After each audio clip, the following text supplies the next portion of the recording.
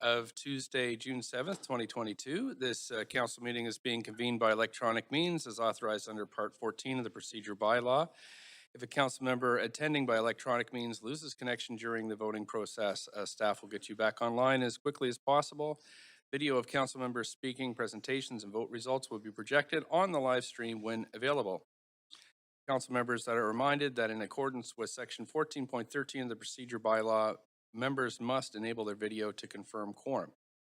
As always, we acknowledge we're on the unceded traditional territories of the Musqueam, Squamish, and Tsleil-Waututh people and thank them for their generosity as we move forward, striving to become a true city of reconciliation. I also want to thank staff for all their work. We learn more and more every day. What a great job you do here. So thank you so much for everything you're doing. I do want to start this morning with a condolence for Joe Siegel. I want to acknowledge the passing of one of Vancouver's great citizens, Joe Siegel, who passed away last week at the age of 97. Our city is immeasurably better for Joe Siegel's contributions over decades of business and philanthropy. He achieved success in business and returned to success so the people in our city could benefit. This includes significant donations to civic institutions such as the Joseph and Rosalie Siegel Family Center for Mental Health at the Vancouver General Hospital and the Siegel Graduate School in Business at Simon Fraser University. In addition to receiving the Order of BC and the Order of Canada, Mr. Siegel received the Freedom of the City Award in 1999 for his contributions to Vancouver. He will be remembered for his sharp mind and big heart and his keen commitment to our community.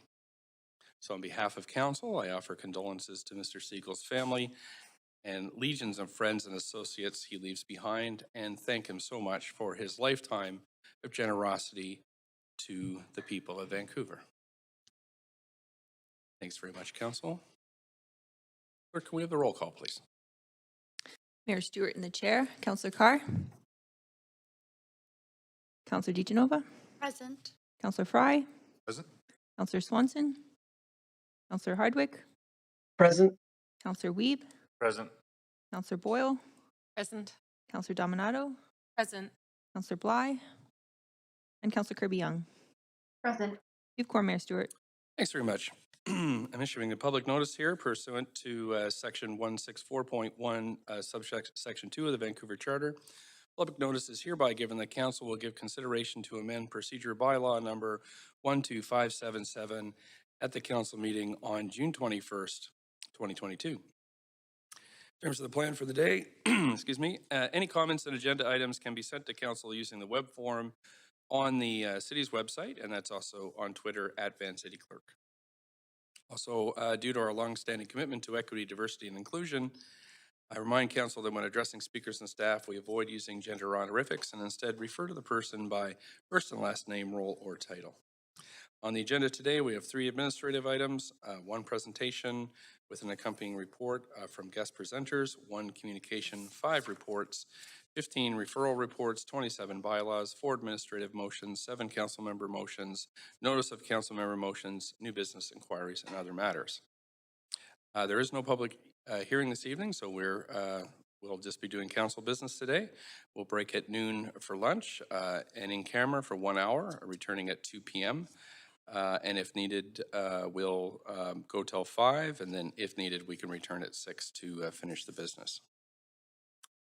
Council is required to meet in camera later this week. The agendas and authority, reasons and authority are under the Vancouver Charter are listed in the agenda. Someone like to move a motion, please. Thank you, Councillor DeGenova. Councillor Dominato, thanks so much. All in favor, yay. Yay. Opposed, nay. That passes. Thank you. There are 5 minutes, council, to get through. Minutes 1 are from the council meeting of May 17th. Any corrections? Move adoption. Move adoption, Councillor DeGenova. Any seconder? Kirby-Young. Thanks, Councillor Kirby-Young. All those in favor, yay. Opposed, nay. That passes. Thanks. Minutes 2 are the public hearing of May 17th. Any corrections? Move adoption. Councillor DeGenova moved adoption. Seconder? Councillor Dominato. Thanks. All in favor, yay. Yay. Opposed, nay. That passes unanimously. Thank you. Minutes 3 of the public hearing of May 19th. Any corrections? Move adoption. Councillor DeGenova moved. Seconder? Councillor Boyle, thank you. All in favor, yay. Yay. Yay. Yay. Opposed, nay. That passes. Thank you. Minutes 4, public hearing of May 24th. Any corrections? Somebody move the Move adoption. adoption. Thank you, Councillor Dejanova. The second. Councillor Bly, did I hear? Councillor Bly? Yes. Okay, thank you. All in favor, yay. Yay. Opposed, nay. Thanks, that passes. Minutes 5 are the business license hearing of May 25th. Move Any adop- corrections? Move adoption. Thanks. Councillor Dejanova and Dominato, all in favor, yay. Yay. Opposed, nay. That passes. Thanks so much. So we're going to move to the consent agenda. Let me get my sheet ready here. Okay, Council, we have Communication 1, reports 1 through 4, referral reports 1 through 15 on the consent agenda for consideration. Report 5 has speakers and will be withheld from the consent agenda. Councillor Hardwick on the queue. Would you like to hold one of these matters? Yes, please. Under reports, Yes? I would like to hold number 2, the Metro Vancouver 2050 Regional District Growth Strategy Okay. bylaw. I'd like to hold number 3, the Development Application and Permitting Modernization Task Force report. And I'm assuming we're going to handle the referral reports separately. Nope, or they're all here too. In that case, I would like to hold number 8, 1780 East Broadway, number 12, which is a CD1 rezoning of 625 to 777 Pacific Street and 1390 Granville Street, the Granville Loop. And one more is number 13, which is the rezoning at Stainsbury Avenue, 2009 to 2039 Stainsbury Avenue. Can I ask you on the referral reports that you're holding, do you want a discussion on that or is it just for the vote? It's for a discussion. Okay. Thanks so much. Thank Councillor you. Dejanova? Happy to move adoption of the rest of the consent agenda. Okay, thanks. I will, Point of procedure, Mayor. yes, go ahead, Councillor Wonder if Kirby. report 3 should not be on the consent agenda because I understand there's a speaker for it. It's been held? Yes, that's what I'm saying. It doesn't need to be held, right? Because there's speakers. Is that correct? Sure. Yes, there's one speaker. Okay. I think we had one late speaker sign up for that one. Thank you. Thanks. Okay. Right. So I'm just going to read the list of the reports that have been moved. It's Communication 1, changes to the council meeting schedule. It is Report 1, which is the inflationary rate adjustment for the CACs. Report 4, which is the Heritage Revitalization Agreement. And then referral reports, 1, regulation redesign, draft update, 2, 2022 annual inflation rate adjustment for density bonus contributions, 3, CD1 rezoning on 3998 Main Street, 4, text amendment CD1 for the East Fraserlands, 5, CD1 rezoning 901 West Broadway, 6, CD1 rezoning on 5661 Bailey Street, 7, CD1 amendment on 2010 Harrison Drive, 9, CD1 rezoning on 1290 Hornby Street, 10, CD1 rezoning on West 49th Avenue, 11, CD1 rezoning on West 19th Avenue, 14, CD1 rezoning on 2092 East Broadway, and 15, CD1 rezoning on 496 Alexander Street. Do we have a mover? Do we have a second? Moved. Councillor Dejanova moved. Do we have a seconder? Councillor Boyle, thank you so much. We'll just do oral vote first. All in favor, yay. Opposed, nay. Great, that passes. Thank you so much.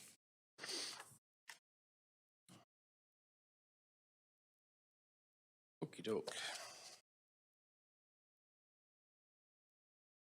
Okay, so we're going to begin with a presentation then and report from the UNDRIP Task Force.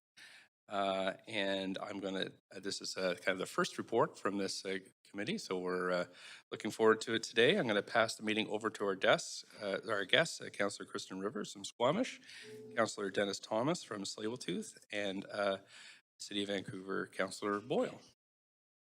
I'll turn it over to you and look forward to what you have to say. Each while Mastel hides apka CM meets up Quilum Musquim e Skohomish e Slewiteth Tamoch Wanak Quanasqui e Dennis Thomas Talitzin at Slewiteth Masteo I Quanasqueluans Quanzi Quitsnala. Good day to you all, Mayor and Council. It's an honor to see you all again. And in gratitude for today's presentation of UNDRIP, the very first presentation from us collectively sharing our information together. Honored to be here on our shared ancestral lands of the Musqueam, Squamish, and Tsleil-Waututh peoples. My ancestral name is Wanik, English name is Dennis Thomas, and I'm from the Tsleil-Waututh Nation. But my blood lineage is strongly connected to the Squamish Nation, the Kwakwaka'wakw peoples, and Hawaiian peoples as well. And it gives me good feelings always to speak a little bit of my language, Hunk Aminam language to you all today. I really wanted just to open up speaking the language, welcoming to the land, but also provide a little bit of background on the collaborative work that we have collectively done with the City of Vancouver council members and also council members from the host nations. We've been at this for more than half a year, and it's been very sacred work, very important work that we have been doing to come up with recommendations for the City of Vancouver to adopt moving forward. And I raise my hands again to you all for the municipal, for the leadership that you have all taken in this move, in this new journey of UNDRIP. I truly, honestly believe this government is leading the pathway in Canada. I truly believe we are seeing progress and partnerships and collaborations with the host nations. And this type of framework is really speaking to those aspects. And today we're going to showcase some of the work and some of the themes that we have done of social, cultural, economic well-being, self-determination, inherent right to self-government, discrimination for Indigenous peoples, but also the rights and titles of the host nations. But before we go, also within one of those themes, is really having the space and time to share and to connect to our cultural values. And again, today, I'm going to sing a song before we get into all of the discussions and narrative of this, just to really set the ground and the tone of us collaboratively coming together, good spirit, good minds, like-minded, open heart and mind, but also to really call upon our ancestors to be with us at this time. This is the first time that we've been able to share this information to you, to everyone, collectively.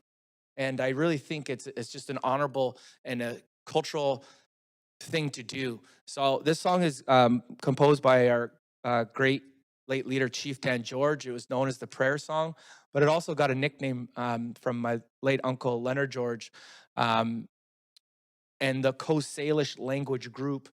We sort of nicknamed it the Coast Salish Anthem Song. So I'm just going to quickly sing that for us to just ground us, put us in the right mindset so that we can share sort of our report for you all. Thank you, Osiam.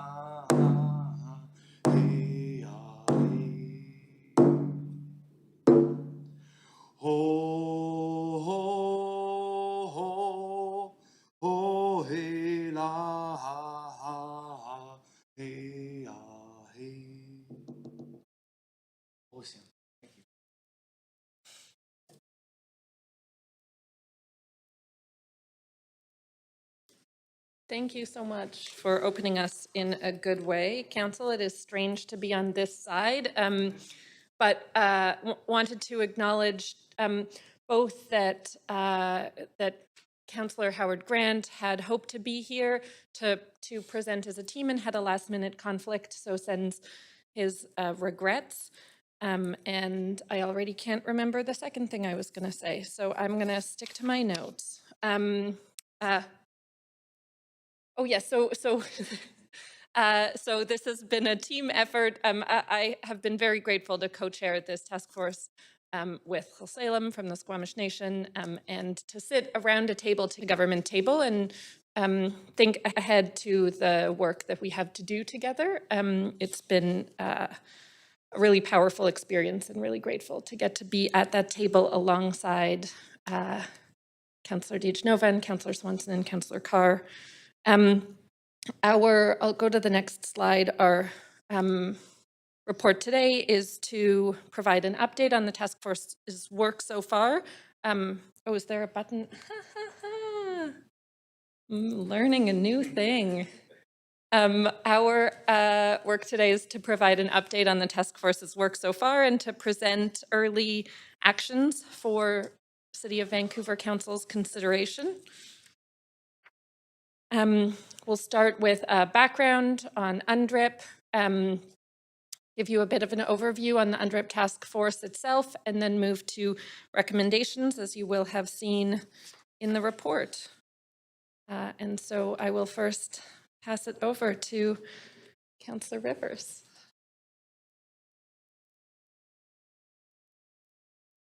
Good morning, everyone. It's an honor to be here with each of you today.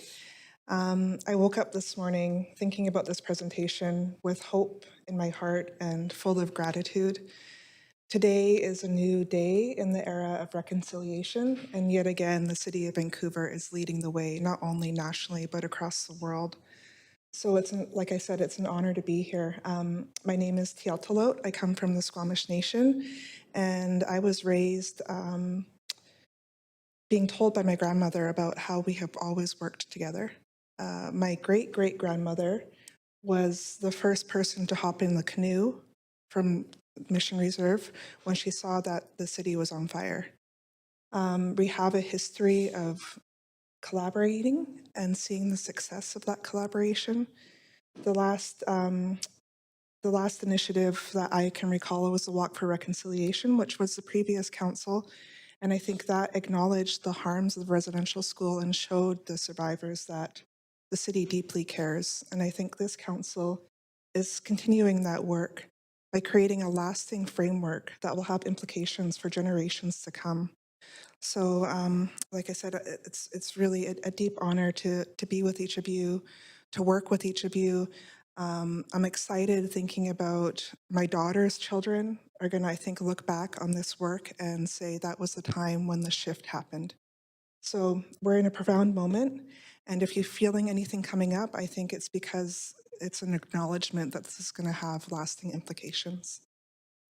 So I am going to share the background. And I will figure out how to use this little remote. The UN Declaration on the Rights of Indigenous Peoples, UNDRIP, was adopted by the UN in 2007. It is recognized as the most comprehensive international human rights instrument regarding Indigenous peoples. It establishes the minimum standards for survival, dignity, and well-being of Indigenous peoples. It elaborates on existing human standards and fundamental freedoms in their unique and specific application to Indigenous peoples individually and collectively. In this time of truth and reconciliation, amid ongoing colonial harms and inequities experienced by Indigenous peoples, implementing UNDRIP is urgent and important work to bring the healing, redress, and justice and new pathways forward together.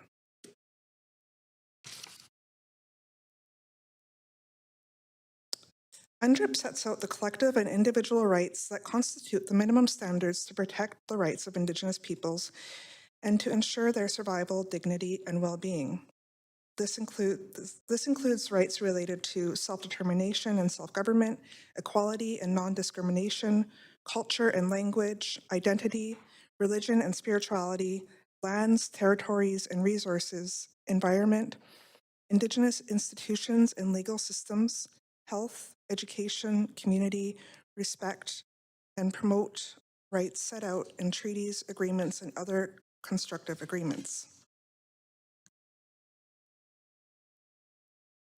UNDRIP implementation is an evolving area of law. The province, federal government, and municipalities are working on figuring out what this means for the legislative framework. The province has passed legislation and developed in consultation with Aboriginal peoples a 5-year action plan to implement UNDRIP. The federal government has passed legislation and is currently working on an action plan in consultation with Indigenous peoples. And I will hand it over to Councillor Boyle. Okay, I'm just going to remind you a bit about the work of the task force itself. Vancouver declared a year of reconciliation and then declared itself a city of reconciliation, recognizing that Vancouver is on the unceded lands of the Musqueam, Squamish, and Tsleil-Waututh nations. The city has been continuing to develop projects and initiatives within this reconciliation framework, including dialogue aimed at listening and accountability and understanding, which have been at the heart of government-to-government relationships with the host nations. As the city and the park board have committed to examining their own processes, there's a growing understanding of the need for redress and accountability for colonial harms and looking at ways forward to healing and equity. In addition to work that directly seeks to decolonize and indigenize city processes, staff are routinely reaching out to the host nations for project referrals and recognizing the inequities that urban Indigenous communities also face and the important rights and voices of the diverse Indigenous people living in Vancouver. The city is involved in many initiatives to support and engage with Indigenous people in the city as well. So in February 2013, Council passed a motion to endorse the United Nations Declaration on the Rights of Indigenous People.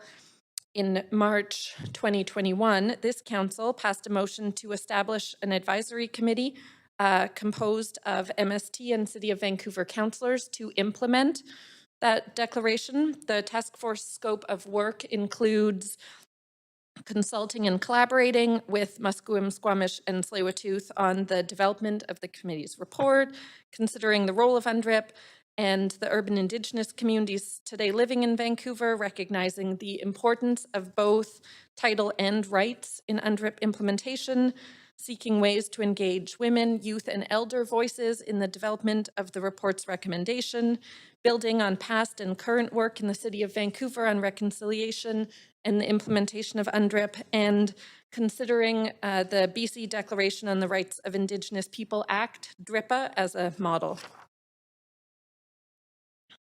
This is the task force membership. The UNDRIP task force is made up of councillors from the Musqueam Indian Band, Squamish Nation, and Tsleil-Waututh Nation, and the City of Vancouver. This slide in front of you shows the political level task force developing recommendations to the City of Vancouver Mayor and Council on how to implement UNDRIP. We are supported by a staff level technical committee made up of MST and City of Vancouver staff, which conducts analysis and supports the task force. And the task force has been in ongoing contact with MVAC, the Metro Vancouver Aboriginal Executive Council, and UIPAC, the Urban Indigenous Peoples Advisory Committee, around invitations for these organizations to participate in the technical committee. And Council will have seen an email from UIPAC, a motion from them in support of this work as well. I'll just speak for a moment to the work plan. The task force is developing recommendations under 4 themes: social, cultural, and economic well-being, ending Indigenous specific racism and discrimination, self-determination and inherent right of self-government, and rights and title of Indigenous people. Today, we are presenting an update report and early actions and they mostly speak to the first two of the themes. And in October, the task force will present its full report to City of Vancouver Council. One more slide for me. I want to speak a little to engaging with both the host nations and urban Indigenous communities. The core focus of the task force has been on strengthening the government-to-government relationships with Musqueam, Squamish, and Tsleil-Waututh, and to respect the protocols of the host nations as the rights and title holders on these lands. Engagement which supports solidarity among the host nations and urban Indigenous people will flow from this relationship and is still taking shape. Urban Indigenous people also have important rights and experience ongoing impacts of colonialism, and the task force has agreed that it's important to engage urban Indigenous people in meaningful ways. As I mentioned, the Metro Vancouver Aboriginal Executive Council and the Urban Indigenous Peoples Advisory Committee have both been invited to sit at the technical table in recognition of their leadership roles, and further Indigenous community engagement will continue to evolve, and again, as you see, is one of the recommendations in the report. So I will pass it on to recommendations. Thank you, TL Talot and Councillor Boyle, for providing the overview and background. All right, button here. There you go. I'm going to be speaking to the UNDRIPS task force recommendations to the City of Vancouver Council. The UNDRIP task force recommends at this stage endorse the recommended 6 early actions of this report and direct staff to report back on the implications for implementing and potential funding sources for the 6 early actions. I'm going to walk you through the 6 actions right now. So early action 1 is to assert presence of the Musqueam, Squamish, Tsleil-Waututh Nation via asset naming, renaming, commemoration, including measures to share stories and histories on the land. Coordinate approach, explore options to co-develop naming policy framework, including appropriate cultural protocols and/or intergovernmental tables. B, public education on naming, develop standards for audio, visual, tactile, signage, and public education on reintroduced names, including cultural programming. This is early action number 2, is to support the development of a host nations historical atlas book created by the local nations with educational resources. Early action 3 is to build upon the city's social procurement framework and expand the procurement policy to prioritize Indigenous participation for all projects, including large and small infrastructure, art and culture, environmental resource management. Early action 4, build on existing City of Vancouver work underway to refine procurement policies, regulations with regard to art, structures, planning, architecture, procurement, etc., to ensure that the Musqueam, Squamish, and Tsleil-Waututh Nations maintain a presence and the public realm is representative of MST artistic and cultural traditions. Early action 5, develop process and requirements for 1, event organizers to engage and partner with MST in permitted events and festivals. 2, city staff to engage and partner with MST in city organized events. And 3, city staff to support and facilitate MST hosting their own events, festivals, for example, in parks and other areas of significance. Early action 6, provide a spectrum of mandatory anti-racism and Indigenous cultural safety training for employees, including temporary and auxiliary, of the City of Vancouver to build a foundational understanding of the rights of Indigenous peoples, Indigenous history, Indigenous-specific racism, and the dynamics of proper, respectful relationships. Training should be adapted for and relevant to the nuances of different roles and their levels of responsibility. For senior leaders, curriculum should also include the UN Declaration, the Direct Declaration Act, treaties, and meaningful reconciliation. Training will be developed and or led by knowledge holders approved by the nations, and for vendors and suppliers, relevant training opportunities will be recommended as appropriate. We also recommend that council direct staff to begin planning for the 2023 engagement with the urban Indigenous communities. And first thought is provide a summit gathering, virtual, in person, or hybrid. The next steps, the task force will continue to work throughout the summer and fall of 2022. We expect to provide a full report to council in October, covering all 4 themes: social, cultural, economic well-being, ending Indigenous-specific racism and discrimination, self-determination, inherent right of self-government, and title and rights of Indigenous peoples. Thank you, and that is our UNDRIP presentation. And we're open up for questions. Thank you so much. You do have a number of questions. I've got Councillor Wiebe, the floor for 5 minutes. Yeah. First question is under early actions 4, it talks really about being part of large policies, and we have the Vancouver Plan policy coming forward. Can you talk about how Action 4 can help to ensure that the public realm planning ensures survival, dignity, and well-being is included? So this is more about the larger procurement policy change, right? Yeah, well, 4 also talks about policies, and we've got a policy plan for 500 square blocks. And how do we make sure that we can implement these type of task force recommendations to better our plans to meet the needs of this? Yeah, I can provide an example of like within my own community, we're actually going through policy redress because they were so outdated. And so that when our younger members that have entrepreneurial businesses or band-owned businesses, specific Indigenous artists, that those opportunities are properly reflected in that new policy statement. So if we're trying to help assist building our economy, providing opportunities to the host nations and also urban Indigenous nations as well too, partnerships. I think those opportunities and narrative and tone should be reflected in those procurement policies. Okay, thank you very much, appreciate that. And then Sorry, if I can add go to that.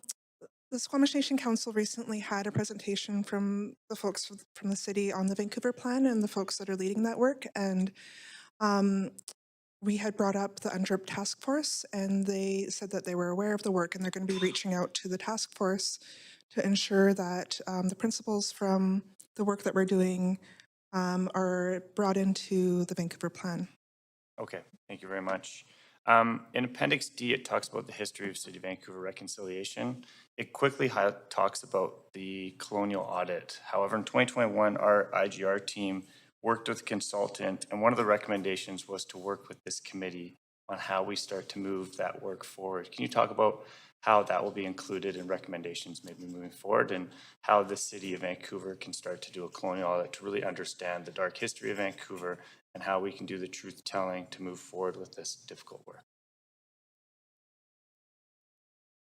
I mean, I think I'd say that that piece is ongoing. You know, one of the challenges, and this speaks to Vancouver Plan too, there's a lot of concurrent pieces and they feed into each other. So the Colonial Audit Council has directed my sense is it will move alongside UNDRIP work. And as you say, there will be lessons that we learn from it that can continue to inform the training we're doing, continue to inform the public realm improvements and education that all of those pieces. I mean, I'll add the mayor leads a significant amount of government to government work as well that feeds into this work and that this work feeds into so many pieces moving forward.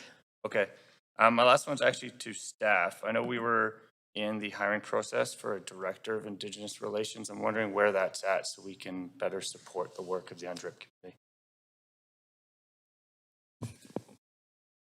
Thanks, Councillor. So that work is in process. That recruitment's underway right now. Deputy City Manager Armin Emerald is leading that, and so we're hoping to have that candidate landed soon. And then there's additional positions that we'll be looking to fill as well to support the work. Okay. And the first recommendation talks about the funding sources. Can you talk about a little bit of where we hope to find the funding sources to ensure we can implement these great recommendations in front of us today?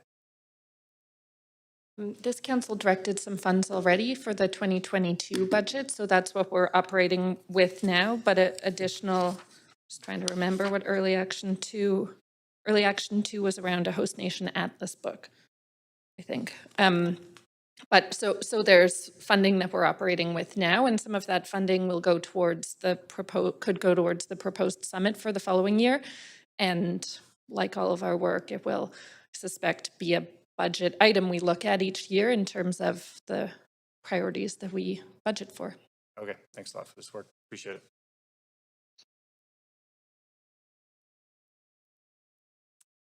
it. Thanks so much. Councillor Kirby-Young, you're up next for up to 5 minutes. Yeah, thank you. And thanks for the overview. I wanted to understand a little bit more about the piece that talked about engagement with festivals and events. And so sort of a two-part question. The first one is really about if you could explain a bit, kind of in simple terms of what that looks like and in sort of how that would manifest and why that's important. And then the second one is how do we do that in a way that we keep the festivals and events moving? Because one of the criticisms that Vancouver faces is that we make our festival processes overly complex and it's difficult to stage them in the city. It takes too long to get permits, for example, and the processes can be arduous. So kind of a two-part question. One about why is it meaningful and what would how would it manifest in terms of presence or engagement in that festival? And two, how do we do that in a way that we're not, I guess, delaying some of the festivals that add so much to the kind of the life and the vitality of our neighborhoods? Thank you for that question. This is Councillor Thomas, Councillor Wanek. It was an early recommendation just to continue the work that we have participated in. Our host nations have been respectfully part of large festivals and events within the city of Vancouver, and we just really want to highlight that, to continue that work, not to make it more arduous, but I think anytime we get to have a place where we can share our culture and identity and who we are, even if it's at a public festival, is still important. I provided traditional performances with my late uncle Leonard George at sort of the Vancouver's 125th celebration. There's the Skookum Festival where you get to see there's a lot of performers within our Indigenous communities that are spoken word, hip hop, poetry, traditional, and a way for us to showcase on our shared traditional lands. I think it's a special moment. So that's some sort of background to your questions. Thank you. Okay, that's helpful. So it's about showcasing and providing culture and the opportunity for participation. Is that kind of a fair reflection back in terms of what you're saying? Yeah, and I would add one of the things that I certainly have heard and that we heard is that events and festivals often want that engagement, and it's sort of ad hoc. So for the city and the nations to work together on a process that's actually much clearer for organizers is preferred and benefits all of us.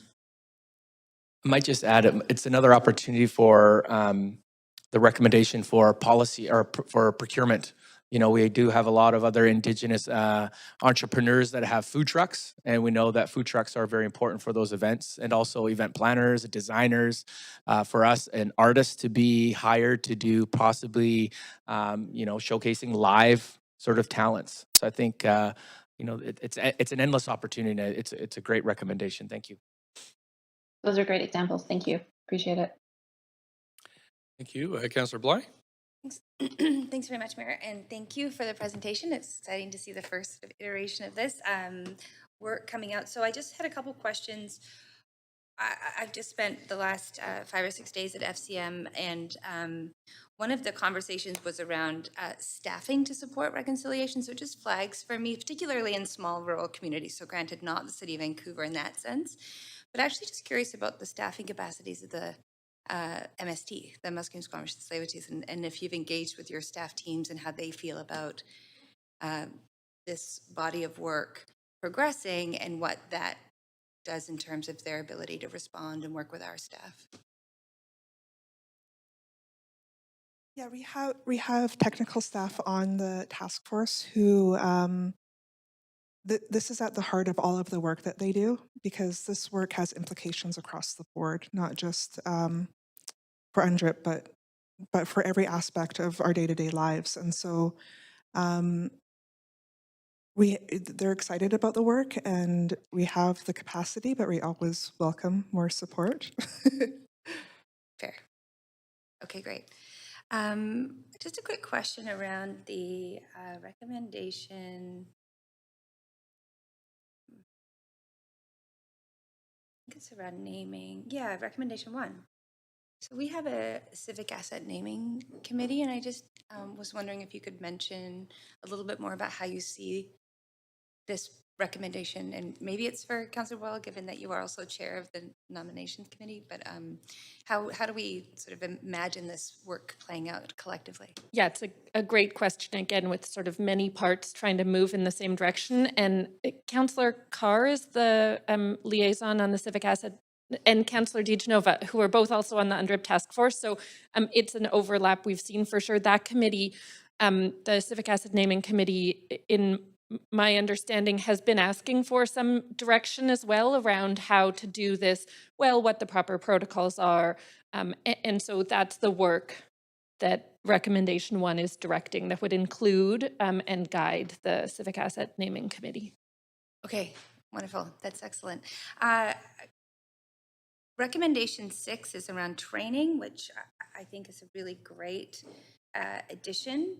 I'm just wondering if you're considering, or what the conversations have been in terms of extending that beyond City of Vancouver specifically to other authorities. Like we've got the Vancouver School Board, we've got Park Board, we've got the Police Board, and other agencies like that. Yeah, thank you. I think we're all going through a change right now.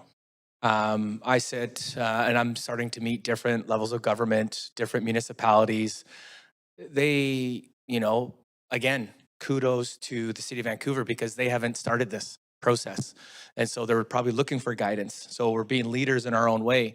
But other different entities, like, for example, the Vancouver School Board, I go and meet with their executive level. They're also looking for guidance as well. So this process is so fresh and so new that we're creating it. It's evolving as we speak. And we hope to bring those to the other tables to create change. We're being change agents, and we're destructuring policies. We're destructuring sort of processes so that it's we can be adding our ways of thinking and a two-way thinking option for how can we have these conversations. So, and we also have to go back to our leadership too with these recommendations, go with our staff, come up with the recommendations collectively with the nations, and then also bring it and present it to you all. Okay, great. My last question is around the events.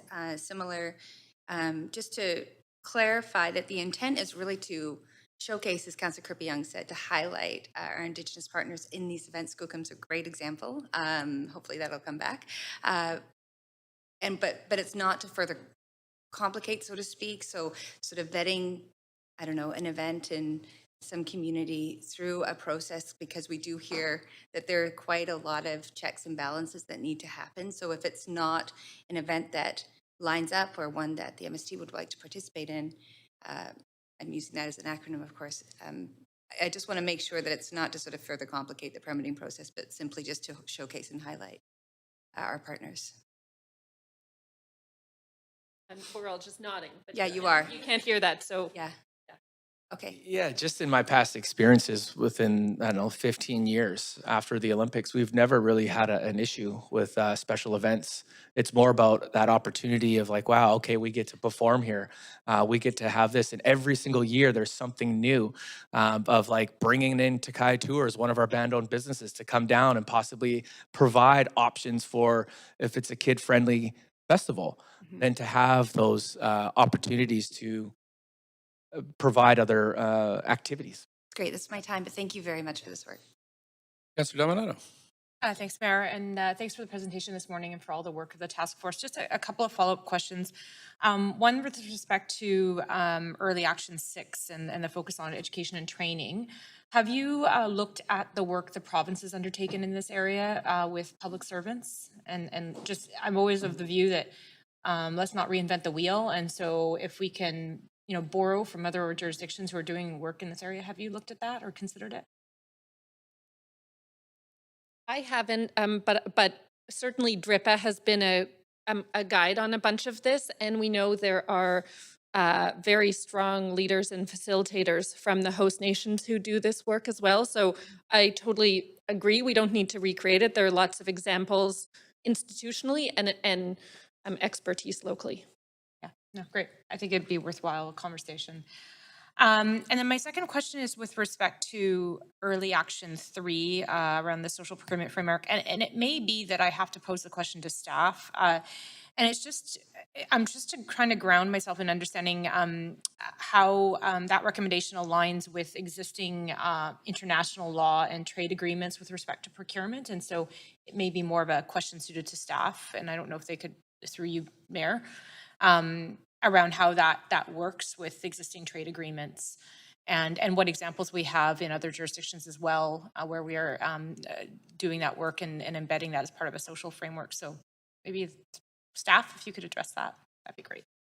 Yes, thanks, Councillor, for the question. So we do have a social procurement framework now, which is compliant with our obligations under trade treaties. So this is an additional, I guess, lens or perspective that we can bring and take a look at that existing policy and how it might be expanded. Again, taking into account those other obligations. So that's something that we're happy to report back to Council on. Fantastic. Thank you. That's all my questions, and thanks for all the great work. Thank you. Councillor Carr. Thanks so much, Mayor. Thanks so much, and apologies for coming late. Another meeting earlier ran late, but thank you so much for the presentation.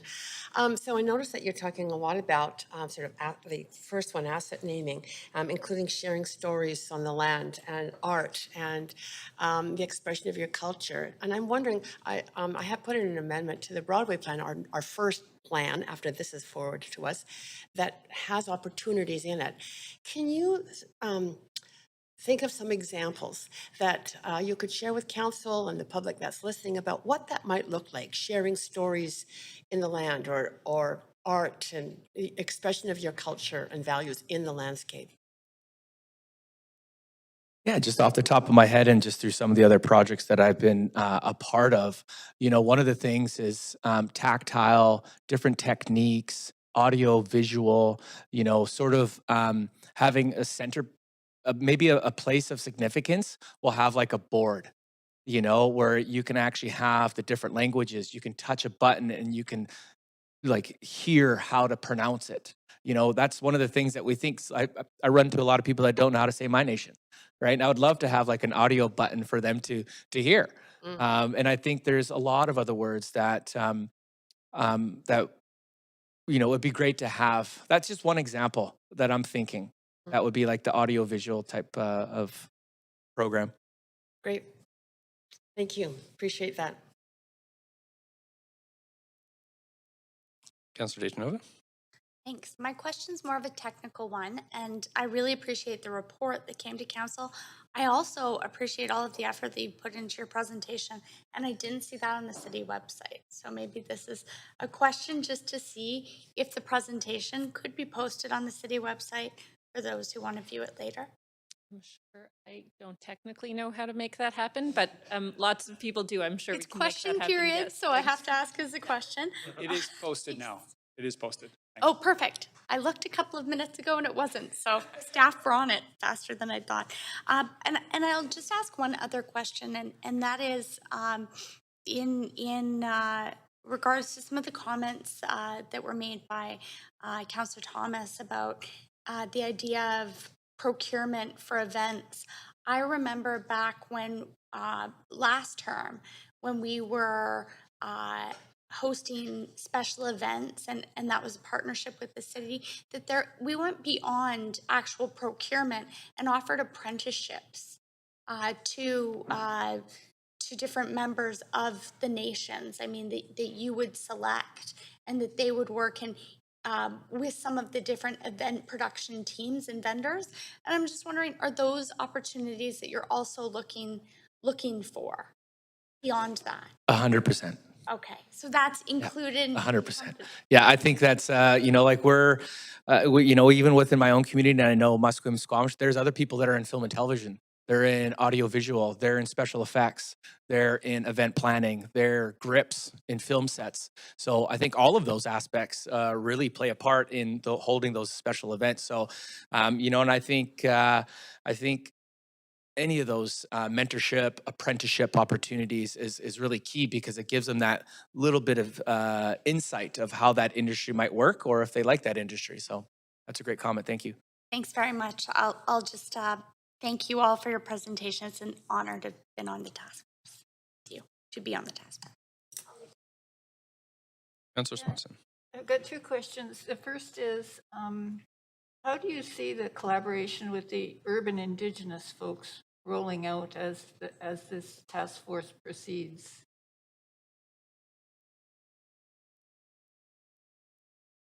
I think the work that has been done right now and how it's still evolving is very important. That as the original rights holders, the MST, we collectively need to understand what our recommendations are, what our goals and aspirations and objectives are first before we engage with the urban Indigenous peoples, and I've known and I've had a lot of great positive experience working with urban Indigenous entities, and they respect protocol. They know that they're guests here.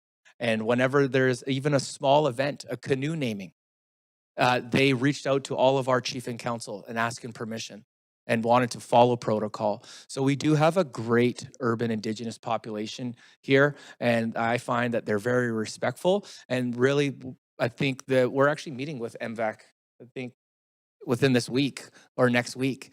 So I think the conversations are going to be very, very fruitful and well-meaning. Great. And, I can just add to that. Yeah, I think at the heart of this question is what comes to mind for me is that we are the host nations. And for so long, we have been trying to figure out and define what it means to be a host in the Indigenous context. And at the heart of that is generosity, openness, welcoming, and ensuring that nobody is left behind.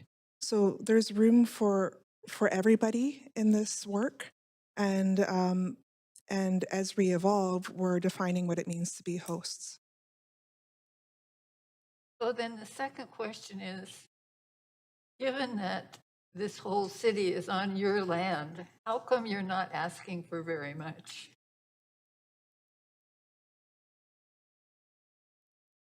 This is just the early actions, so there will be a larger report coming forward in October that hits on more. Look, I think, Councillor Boyle just said it. This is like the early 6 recommendations, and we're probably gonna have 20 more now. Okay. Just kidding. Yeah, no, we'll be having more. This is the midpoint report, and we're still going through some other themes and having these really important conversations with our collective team and table to identify more recommendations, which we'll present to you in October. Okay, thank you. Thanks. And that is it for questions. So thank you so much. Let's see. So we need somebody to move the motion. Second. I think I heard Councillor Swanson first. I heard a second from Councillor Dejanova second. So it's moved and seconded. And we can move to discussion now. Councillor Swanson, up to 5 minutes. So I feel like really honored to have been on this UNDRIP committee. And I really look forward to more work on the committee and also to the work of the committee with the urban Indigenous folks. As I said before, it seems to me that the 6 actions are really small, and considering everything that the settlers took from the host nations. So I'm hoping we can get some more significant actions coming into the future. And I think this go slow approach is probably good in bringing more people along. So yeah, I've really learned a lot, And I'm really thankful to have been on the committee and to have been able to meet with the folks from the host nation. Thank you. Councillor Bly. Thanks very much. I just wanted to speak in support of the recommendations in the report and thank the task force, those that presented and those that are also actively working on the task force for their work and their collaboration. I feel we're sort of well represented. It was a very thoughtful discussion that's clearly happened. So I look forward to continuing to support the work. I'm happy to vote in favor of the recommendations in the report today. Thank you. Councillor Boyle. I'll be brief. I already got to speak, but I just wanted to lift up what we began with, which is how significant this work is and precedent setting as a local government to be leading this work. The recommendations in front of us, which I of course strongly support, are an important first step. The next piece, each piece along the journey, of course, will be important, but having just started to do this work even, it is an important model for local governments, you know, some of which are still grappling with land acknowledgements and early relationship building. And so for us as a city with a long history of doing this work together, to be out in front together, showing what work can be done, what work needs to be done moving forward, I think is incredibly important. We've had lively, insightful, humorous, challenging, important conversations around the table. Those relationships that are being built are such a key part of how we get there, and how we get there being able to do the difficult stuff as well as the fun and easier stuff. And I really feel like we have been doing that together. And so I'm grateful for the task force folks who keep showing up at those tables or in Zoom meetings and committing to building those relationships and the work that comes from there. Thanks. Thank you. Councillor Carr. Yeah, thank you. Yeah, it is indeed an honor to be a member of the task force. And I think it's been an incredibly important learning process too. We've worked at how to work together. And I really look at reconciliation as a commitment to a process of working together. So the task force has been, I think, a really great start. Thank you to the leadership of everyone on that task force. But for me, it's about putting into practice. So these 6 moves are very thoughtful in terms of how can we put into practice what real reconciliation is about. And so I'm excited to see little pieces of it happen along our journey. And I'm glad to see the early actions, because the sooner the better that we get going. So thank you for this work. Councillor Dominato. Thanks, Mayor. And I'll certainly echo the comments of my colleagues, shared views there. I am going to just touch on a couple of things that stand out to me personally in terms of the early actions. One is with respect to the early action one, particularly around the asset naming, renaming, commemoration. I think this is a really important part of reconciliation, and recognizing that if you look around our city and look around most cities, most commemorations, streets, assets are very much reflective of the European settlers that came initially to the country, and it's sorely lacking in terms of reflection of the First Peoples, Indigenous peoples of the not only the city but the country. And I think that we just really, that to me is very important. I liken it to the fact that there's a similarly, there's a lack of visibility of women leaders and women represented in our commemorations. But fundamentally here, I think this is an important piece of work that we need to further. And so really appreciate that piece. I also want to speak to early action 6. I think education is so fundamental. I mean, we know that it is, how do I say this? I'm watching my kids come home and they are having conversations. They go to public school here in Vancouver, and they are having conversations about residential schools, for instance. We never talked about that. We didn't learn that in our civic studies, social studies in school. My kids recently had an experience of having a learning session with a Musqueam elder, but they're coming home and having this conversation. It is going to change the future because our children are engaging and learning in a way that we never experienced as children. But we need to get to the adults in the room, the decision makers. And to me, that is what this does, is that through the anti-racism, the Indigenous training and cultural safety, is that we will be bringing that learning to all of the leaders. And there are leaders at all levels. I know that you identify in there the senior management, but everyone plays a role in the city, regardless of their role, whether they're picking up garbage or whether they're sitting at the executive table, whether they're delivering programming.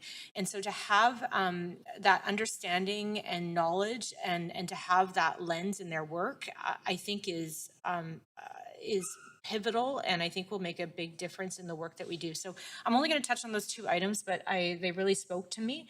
And again, thank you to the task force and to the counselor who are serving there and all the members of MST. So thank you for the work you're doing. Thanks. Councillor Weep? Yeah, as elected officials, we get the privilege to have relations with our First Nations. And I think that's something that's part of my journey. It's been one of the most amazing parts about being an elected official. Being blanketed at the Walk to Reconciliation was a big moment, and it kind of started other adventures of being on the waters in a canoe outside Siwash Rock, hearing stories, and something that I know a lot of people in Vancouver want those experiences. They want to understand how to better connect to lands and waters. This is a great step forward.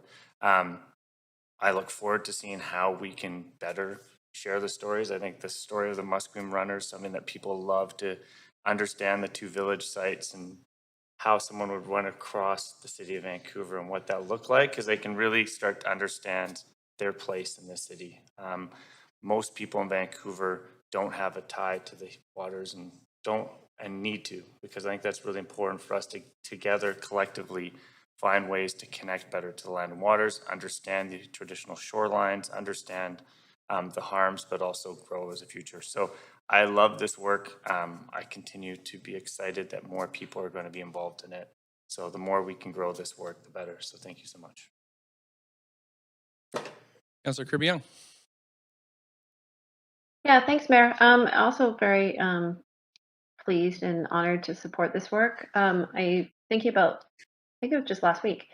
Feels like longer when council had the opportunity to hear from the MSTDC with respects to the Heatherlands and kind of the breadth of that conversation in terms of how impactful it can be when the path is cleared to enable real opportunities to come forward. And I think that it's a really positive thing when we can identify tangible, specific actions, as this report does, that can actually help advance and move forward to overcome some of the harm and on some of the challenges. I know Councillor Dominato mentioned the power of education, and I would say the same with respect to the power of arts and culture. It is one of the things that can truly bring people together and help them to understand different experiences and perspectives. So it's really happy to hear about the desire to showcase Indigenous culture in a number of ways through ongoing and active participation in festivals and events, and sort of the representation on the land, whether that's interpretation, public art, or other pieces. And people need to see and be connected to things in order to understand them, and that builds bridges. So I think that's a really good thing, and I appreciate the work that has been done in the presentation this morning, and I'm happy to support it. Thank you. Mayor, I do have one point of clarification of procedure, if I could ask before Sure. we vote.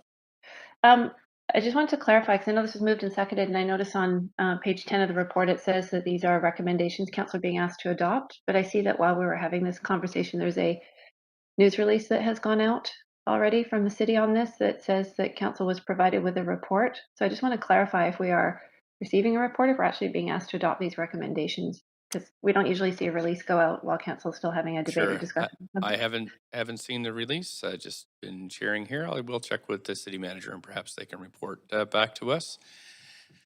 But, so I'll get that clarified, but it doesn't really impede what we're doing here. The recommendations are in the report, and those are what are before council now. And we have had a move and seconded. There's no more speakers, so I will move to a vote.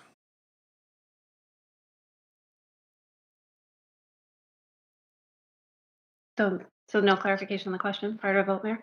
I clarified for you. There's recommendations in the report that are being, that are before you now. They've been moved and seconded, and we're voting on them.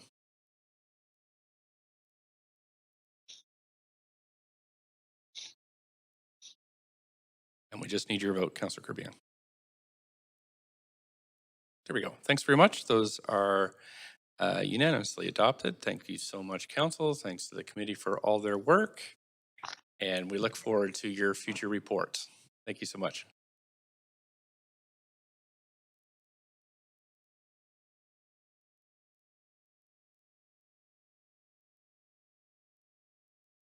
Okay, Council, we are moving on to reports that were held for votes or discussion.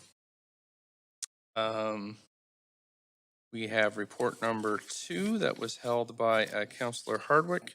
That's the Metro 2050 Regional District Growth Strategy, bylaw number 1339. And I'm just going to check with the city manager. Do we have a presentation on this or any information, or is it just for questions? We're able to take questions, Mayor, but we don't have a presentation. Okay, thanks so much. So, Councillor Hardwick, I'll put you on the queue for questions to staff and any other councillors, of course, that would like to speak to this. Just making sure that we have quorum. 1, 2, 3, 4. We do. Okay, thanks. Councillor Hardwick, up to 5 minutes. Please go ahead. Questions to staff. Thank you. My first question to staff is that why were no delegations allowed to speak to this item?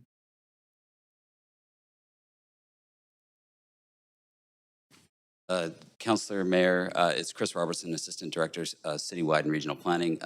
That is not my understanding, that delegations were not permitted to speak. It's interesting because I've had emails from folks that had suggested that they were unable to sign up to speak to this item. Might defer to clerks on that. Go ahead, clerks. Do you have a response?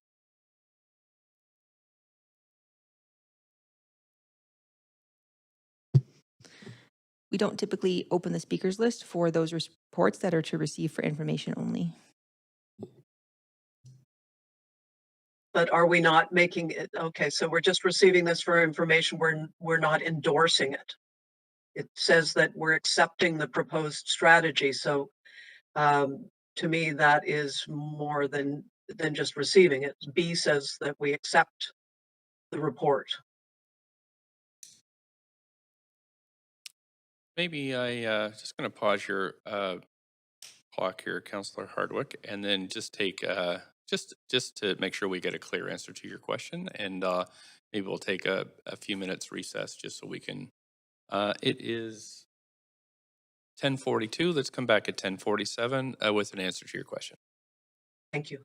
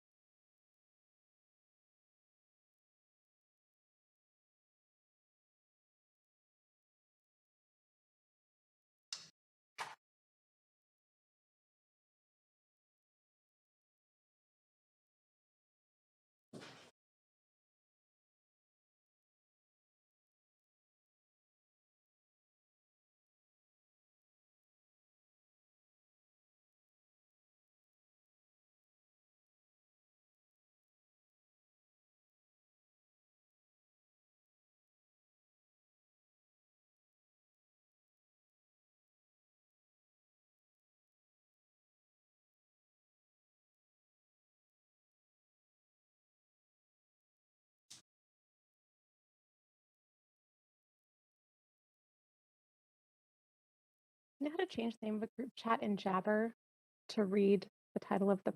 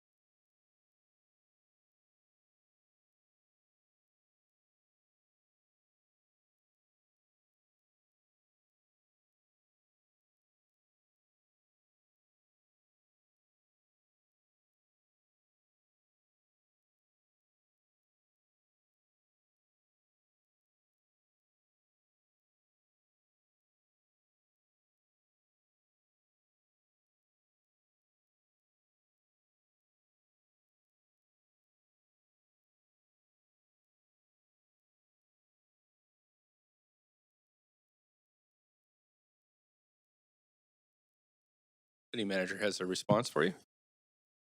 Thanks, Mayor Stewart, and thanks to Councillor Hardwick for raising this issue. I think the councillor has identified a procedural challenge here that we, in fact, speakers, it appears, may have been advised that this was just an information report, although that's not the case. Council is, as has been pointed out, is being asked to accept the Metro bylaw. And so in that respect, it would be appropriate for speakers at council's discretion to be able to address council on that. Given that, Mayor Stewart, my recommendation would be that council defer this report for 2 weeks to the next council meeting on June 21st. That still gives council time within the timeline for acceptance of the Metro bylaw to consider this matter, and then would give members of the public who may be interested to speak an opportunity to register. Okay, so just procedurally, I think the report would need to be moved and seconded, and then we would move a motion and vote on it to refer it to 2 weeks. I just want to make sure as the clerks that that's what we do.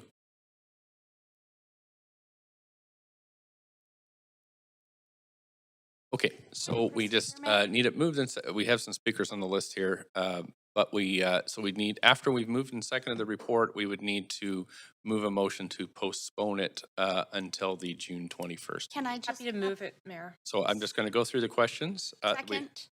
Wait, we do have a few questions left to go. Councillor Hardwick, I'm going to go back to you. No, thank you. I was actually happy to move the motion, and grateful to the city manager for drawing the same conclusion as I have, which is that this still should receive public comment, and deferring it until the meeting on the 21st is appropriate. So okay, thanks. I know we need a separate motion or amendment for that, but happy to move the motion on that basis. Person, Council, before we go to that, I'm just going to go down the list, Councillor, on questions. Councillor Deschanel, any questions? It was more a point of procedure, but it is a question about this. Would we have to suspend the procedure bylaw if the motion's moved and seconded? It's hard to hear from speakers after that. I just want to make sure that procedurally we can hear from speakers. Mayor? Just going to check with the clerk on that. Thank you.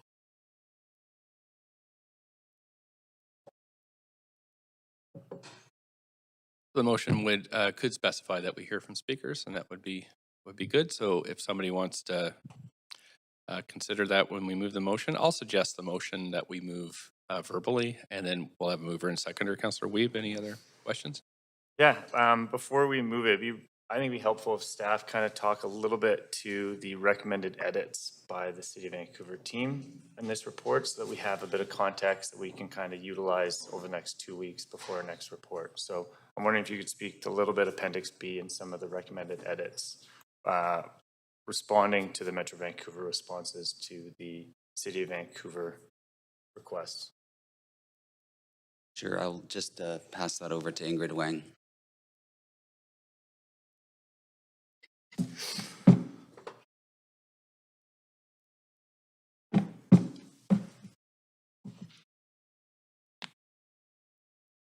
So I'm Ingrid Huang, planner with Citywide and Regional Planning. So overall, city staff were fairly supportive of Metro 2050, and the recommendations we had were fairly minor in terms of like the language that were used throughout the report, and just maybe using some stronger language in some parts. So that was the level of comments that we had overall. And for the most part, there were no changes required from Metro Vancouver. They accepted and heard our comments. And in some cases, they did take our recommended changes and supplemented. So in Appendix B, we have a fairly detailed commentary about like what was accepted and what was changed. Okay, and then some of the recommended edits after their responses, you think those will be implemented in the final plan? Is that?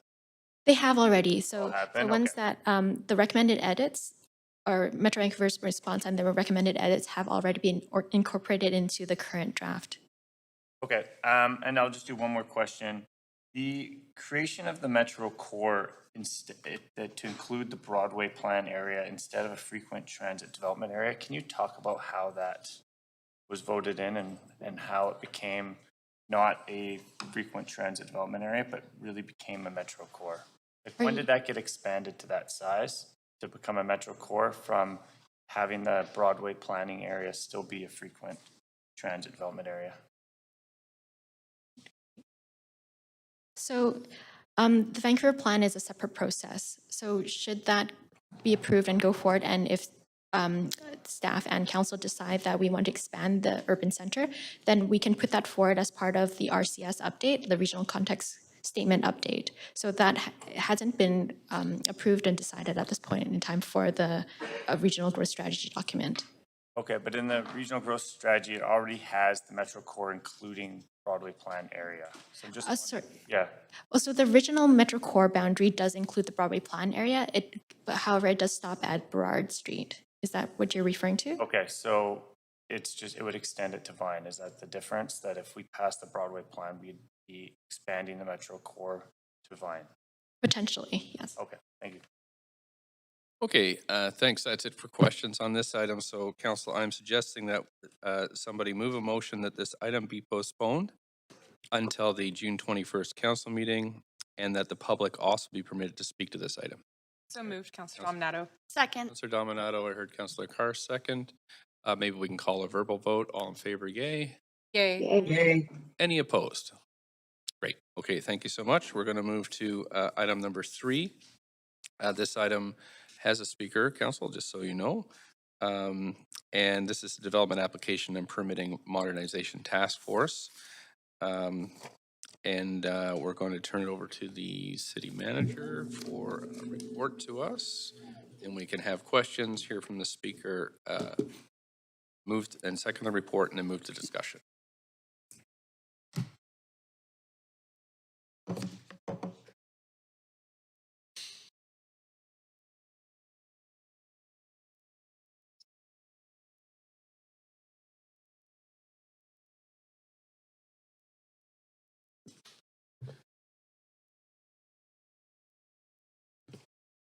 Thanks, Mayor Stewart and council. Good morning. So I'm going to be opening us up here today and then turning it over to Andrea. So this report that we're providing back, this presentation this morning, is, as you know, in follow-up to the motion or the resolution passed by council in March of last year, which directed me as city manager to establish a task force to address the city's development and permits processes and address or deliver some substantive improvements to those processes. So as the one accountable for that direction, I felt it was appropriate for me to provide some additional or opening comments and context here. And then, as I mentioned, Andrea Lahr, General Manager of Development, Building and Licensing, will provide more detail for the presentation. So this issue in terms of development, permit, and licensing processing has been an issue that we've been working on for some time, since 2016, 2017, in a concerted way. And we had made some significant progress, although that was derailed by the pandemic and the issues that we needed to address in terms of service changes. And we did in 2020 and 2021, leading into the period in which council considered and passed this motion, there were very significant service delivery issues in this part of our operation. That was recognized by council and of course reflected in your direction to us. So as required, we did convene a task force that included, the general manager, the departments that are involved in this process. So Andrea in Development, Building and Licensing, Planning, as well as Engineering, our senior staff, and project support to address this matter. You have a report before you today that's relatively technical in nature, and we're seeking your approval of certain regulatory either relaxations or changes. Happy to speak to those. Those are relatively straightforward, we believe, but also wanted to provide a more comprehensive update on the outcomes that we've seen in the year 14 months since this direction was received. So that will be more the focus of the presentation. And just to confirm, Council, that this work is very much ongoing. So this is not a mission accomplished moment. We're going to speak to the progress that we've made to date, but this is an ongoing focus for us and will continue to be through the remainder of this term and into the next term. Our permitting and licensing functions are, as you know, one of the core services that we provide as a local government. It's critical for us to be able to ensure property owners and tenants that the construction that's happening on their property is functional and safe, and that we're mitigating and managing the impacts to neighbors and neighborhoods. Of course, while that work is essential, it also needs to be efficient. We realize that the permitting process can be an impediment to the delivery of housing supply and commercial activity. And we're all in agreement on the staff side with the priority you've set, that this is work we need to do and continue to focus on. It's a significant service challenge for the city, and we accept it as that. So that's our commitment that we're going to continue working on this. I do want to credit the teams that have been working on this issue. It's a complex, very complex organizational challenge, as you've heard from us in the past. And we've been doing this through a relatively challenging period of time, given COVID and some of the staffing challenges that we faced. So again, yeah, just credit to the team.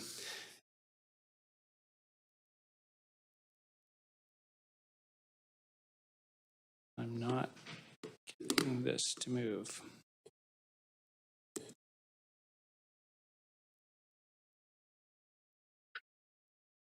Sorry, Council, just give us a second here. We do have more than one slide.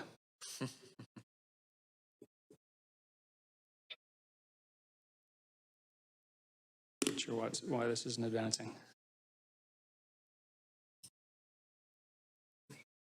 Oh.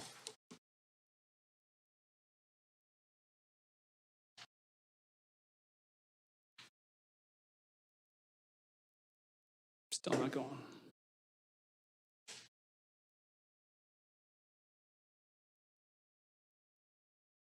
Any idea why those slides aren't advancing? All right.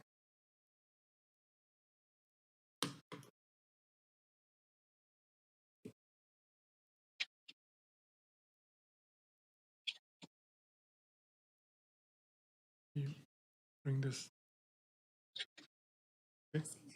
Okay. So you did that?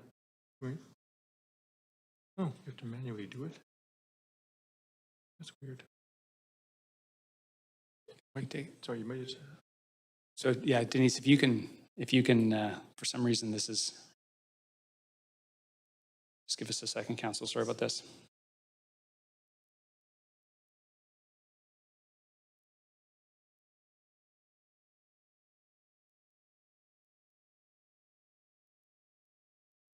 Thanks, Denise. So, Council, yeah, the substance of the presentation this morning, we will provide an overview of what we've been doing over the past year and the outcomes of that, give you an indication of the continuing work we're doing moving forward, and then speak briefly to the policy recommendations that are set out in the report for your decision. Next slide, please, Denise.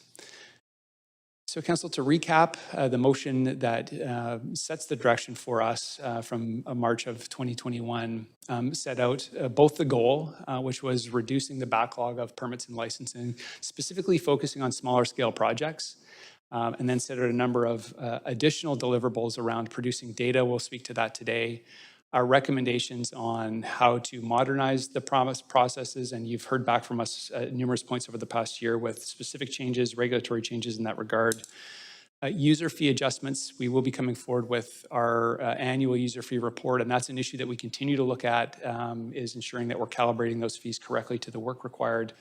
Updates to council and funding opportunities. Specifically with respect to funding, we did secure $500,000 from the provincial government to support this work. Slide, thanks. So again, this is one of a series of reports that you've heard from the team over the past year. A number of reports here in council. There's been 2 different reports referred to public hearing for changes to the zoning and development bylaw, as well as a number of policy changes that we have recommended and that you've approved that have helped us in streamlining the process. So to recap, and this is consistent with the direction that you provided to focus on smaller scale projects, the work that we've been doing really has focused on 5 different permitting streams. And we have now aligned the data that we provide to the public through our open data portal with these different permitting streams. So renovations, both residential and commercial, new construction and low density housing, laneway houses as a separate stream, and then finally our business licensing. So that's the scope of the work that we've been focused on. It's not exclusive in the sense of all the work that's going on across our various teams on process improvement. You've heard from planning around the work they've done on regulatory redesign, the work that's been done on the rezoning process and providing more access to non-policy compliant applications. But in terms of the permitting process specifically, this is where we've focused our attention. High-level outcomes over the past 12 months. On licensing, we've seen a 63% decrease in the time that it's taking applicants to get their business licensing. And that's a comparison of wait times in May of this year versus May of 2020. The other metrics on this slide reflect a year-over-year comparison. So the past 12 months to May versus the 12 months prior. So in the case of low-density new build, what we've been able to achieve is an increase in 23% in the amount of permits that we're able to push through our system. In the case of low-complexity renovation permits, it's been an increase of 44% increase. So we're able to now, with the changes that we've made, with the regulatory adjustments that you've approved, we're now able to get more permits through our system. But part of the story here, and it's a really important piece, what we've also seen over this period of time is a massive increase in the volume of applications. So in the case of low-density housing, over the year prior, we've received over 100% increase in the number of low-density housing applications. And in terms of renovations, also a significant increase at 25%. As you know, Council, the actual turnaround time is a function of two things: how fast we're able to push through permits through the system and how many permits we're getting in the front door. So it's important to look at these things together. I think it also, these statistics indicate the variability in this process year to year, and the extent to which it's very difficult to peg a particular turnaround time that we can meet in every single circumstance. The implications of being able to do that would be very expensive. We would have to fund a huge amount of excess capacity to handle these types of spikes. So it would be a very expensive process for permit applicants. But we do expect, though, that this is a reflection of kind of work that was pent up during the pandemic. And we will see over time a return to more kind of historical norms.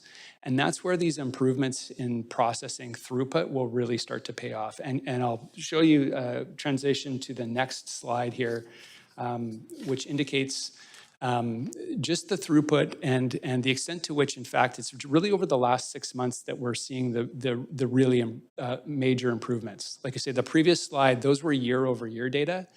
When we look at the past 6 months alone, where all of these improvements are starting to kick in, we're actually seeing a much higher increase. So over 70% increase in our ability to push permits through our system for low-density housing.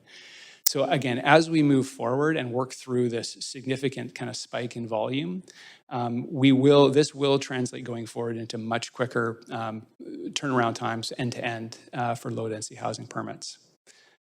And then again, on business licensing, and again, we've certainly heard from the business community, and we know you have as well, around the challenges with businesses obtaining business licenses.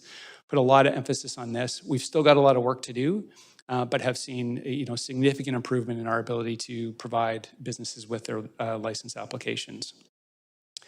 So that's, like I say, the context piece, Council, that I wanted to share. I'll defer now to Andrea to walk you through more of the detail and to talk about where we're going from here. Thank you.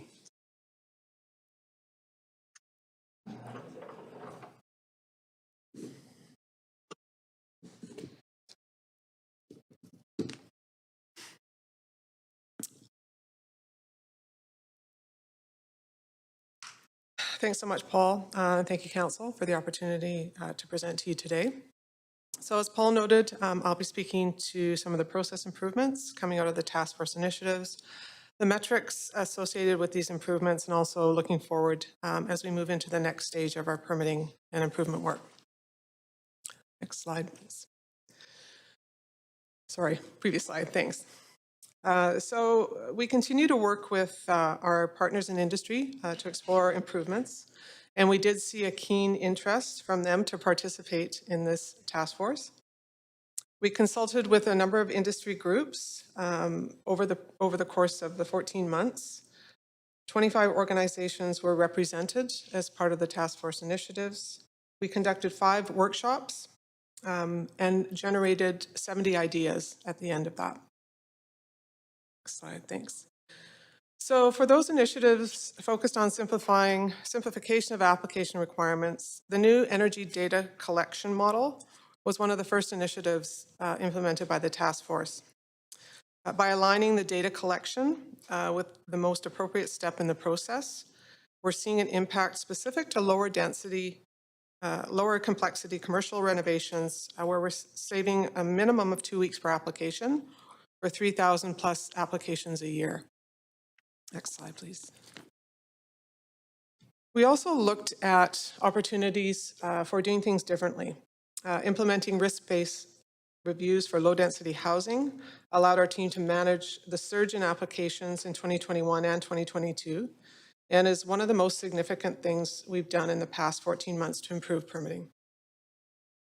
As Paul noted, we've observed a 75% reduction in processing times and review times as well for the 2,500 plus low-density applications we see in a typical year. Next slide, please. So we're just starting to see some of the impacts of the change of use regulations, the relaxations that Council approved last year, as more businesses self-identify to take advantage of this initiative. Our website is now live, allowing people to determine whether they meet the criteria. We're also seeing more of these applications than in a typical year, and our goal is to support the activation of businesses through this initiative. Next slide, please.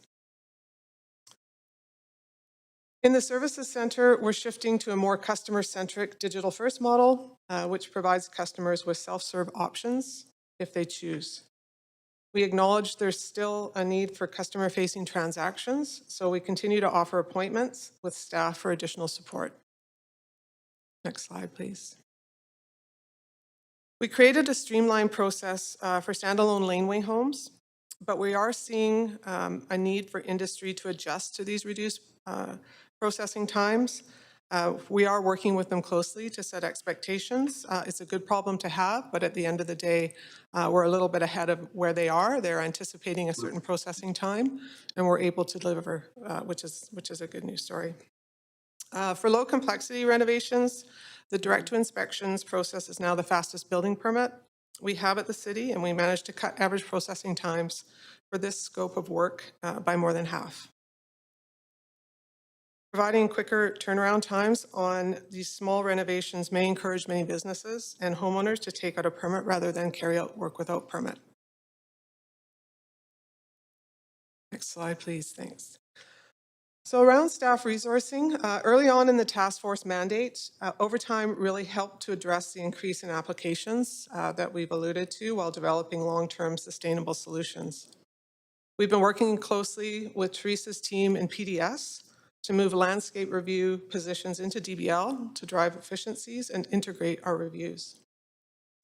We continue to experience resource and retention challenges in certain areas, namely our business license office. We currently have 6 vacancies in this complement of 16 and continue to struggle to retain staff, particularly in these entry-level positions.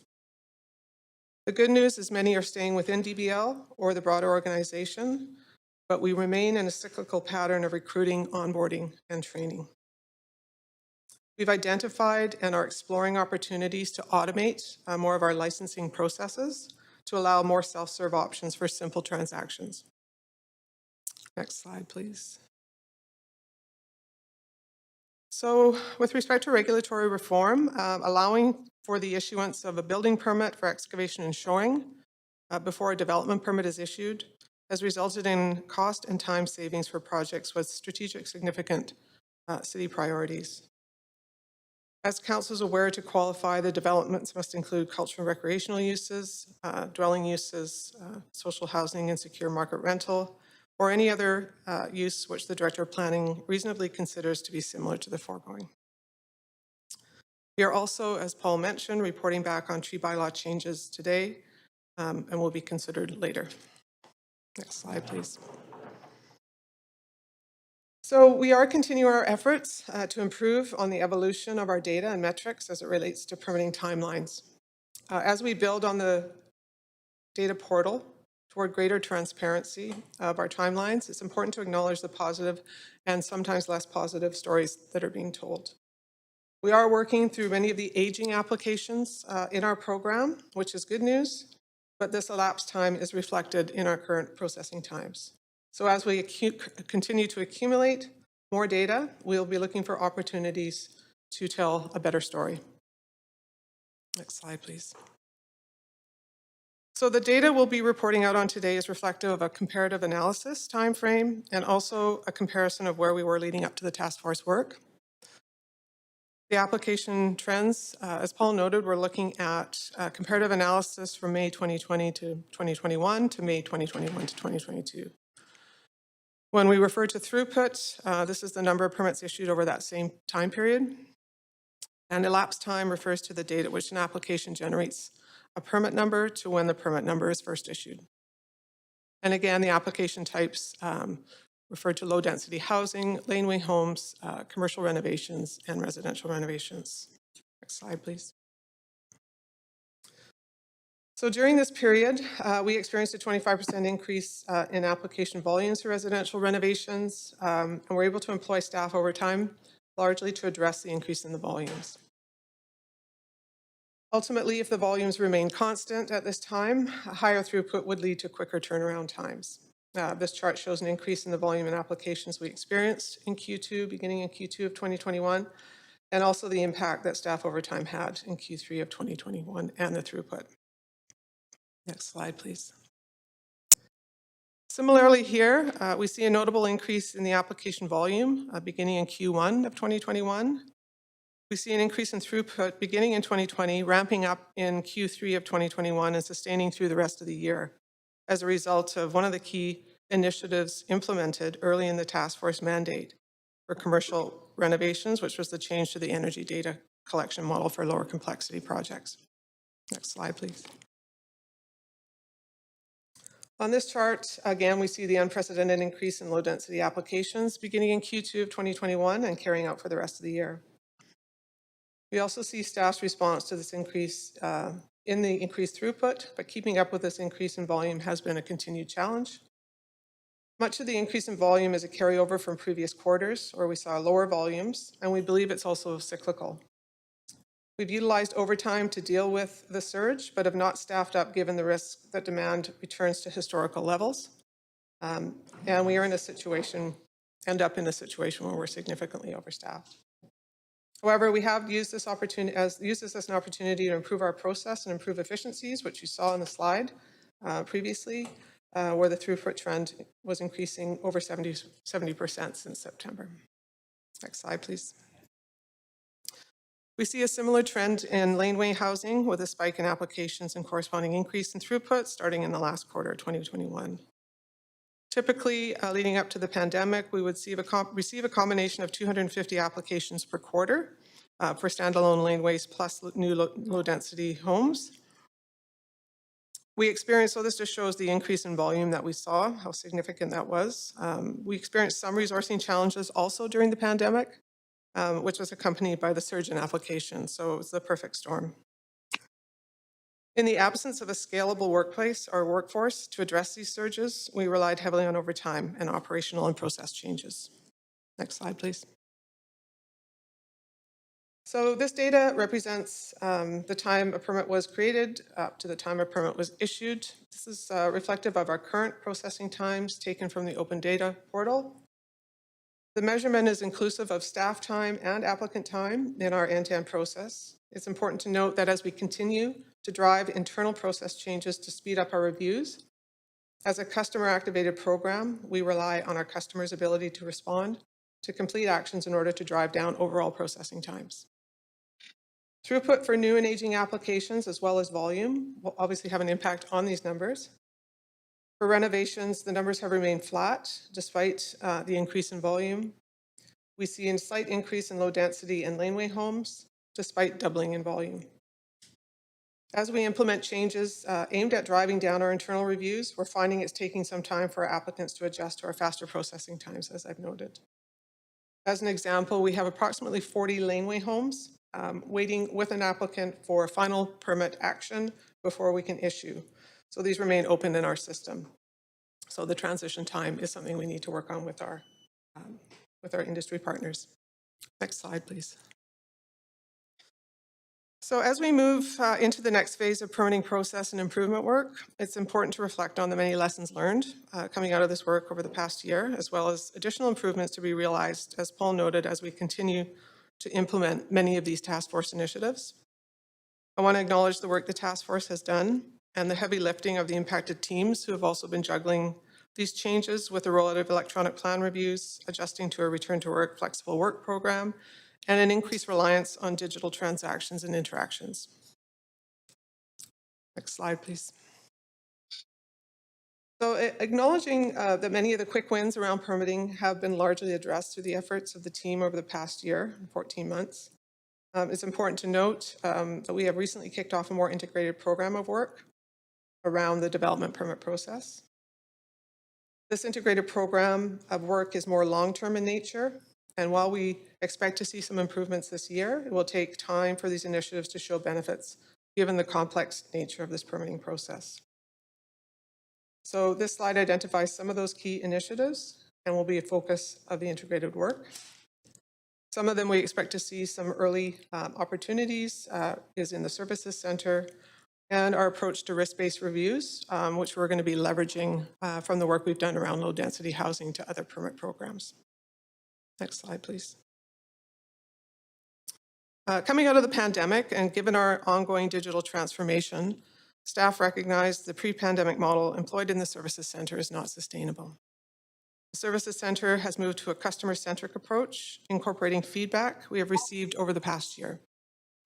In the past, we were not able to track service levels or interactions with customers, and they could attend the services center several times for the same inquiry. Now, with the use of improved technology, we can track those timelines from end to end. Moving forward, we're committed to a multi-channel approach, which includes customer-driven digital and self-serve channels and provides the best balance between customer service experience and service delivery. Next slide, please. A key piece of work under the Digital Transformation Program is the Interactive Digital Development Application, also known as IDA. This slide reflects SAM's journey to seek information and approvals and starts with identifying the location of the development site, selecting a permit type through a series of interactive questions and answers, being provided with a summary of the costs associated with a proposal, an opportunity to upload supporting plans and documentations, and finally, confirmation that the application has been received with a tracking number and a summary of the transaction. We've received $500,000, as Paul noted, from the province through the DRAPPER program, and also allocated $500,000 in council-approved task force funding for a total of $1 million. IDA will bring together newly created digital regulations with existing geospatial data and digital application journeys to provide timely, accurate, predictable, and consistent experiences for customers and staff. It's a key enabler of the City of Vancouver's accelerating efforts to modernize our permitting and licensing services across 3 core dimensions: digital, regulation, service design, and customer support. Next slide, please.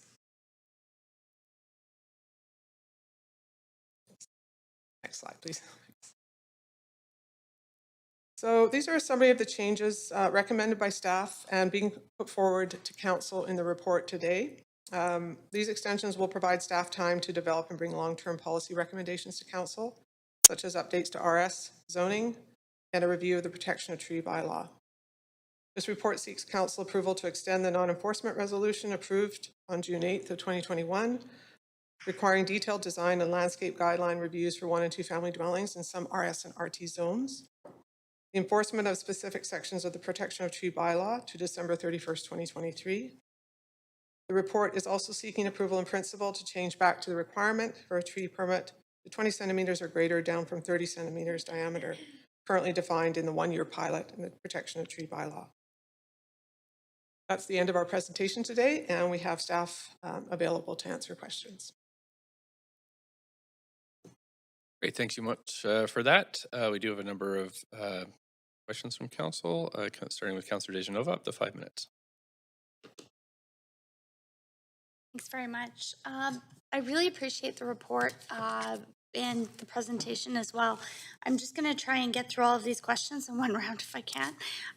My first question is just, I understand that this is the permitting task force, but I also understood that when that was convened, a number of other motions that were put forward on expediting permits would be inclusive of that. And one of those would be the 2018 motion that I'd put forward called Setting New Standards and looking at expediting timelines and processes. So my first question is, where are we sitting here compared to other municipalities? Because that was something that council unanimously agreed to direct staff to do, and it was the very first motion of this term. So I'm just wondering, when we look at some of these recommendations, how are they lining up time-wise with other cities in the region? So thank you for the question, Councillor. It's a great question. It's something that we're looking at exploring more detail. We don't have any data to present to you today, but we're certainly can follow up with more information on that. Do you need direction, or has there already been enough direction given on that? So I think we can provide data and comparisons between what other municipalities are doing. I don't think that would require direction. I think that would just require some time on staff's part to look into that. But we do have working relationships with other cities and municipalities. So, and we have been in discussions with them about what they're experiencing, because this is obviously not a unique to Vancouver challenge that we're having right now. So yes, there is ongoing communication. So happy to bring that back. Okay, thanks very much. Appreciate that. And I'll just send that. I'm sure you have that motion, but I'll send it over just so you have it after this. My next question is regarding, and appreciate completely that it's hard to sort of gauge the staffing level that you'll need, considering you're not sure if you'll continue to receive this influx of applications. But has there been any thought to considering temporary staff or part-time staff or contract staff during this time to expedite the processes? Yeah, thanks for the question. So I think we're really looking at coming out of a pandemic. So that's our focus right now. Is this an anomaly, or is this something that we're going to continue to see an increase in volumes? So with respect to some of the entry-level positions, non-technical positions, it can be easier. And we do have permission through the city manager's office and human resources to overhire in certain areas where we see a lot of movement. So that is already underway. With more of the highly technical positions, it gets more challenging just due to the amount of training that people require. So as I noted in the presentation, we don't have a scalable workforce that we can just basically dedicate people to a process stream where we're seeing a significant amount of increase in volume. We're also struggling, as other municipalities are struggling, to find talent. We're all sort of drawing from the same pool, and it's proven very challenging, not only to attract staff, but to retain in this current environment. That's helpful to know. Thanks so much. I'm wondering if you can overall tell me, have the weights of the development counter, have they increased, decreased? And since we've reopened the development counter, considering this level of, considering what we're talking about today, because I understand there's a lot you can bring to the development counter, what would the average wait time be at the development counter for someone lining up right now on some of the development permits or the permits and licenses that we're talking about today? So if we're talking about the services center wait times, which is where people would typically come to submit their application, again, we've moved to a fully digital model for application intake, for inquiries. As I mentioned, we do offer appointments for people who may struggle with some of our technology or want additional support. But essentially, we don't have any more wait times. You recall some photos of wait times in the services center where people were lined up down the street. We used to serve about 250 customers. I'm just going to ask for another round of questions, if I might. Sorry. Councillor Bly, thank you. All in favor, yay. Yay. Any opposed? So that you can answer the rest of my question after, maybe. Okay. Thank Over you. to Councillor Kirby-Young next.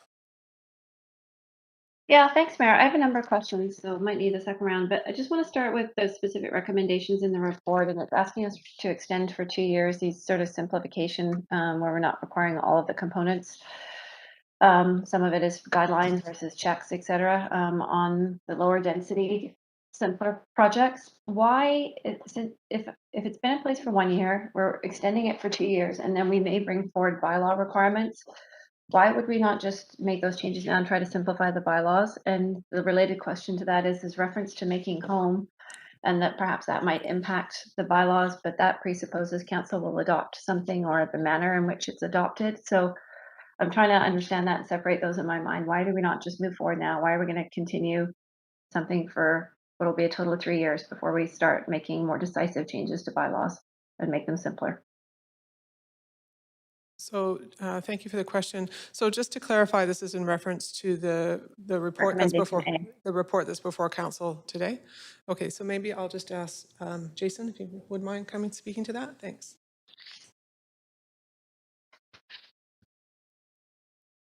Hello, Jason Olnick, Development Planning. I believe Teresa O'Donnell's online and wants to speak to that. Otherwise, I'll answer that. Yeah. Thanks, Jason. This is Teresa. Jason, you can certainly respond, but Counselor, great question. We are doing a lot of work on making home and some of the low density that we think line up perfectly with these. We would like to just continue the process that we've got going now until we can bring those new changes and recommendations to council for your consideration. So I don't see anything. It seems to align pretty well with me. I guess just cutting to the chase because I have limited time. And why this assumes that council will adopt making home more in the way that it is presented. So I guess what I'm asking is, can we make these bylaw changes or go further now versus waiting for such a long period of time? Or is this just puts us in a holding pattern? I think the question's coming from the sense that council's looking for some more decisive action on trying to help staff come out from under the complexity of our regulations. We could certainly prepare amendments for council to consider now, but I think we probably were trying to make it a little more clear for the development industry so they would only have to go through one round of changes instead of two. But if that's the council's desire, we could certainly prepare amendments. Okay, I'll leave it there for now. I guess I'm wondering too is how are we getting more of a line of sight as council into some of these metrics? Because even in the report, there are very few metrics, and then we see some slides today that are presented that we're literally getting just at that time. So how does council get, and could we get a dashboard or report back to have a line of sight into how we are pacing month over month, year over year with a simple type of one-pager summary of what some of those metrics are, permit times up and down? And the second part of the question is, there was a motion that's referenced in this report on daylighting permit wait times, in recognition that not only do people need the processes to be efficient, but they also just need information to know how long something is going to take so that they can plan. If a small business is holding a lease, for example, or someone is doing residential renovations and holding a contractor, and I can't find that information on the website that as it was directed by council. So can you speak to those 2 points, please?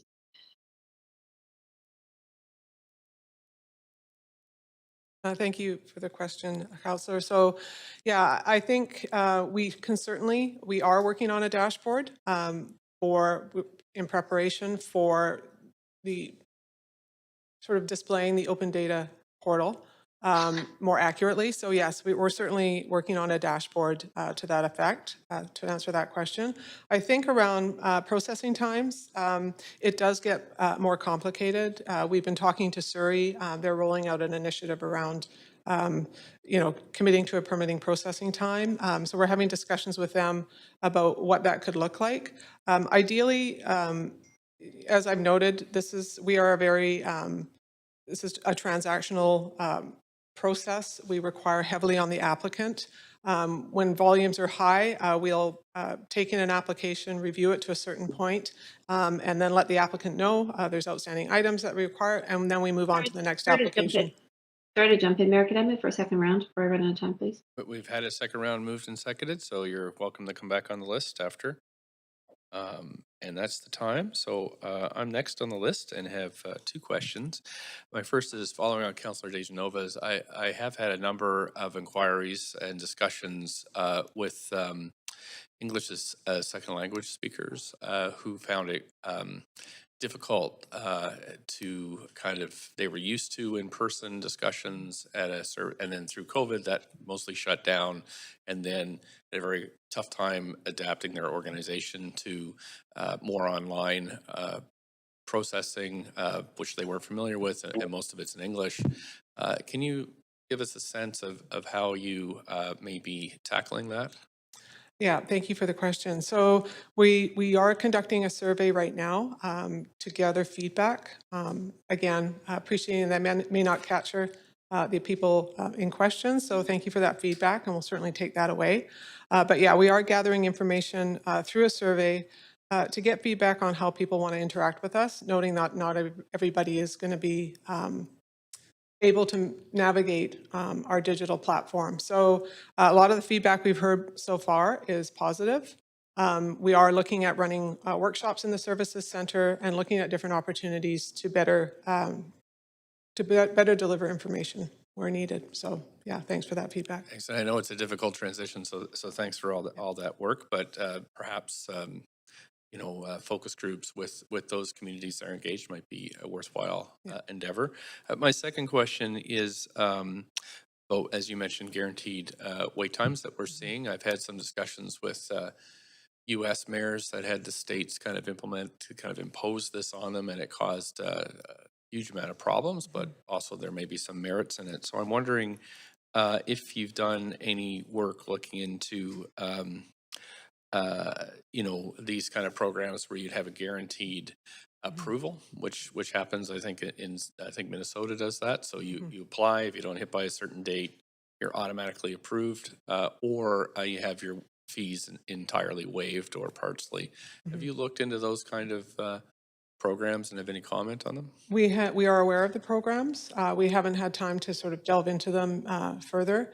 I think it's easier for our lower complexity applications to commit to a specific timeline, especially when we have maybe one or two people looking at the application. It's a lot easier. When it gets into the more complex cross-departmental reviews associated with some complex permits, is more challenging. I think the success we've had is with our short program. With that program, we enter into a mutual commitment framework with applicants to say, we will commit to getting our reviews done internally. You as the applicant must also commit to getting these reviews done in order to meet the overall end-to-end timeline. So that's been successful. And do you think that type of approach is practical for kind of smaller renovations or things that individual homeowners may be doing on their own without, say, a contractor or somebody, a supervisor to overlook, an architect to look over this kind of thing? That's where it gets more challenging, and those would probably be our most complex projects, is when we're dealing with applicants who are perhaps less savvy and less familiar with our regulations and our process. So we do offer support to those individuals, but yes, I would say those are probably more of our complex applications, especially around housing renovations. Any sense of like the ratio, and to be, with all due respect, kind of amateur folks that are maybe doing this once in their lives on their own, and then you have like professional developers that would know exactly what to do. And any idea, like on the lower level applications, kind of what proportion of folks would be less experienced? I don't have numbers. We can certainly get those for you, but just in my experience, and having worked in the organization for now more than 30 years, I've seen over the years, we used to deal with just a real finite population of individuals who are very familiar with our processes. So it was very much more streamlined in those days and simpler with less policy and regulations. Whereas now we tend to see everybody making an application. There's no restriction on who can apply for housing renovations, so it could be a homeowner coming in to apply. So yeah, we can certainly get those numbers for you in terms of what the ratio is versus for savvy versus. So it sounds like you're having kind of an explosion of applications from a much wider array of people and many more less experienced people coming into the system. Yes. Right. Okay, great. Thank you so much. Councillor Bly's up next for 5.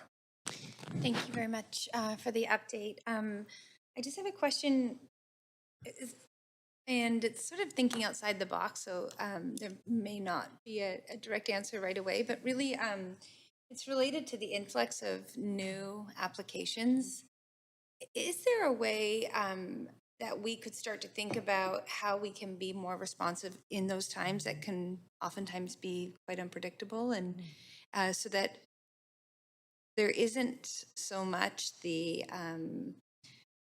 overloading of work, sort of staying with the same system? And the reason I ask that is something in a completely different context, but I know other jurisdictions, and again, I say this with the very clear caveat that this may not work for development per se, but in other sectors, they accept applications in certain timeframes, so that just as an effort to make things more predictable, despite whatever the interest or the volume is, so that they're able to manage the process and the expectations of the applicants in a more controlled environment. Yeah, thank you for the question. And I have heard of a similar model in Toronto that they're looking at exploring right now. We've been in conversation with them about what that looks like. So yeah, we are listening. We're open to having conversations and seeing what other municipalities, other cities are doing. Again, because it's not a unique to Vancouver problem. So we're open, and we're engaged in conversations to learn more on how we can look at, as you say, addressing these surges. Honestly, in my years with the city, the only other time I've seen a surge of this nature was leading up to the Olympics. So yeah, it's been very unusual for sure. So we usually can be pretty in touch with industry and get a sense of what's happening, and get ahead of it to a certain degree, but I've never seen it to this degree. So it caught us off guard for sure. Okay, that's helpful. A lot of my questions have been asked. Another one I have is related to the timing of. Let me just grab my question here, because there's some conflicting reports of the number of or the turnaround time in some of the processing. Can you help council understand where some of those discrepancies may come from, in terms of what we're hearing from the public and turnaround times versus what we're seeing or reporting out internally, as we saw in the report? Sure.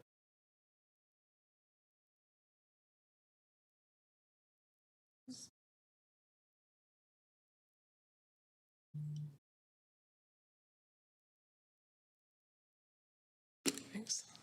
Hi, Jesse Goranson, Business Planning and Project Support. So in terms of the data that you've seen today, one of the things we've done just to smooth the data is we've taken averages. So we've taken a 3-month average, so that will show a bit of a difference in the data we showed versus some of the data that you might have seen. The other thing is the metric that we've generally used as an indicator of success is throughput. We find that to be more of a leading indicator, whereas elapsed time is generally going to be a lagging indicator. So for example, for low density housing, it's about an 8-month lag. And so we generally, to try and understand the success of our initiatives, use the throughput metrics. I see, so that's the difference there. Okay, yeah, I'll leave it back there. I'll leave it there for now. I will. Oh, I do have one quick follow-up. You talk about 100% decrease in landscape review time. Can you just explain what you mean by that in the context of, it also mentioned 64 days processing through landscaping. So how do we get 100% decrease when there's still 64 days to process landscaping reviews? I can actually take that question. So that 100% decrease was for permits going through the conditional stream for the low density applications. So it's a very small subset of the low density permit applications. And in that case, landscape is no longer reviewing for design guidelines. So it's been 100% reduction in that review. In terms of other permit types and applications, landscape would still be reviewing those applications. So we would still see a review time for those. Okay, and I can't see my time because it's 10 seconds.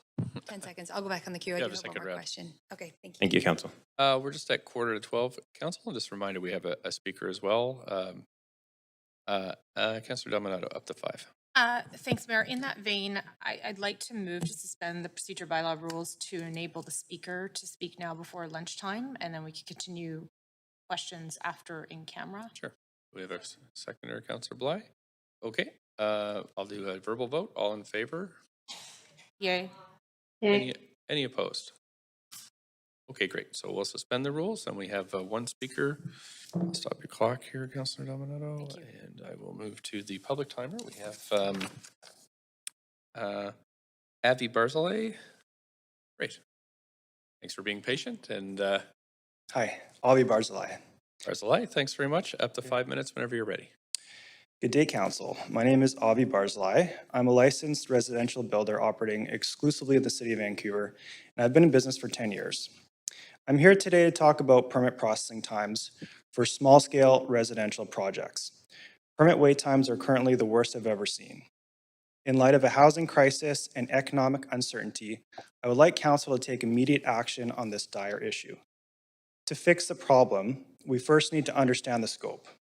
Information obtained from the city's open data portal paints a stark picture of the current processing times, and there doesn't seem to be any relief in sight. Let's look at the time it takes to process a very common type of application, a single-family house with a secondary suite. This month, the median processing time has been 287 days. This is the second worst month on record for processing times in the last 5 years. 1 year ago, the Development, Application, and Permitting Modernization Task Force set out to reduce permit wait times. At that time, the median elapsed days it took to process the applications for a single-family home was only 143 days. Ironically, since this task force was established, permit processing times for new single-family house construction has steadily deteriorated month over month. When it comes to renovations, the situation is also grim. I recently submitted an application that took 6 months to process.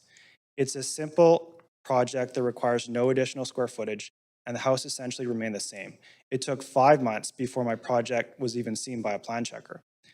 For small renovation and repair projects, the processing times are unreasonably long.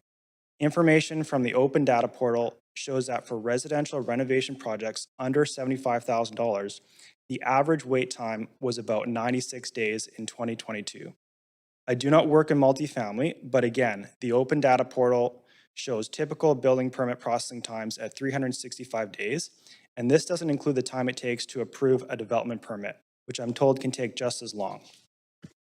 Based on my own professional experience, the experience of many builders I've talked to who work in Vancouver, and readily available information on the open data portal, I can confidently say that permit wait times in the City of Vancouver are at unjustified levels. City staff may say that applications have increased dramatically in the last year.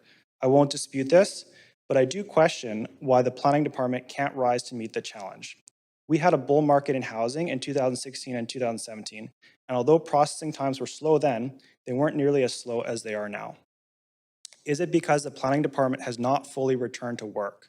Certainly the volume of applications has increased, but so should the number of staff returning to work at pre-COVID efficiency. I think it's clear to say that the Development, Application, and Permitting Modernization Task Force has not made a real impact on the speed of processing applications over the last year, at least for small-scale, single-family, new construction and renovation projects. If after a year, the planning department can't reduce wait times, I think it's time to take more drastic action. Here are my proposals to reduce the permit backlog. In the short term, let's authorize staff overtime to review applications. Let's hire retired staff on a contract basis. Let's limit documentation and plans for simple re applications, or just skip the plan checker altogether for minor repair work or bathroom renovations. In the medium term, implement a true over-the-counter permit system for simple renovations such as kitchens and bathrooms that do not require structural work, and clarify and relax when permits are even required for certain types of small projects. Let's establish regular monthly engagements between staff and industry representatives. This will help keep all parties accountable. In the long term, let's create a licensing system that ensures only qualified applicants are submitting applications, and let's establish a certified professional program for duplex and below that allows industry consultants to review applications. Finally, and most importantly, it is time to mandate permit wait times in the Vancouver building bylaw. If an application doesn't get processed in the prescribed timeframe, the city should be compelled to waive permit fees. There needs to be repercussions and accountability when government is too slow to function. Thank you for your considerations, and I'm happy to answer any questions you may have. Thanks. You do have a number of questions. I'll remind council that we're at just 10 minutes before noon. Councilor Kirby Young up to, just checking with clerks, is 3 minutes on this? 3 minutes. Yep, 3 minutes. Go ahead. Thank you. So Abby, you and I have talked about this before, and I guess I want to ask you, sitting and hearing, I hear two very different things from you. One from staff, with some stats saying that volume has gone up, but yet things are improving, and you saying that they're the worst. Do you think that, what do you attribute that to? Do you think it's a difference in which statistics are being presented? Because you referenced, for example, you looked at a 5-year period and said, and the stat that you pulled out said it was the second worst month in over 5 years. Comments? Yeah, it definitely depends how you parse the data, and I'm happy to sit down with any counselor here and show them how the data is presented so that they get objective information. But for instance, there was a slide that staff presented today that said that lower complexity renovations were taking 7 weeks for residential applications. There's no way you could parse the data for that to be correct, so I don't know where they get that number from. It is absolutely not 7 weeks for residential renovations. So yeah, it does depend on how you look at the data, but for me personally, for other builders I've talked to, and also looking at the data, it's the system's really slow, and we don't see it getting any better anytime soon. Okay, so moving on, because I have limited time, just in terms of, I feel like it's time to take some sort of drastic action. And I know you and I have spoken about mandating permitting wait times in the Vancouver building bylaw. If council does take a bold move like that, do you really see any downside other than maybe some, permits go through and we have to do some spot checks after? Like, really, what's the downside from your perspective? Within the context of single-family renovation, it depends what you're looking at. I mean, a lot of what's being reviewed isn't necessarily life safety. So I'm not here to argue against properly reviewing things related to life safety, but when it comes to, let's say, zoning, I mean, that's not an issue. We do have a housing crisis, so if a house is, let's say, built 6 inches in the wrong direction, that's not as big a deal as, let's say, a life safety thing. So another thing to appreciate is that most of the checks and balances are actually not done by the city, especially with larger projects. So for larger projects, most of the review work is actually done by consultants, especially with respect to life safety and fire protection. So there's no reason. So you could, for example, mandate the permit wait times and put in a requirement there that indicates very clearly that those third-party consultant reviews have to be completed. That's the responsibility of the applicant, correct? To ensure that those life safety pieces are covered. Yeah, I mean they are already, like, the drawings should show that the applicant has knowledge of those areas and they're just checked by staff. So, but like I said, I think we need to mandate permit wait times, but I'm not saying necessarily that we should, I'm saying the repercussions of not mandating or not coming in within the prescribed time should be paying a fee. I'm not saying we should just not do our proper reviews. We should still do our proper reviews. Going to move on to Councilor Dejanova. Councilor Dejanova, up to 3 minutes. Thanks so much. I do have a question for you. I'm wondering if you, in your experience, can share with me what's it like for you at other municipalities, like our neighbors, like Burnaby, City of North Van. I've worked in development for nonprofits and in the private sector. I can walk in to the City of North Vancouver and walk out with a permit, depending on the type of renovation or the scale of the development. So I'm just wondering, is that your experience? I pretty much work exclusively in Vancouver. I do a little bit actually outside of Vancouver. But just the other day, I was actually doing a small inquiry at the City of Burnaby. And when you call the City of Burnaby, they have an inquiry line. You call them, someone picks up the phone. You call the building inspection line, someone picks up the phone and you talk to them, and I got an answer right away. That doesn't exist in the City of Vancouver anymore. And in the City of Vancouver, we used to have an inquiries line. That doesn't exist anymore. Used to be able to walk into Development and Building Services Center. You can't do that.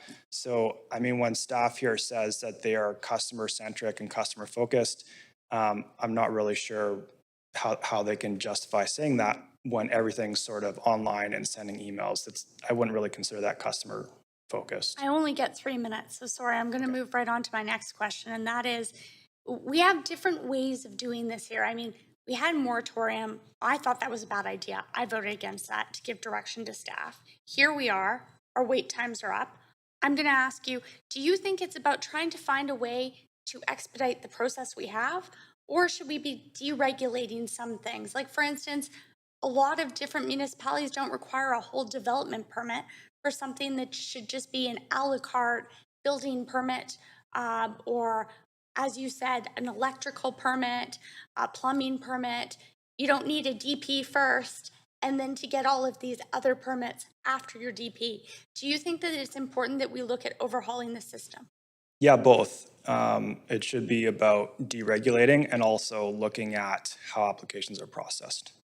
Okay, thanks. That's my time. I've appreciated you speaking to me before, and I'm going to send you some more questions. Thanks. Councillor Fry, up to 3. Yeah, thanks. Please. To finish hearing questions to Yep, speaker we have a before motion lunch. to finish here, questions to the speaker. Thank you. Seconder. I heard Councillor Deschanel. All in favor, yay.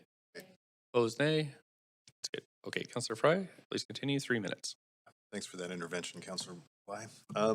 Yeah, so appreciate some of the comments you made about qualifications and certified professionals.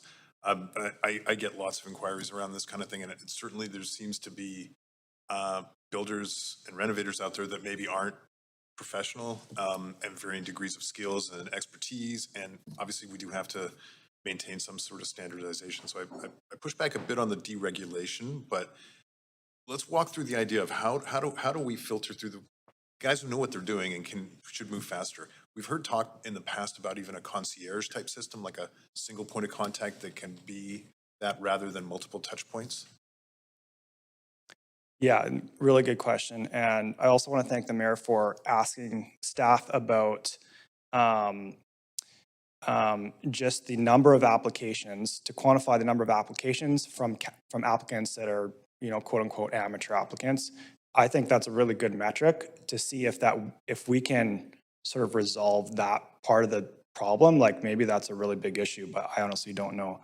I agree with the sort of concierge idea or nexus line idea.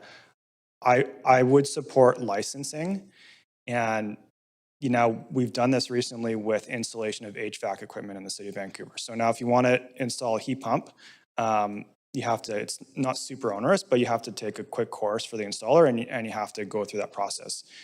Today, if you want to do a $600,000 renovation in the city of Vancouver, addition, multifaceted complex renovation, there's no kind of license for that. I would say at a minimum, and with respect to regulation, I fully support regulation when it comes to ensuring that the applicant is qualified to apply for the actual project. Because if you're not a professional designer, architect, or builder, you're simply not qualified.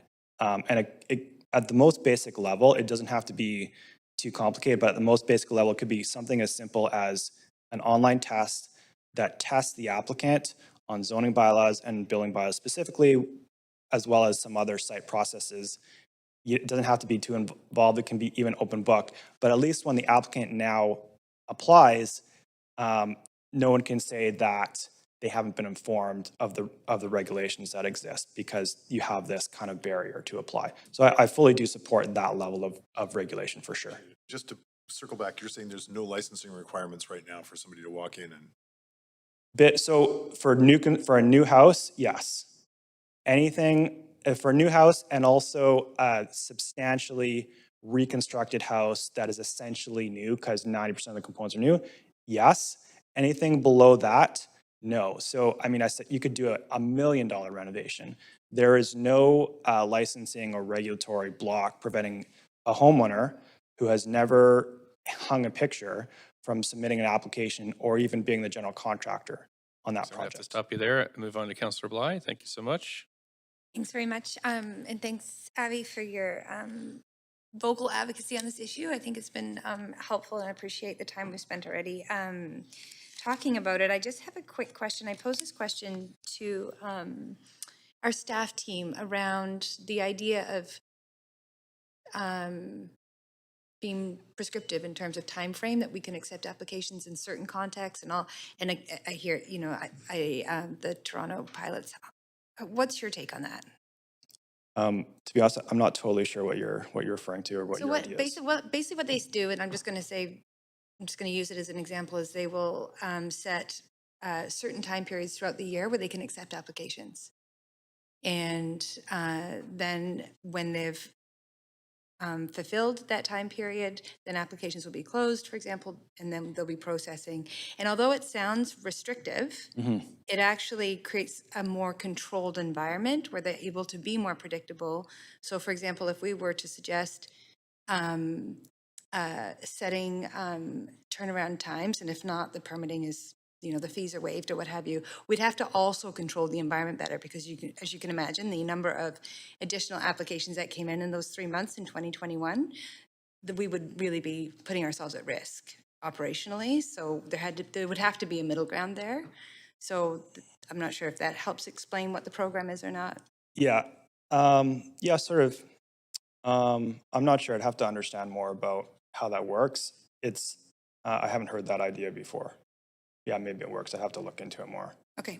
I will say on the subject of, I think you talked about just the amount of staff. Now, there's been a suggestion here with staff that they don't want to hire more staff because they don't want to be overstaffed. That's sort of what I heard today. I don't understand that kind of thinking. Now, yes, we do have permit backlogs today, but the permit system was slow prior to COVID as well. So we've had a slow, Vancouver has had a reputation for having a slow permit backlog system for years and years. So we need to grab the bull by the horns. And if the issue is not enough staffing, we need to hire more staff. Overstaffing is not something anybody here should be worried about. If I heard that correctly. Well, I'm happy to follow up with staff to make sure that you did. Thanks for being here. Councillor Dominato, up to 3 minutes. Thanks, Mayor. Thanks, Avi, for coming in. Yeah, just a couple of follow-up questions. One, you referenced the Certified Professionals Program, which the city does have in place. And I'm curious about your experiences. I know of smaller builders. They're doing both residential, single detached, but also some multi-unit buildings. And they're leveraging certified professionals, but they've found delays regardless. And I'm just curious what your experience is with that program. You could just speak to that. Yeah, I don't have experience with that program.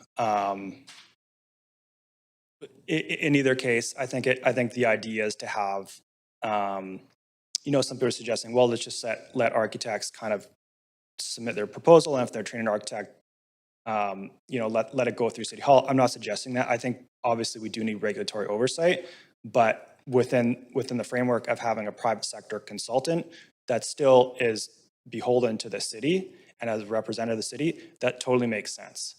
And then, but within the context of single family renovation and new construction, it's totally doable. These are not as complicated as multifamily projects.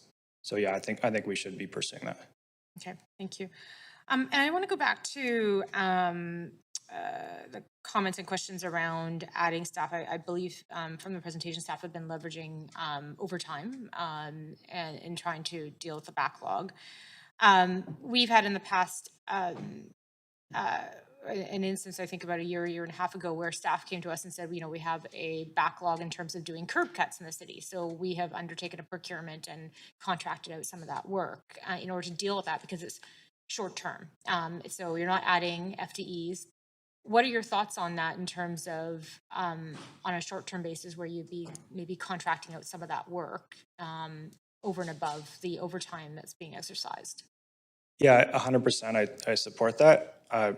Staff would have better knowledge of that, of who's available to do that. I honestly don't know. I mean, maybe people who have retired from the city just don't want to work for the city anymore at any price. But, it makes sense, especially if we're going to have a situation where we have an overabundance. Short-term contract kind of is the solution. And then if the permit system ever reduces the backlog, then their contract's done. So I agree 100%. Well, it's certainly on my list of questions to ask staff, but we wanted to hear from you first, so. Yeah, I agree, but yeah. Okay, thanks, and thanks for Thank you. your input and suggestions as well. Thank you. Thank you. Councillor Carr, last question, 3 minutes. Thank you very much. Appreciate you taking the time to speak to council. So I have heard from a number of people seeking applications that one of the problems they encounter is that different staff review the same application at different points, and sometimes there's different interpretations or requests made, and that just complicates the process. Changes have to happen. Have you experienced that at all? You're sort of getting into the nitty gritty of the application process. The main bulk of the processing of the review in single family is basically done by one person. It's the plan checker. Now it does go through landscaping. I'm not really totally sure how much work is involved there because there's not really much involved. But the bulk of the work does go through landscaping, and then it'll also go through engineering. Although engineering is very quick too. Typically, it's fairly simple. But yeah, I think with respect to single family, I don't really see that. Yeah. So what, in your opinion, then is the reason why? I mean, why do you think things take too long?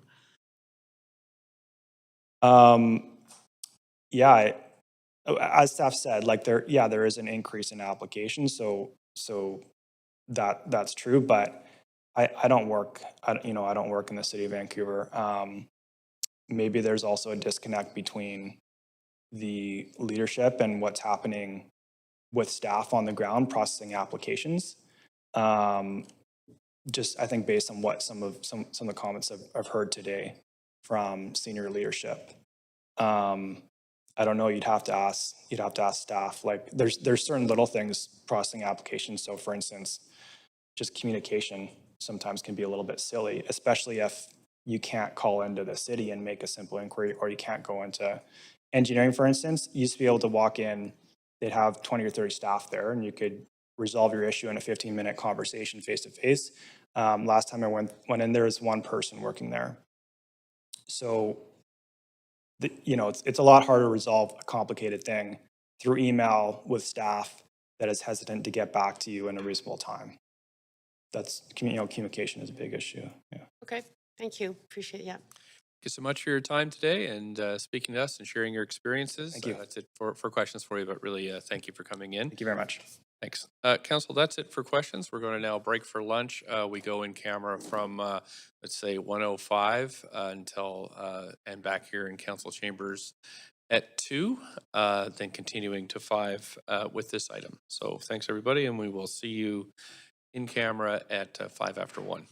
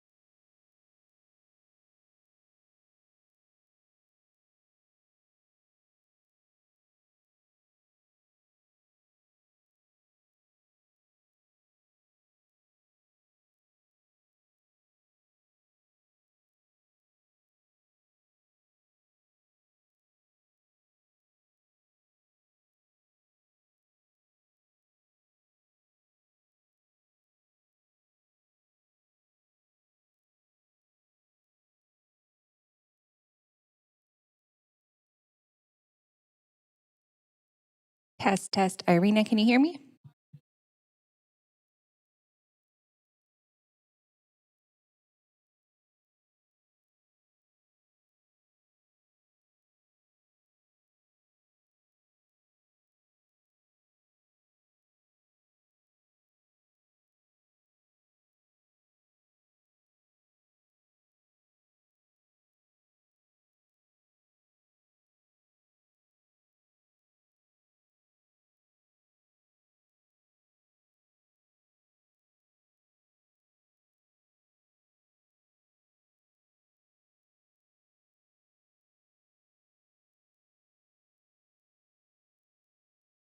Welcome to TELUS Conferencing.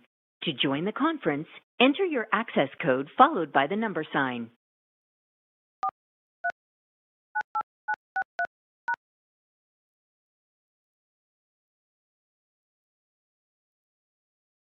Test, test. Irina. Hi, yes, I can hear you. Perfect. Thank you. Thanks.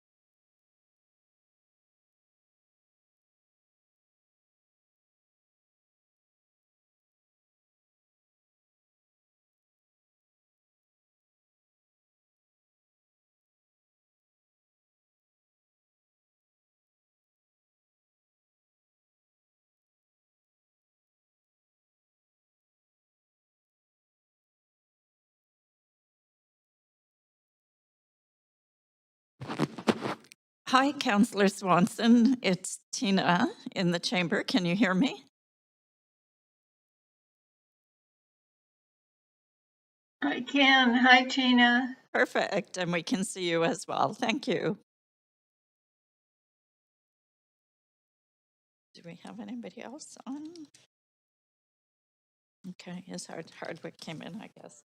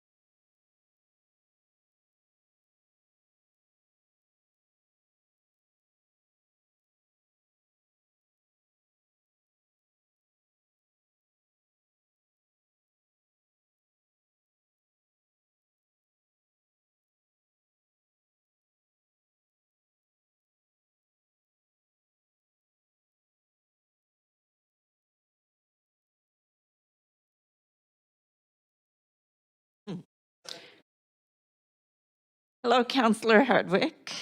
Can you hear me? Yes, hi, Tina. Hi. Okay, we can see you and hear you. Thank you.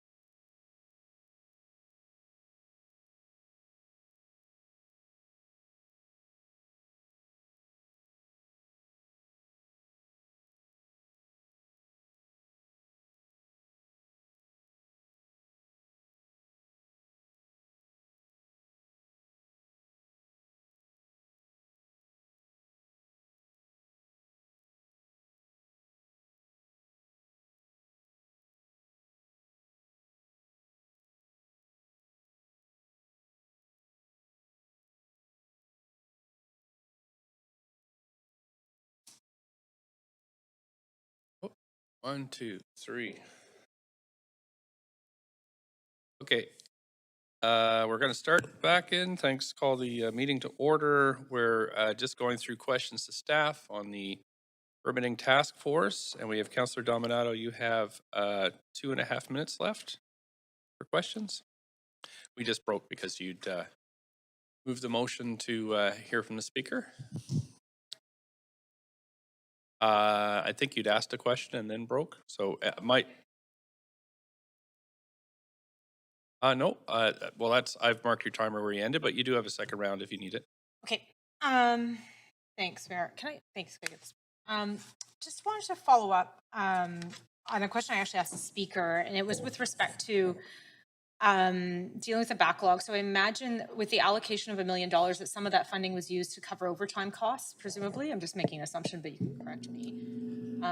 Is there an opportunity on a short-term basis to do contract out similar to what we did with curb cuts, where we said we've got a backlog, but we need to sort of address it? And is that an opportunity that we have or something that's being considered? We've certainly looked at contracting out, and thank you for the question. We certainly looked at contracting out when I mentioned earlier, I think around just leading up to the Olympics, we had ran into a similar problem with our low density housing. So we did look at a model of contracting out. I think we did have some challenges, legal challenges in terms of privacy. So we tabled that, but it's certainly something we could look at again. I think for us, it's just again a resource who's available to do that work and qualifications around that, and just making sure that those people that are going to be conducting the work are familiar enough with the regulations to actually do the work. Yeah. Okay, no, fair enough. I realize there's a shortage of a lot of people in a lot of sectors right now. I want to go back to business licenses. I appreciate that it was highlighted that we have reduced the time for those, but could you speak a little bit to, as you're working through improving that process, what success looks like in terms of being able to issue business licenses? Is it in a week? Is it in 2 weeks? Because I've talked to other small businesses who worked in other jurisdictions, but when you're talking about that as a department, what are you striving for? What are we looking in terms of a time frame? Yeah, so thanks for the question. Yes, and leading up to the pandemic, we were able to issue business licenses same day. Those were mostly limited to homecraft licenses or licenses, out-of-town licenses, so contractors wanting to come into the city to do business. That was sort of the over-the-counter one-day service that we were able to provide. More complex licenses that require additional documentation, more information, may require zoning and building clearance if it's a commercial business looking to relocate or looking to open up. Those ones take a little bit longer. So ideally, yes, we would like to get back to same day for some of those simpler transactional business licenses. I should note that on the slide that that Paul spoke to earlier in the presentation, it was showing 6 weeks. We are in fact down to 4 weeks as of today, speaking to our chief license inspector, so that's really good news. So we are on a trajectory. I think technology is where we're looking for to utilize more technology to deal with those more transactional pieces of work. Thanks. I'm going to move. That's fantastic. Thanks. Councillor Fry. Yeah, thanks. Thank you. I want to riff off some of the questions asking Avi the builder who was here, and specifically on the idea of minimizing multiple points of contact with a sort of concierge model. And also, is there a role for what he was sort of exploring, the idea of like a certification process that might fast track, qualified builders and people who pass a test or whatever? Thank you for the question. So, so for the concierge piece, so for our permitting, we do have a model of single point of contact.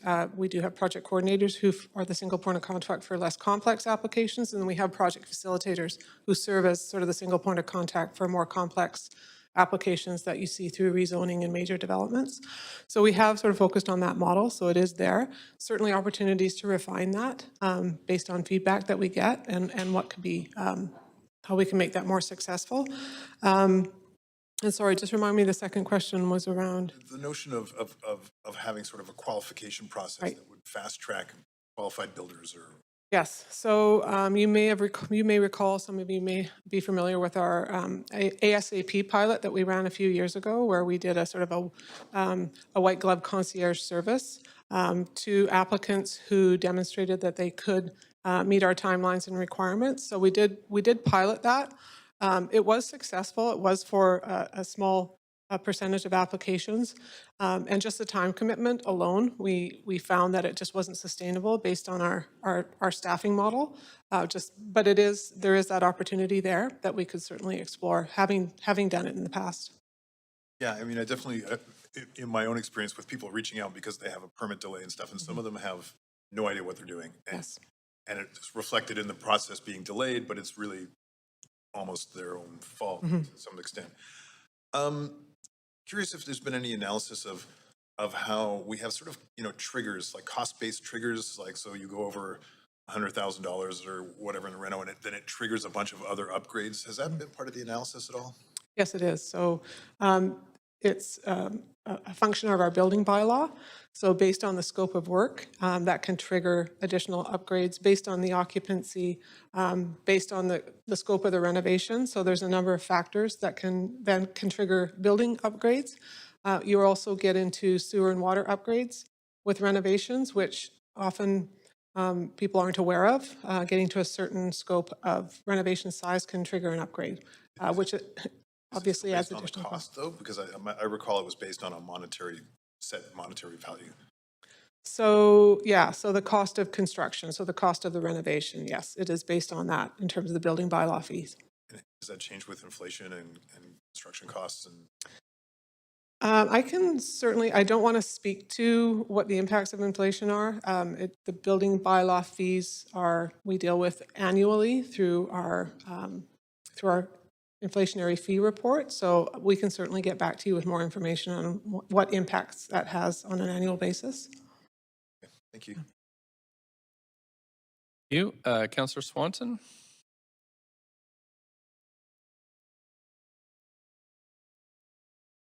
You're on mute, I think, Councillor Swanson. Sorry. I'm looking at the report, and 2 of the 3 recommendations are about trees.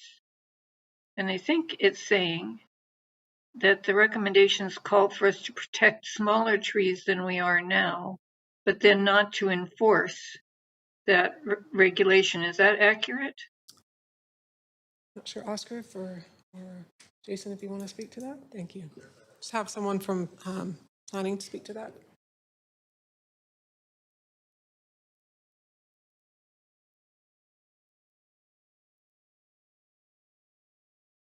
Jason, like development planning. Yeah, it's to revert back to the 20 centimeter bylaw.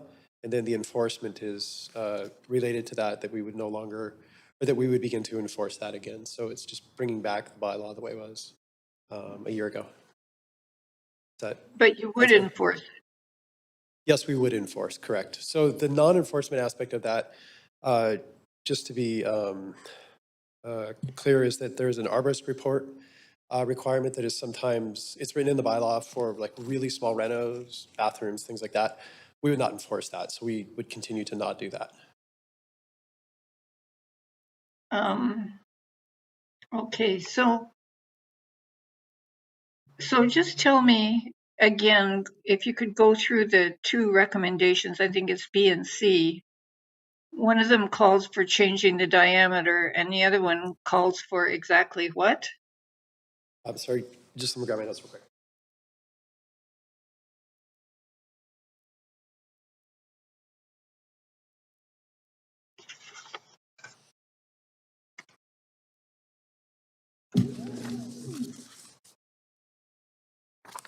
So maybe while Jason's doing that, I can hop in because I know these are kind of written in almost a double negative kind of way, Councillor Swanson. The 2 changes that the 2 recommendations. The first one is we used to look at everything that was 20 inches, 20 centimeters or greater. And then for this kind of temporary to speed things up, we only started looking at things at 30 centimeters and greater. And what we found is we lost a lot more trees than we thought we would. So we're recommending going back to the 20, so protecting smaller trees. But we are in the kind of initial stages of looking at a complete kind of revamp of our tree ordinance to further some of our big move 6 kind of thing. So we'll take a look at that, whether it's 20 or 30 and what's appropriate in that process also.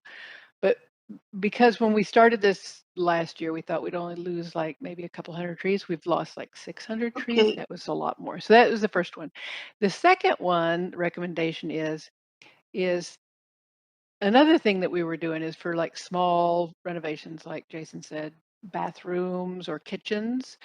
We don't need to, if exterior walls aren't changing, we really don't need to have an arborist report for that. So we're recommending that the council keep that one in place. So those are the 2.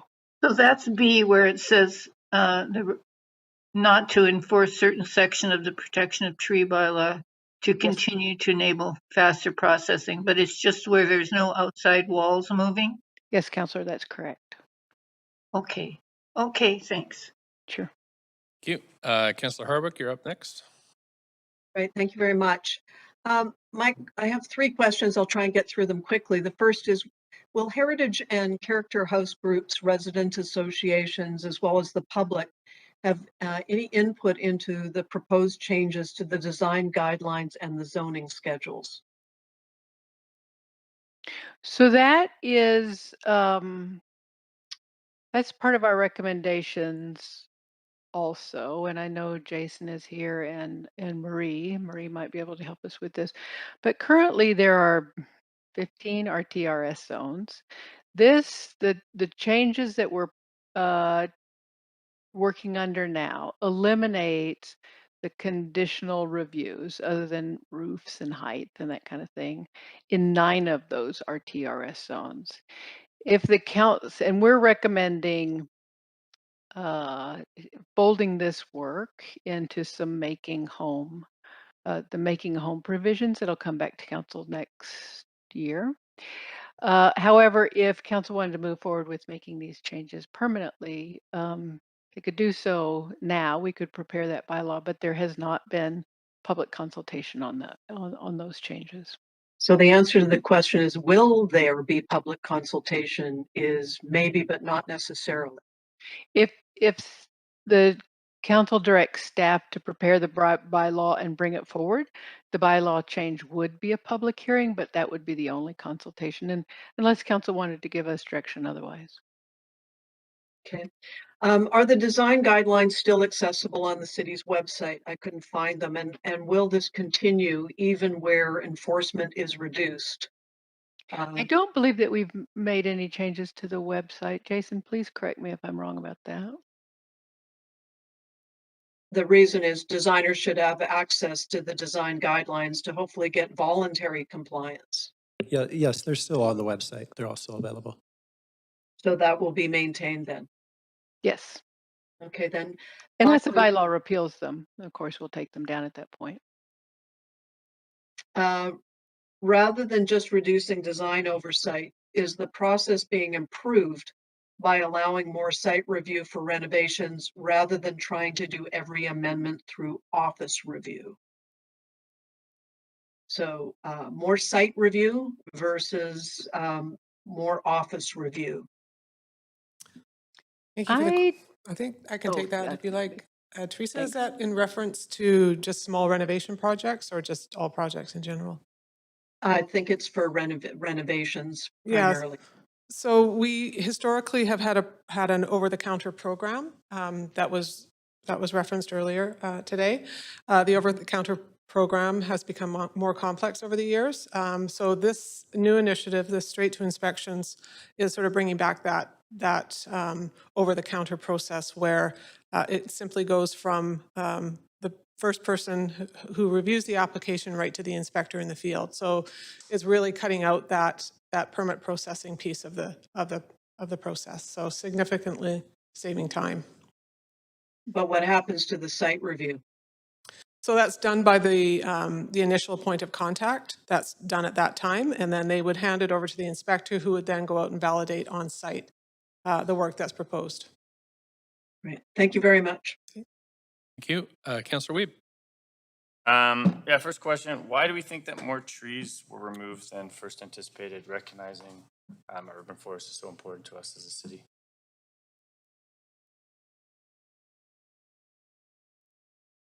Jason, maybe Oscar could help us with the answer. If you want to.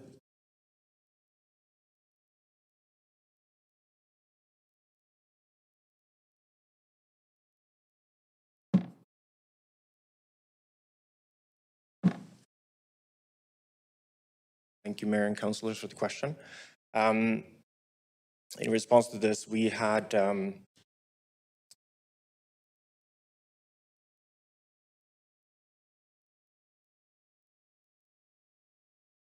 Thank you very much. At the start of the program, we estimated about, I believe, 240 trees would be lost. Through this process, it's not a knowable number per se, because these are trees that were lost without an application. So what we do is we track through neighborhood complaints and other calls into 311 as to which trees may have been taken down. Plus, we have inspections going around, and if they notice something that's missing, or if there's a tree that's been taken down without a permit, or that was taken down that didn't require a permit, they'll log that. So based off of that information and what we were able to get through complaints from neighborhoods and everything, we estimate that number to be about 400 more trees than what we had estimated. So the number you see in the report is 640, and that combines the ones we know we lost through permits and the other ones that we did not necessarily get a permit for. Is that? Yeah, okay, thank you. Recognizing for renovations of a washroom or a kitchen, we're saying that we won't enforce the arborist report. Why do we ask for an arborist report when someone's just doing a bathroom or a kitchen and not change the envelope? Is that something we could remove so the homeowner? Yes, that'll be part of the updates, yes. So the update will be, we're not enforcing it, but we'll actually remove it. So from now on, if you do a small renovation that doesn't change the envelope, you won't need an arborist report. That's correct, yes. Okay, thank you. In the IDDA report, it talked about going from putting an application in to getting a permit number. Why is there a gap there and you don't get a permit number right away so that people could apply for trade permits? So I can't speak to the specific timeline. It varies based on the different permitting review groups. So sometimes we have, it would be up to anywhere from a week to 2 weeks from when somebody actually submits their application to a point where staff can review it to check that they have everything they need to satisfy that application and then generate an application at that point. So previously that was done in person in the services center where a customer would walk in, lay out their plans, we would go through and check it, and they would often have to come back multiple times because we were missing information. So that's the time lag, is from when we agree that the application is sufficiently complete that we can work with it, and that's when we generate an application number. Okay, and you talked about being customer focused, customer centric. When are we going to get to have an inquiry line back and an ability for people to have an easy number to call to help people get through some of the process of the online components they might be struggling with?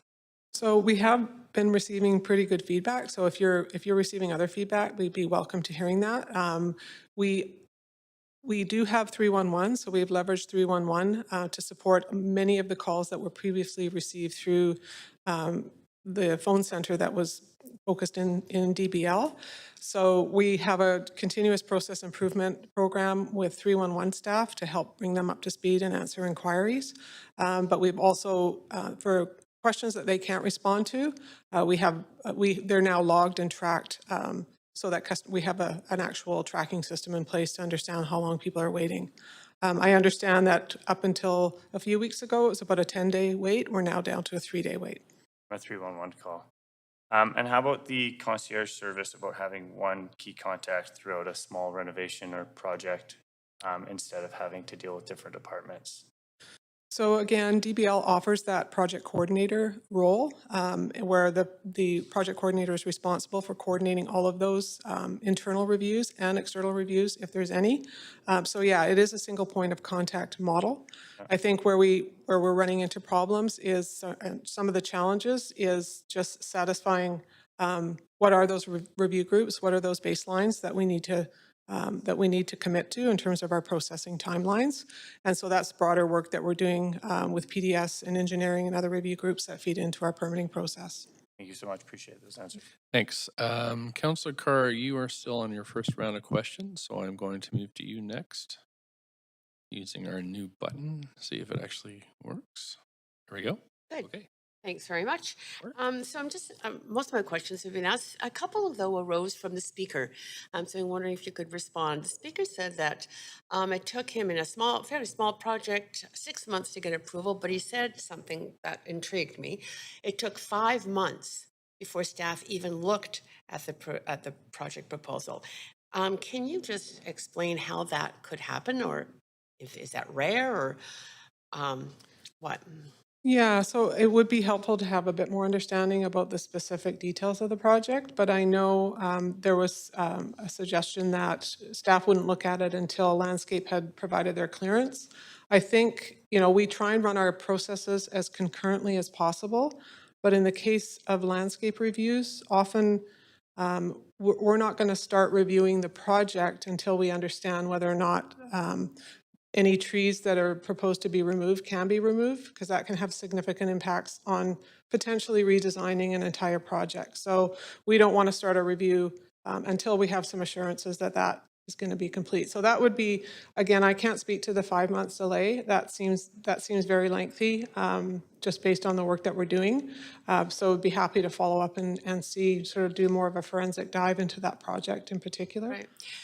We talked at the last time that this came to the council table about enabling professionals who use the professional seal to be able to do those reviews, and we would accept them. Is that happening now or not? So yeah, we are exploring that. That was a large part of the work we did with industry through this last 14 months, was how we can rely more on professionals and how we can partner through different permitting programs with design professionals. There's an eagerness from industry to do this as well.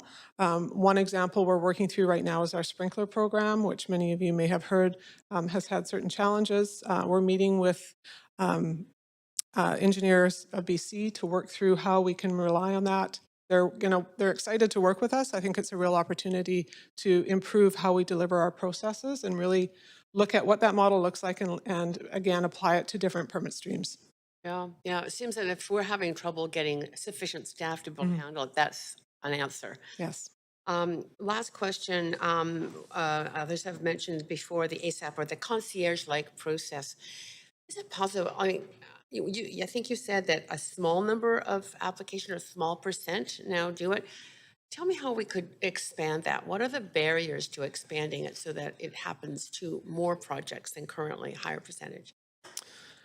Yeah, and I think areas where we've really focused this concierge service is with our novice applicants. So this started back in 2017 around the Commercial Renovation Center. Many of you were familiar with the rollout of that program. It was really aimed at helping small businesses, so providing that white glove service to how do we help you? You don't understand the program, you shouldn't be expected to understand how the complexities of the process, so how can we work with you to get you through the process as simply as possible? So the model is there. I think it's just over the past 2 years, we haven't really had, with the pandemic, it's been very challenging to expand on that program, but we do have a model in place that we can certainly expand on.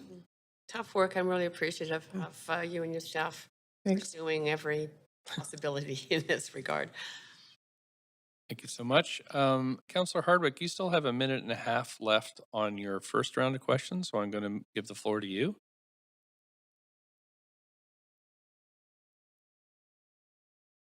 Thank you. Sorry for that delay, just trying to find the right button.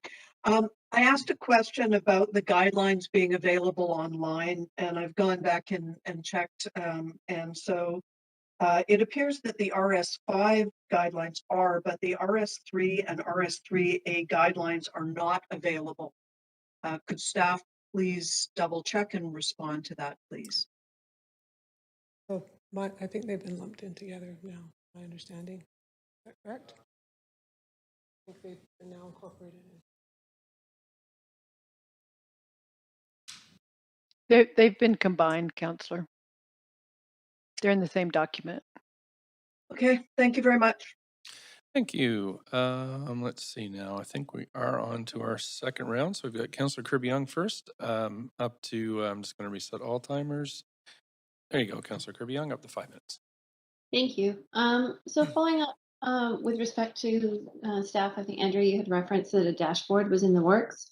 I had intended to bring further direction or amendment forward, but if that's happening, I don't need to. I guess my question, given that the daylighting permitting wait time, this motion was February 2021, is can you give us any sense of when that line of sight to that information will be available for council and for the public? Do you have a sense of that? In terms of the dashboard piece of work? Yeah, so it's thanks for the question. It is tied to the larger transformation program. I have seen some samples of what a dashboard could look like. I don't have a timeline for you today, but we can certainly get back to you with what that might look like. Okay. Moving on to the next question is, in terms of the licensed professionals, and that was also direction that was included in motions to use those.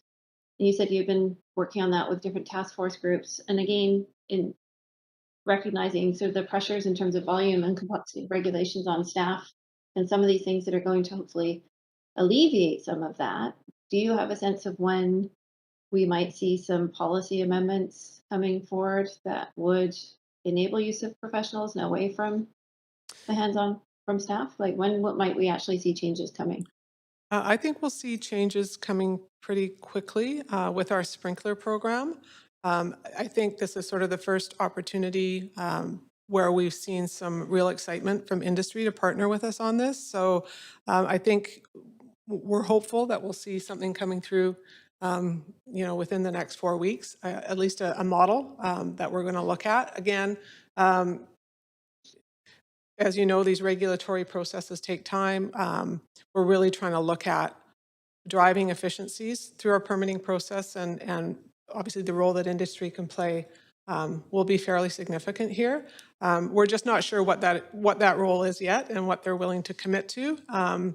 in terms of assuming that risk that the city has typically absorbed through the permitting process. So we need to have those conversations and get a better understanding of what that would look like. Okay, is there a chance to spread it out to more than just sprinklers and use similar indemnification, kind of like we did with the tree bylaw? You try it, and now there's a recommendation, pull it back. But if it works, could it be expanded more broadly than just sprinklers? Yes, definitely. Through building permits, it would probably be the next targeted program we would look at. I guess to clarify, could those things be rolled out concurrently? And if necessary, if there's a challenge, that we make amendments or adjustments? I think we'd like to, again, I think we'd like to really understand what it would look like before we sort of run the programs concurrently. I think sort of taking lessons learned and leveraging them to other permit types is sort of what our practices have been. But yeah, I mean, we're certainly open to more conversations about it. Okay, and then my last question, because I don't think anybody's having a lot of fun here right now on either side. You know, just sort of being honest, and Vancouver has the reputation for being the slowest and the worst. So if you had your druthers and you could change anything, or you're going to pontificate on why it is, why are we so slow?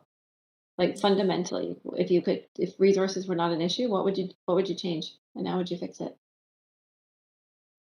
So yeah, I mean, it's a great question. I think for me, in my longevity with the organization, I would argue that, you know, what spurred this motion on in the first place was just the layers and layers of policy and regulation that we've accumulated over the years. It's great policy, it's great regulation, but again, we haven't been as efficient at taking away policy and regulation that is no longer applicable.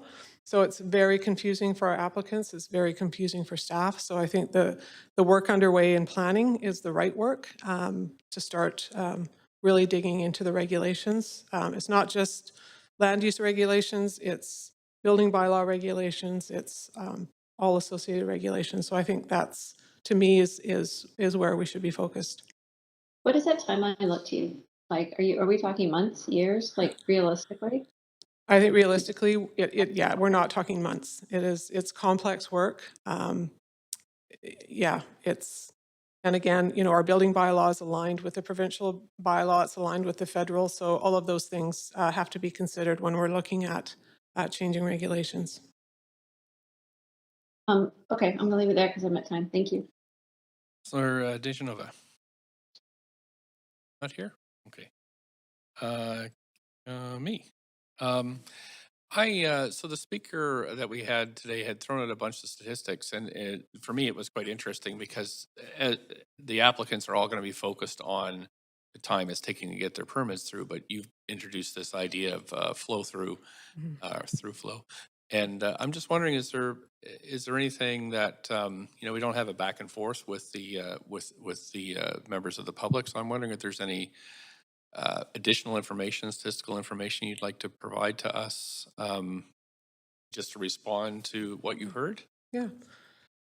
Jesse? Just going to bring up Jesse Goranson just to speak to that. Thanks. Okay.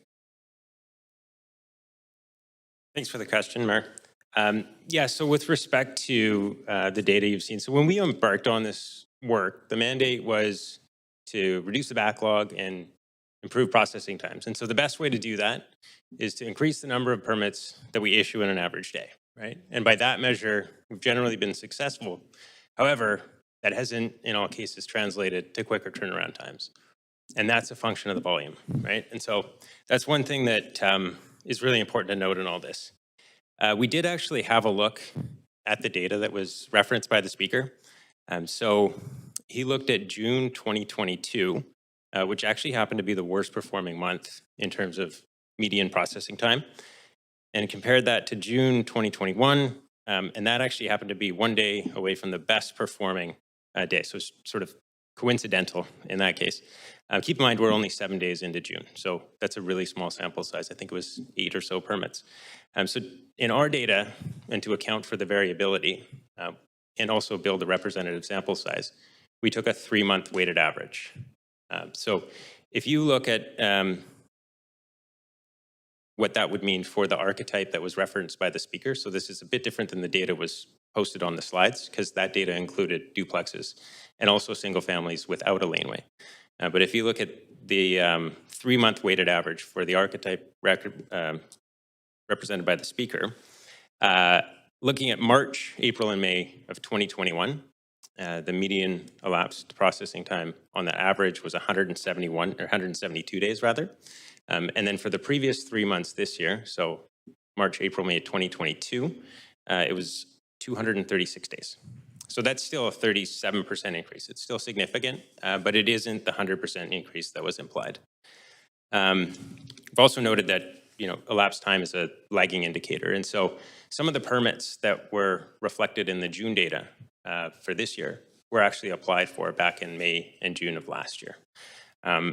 One thing you will notice in that data is that the last 2 months, so April and May of this year, we issued 22 and 32 permits respectively. And if you go back a year, it was 14 and 15. So that's the number that we really look at in terms of understanding how we're doing against the metrics and objectives that we set out.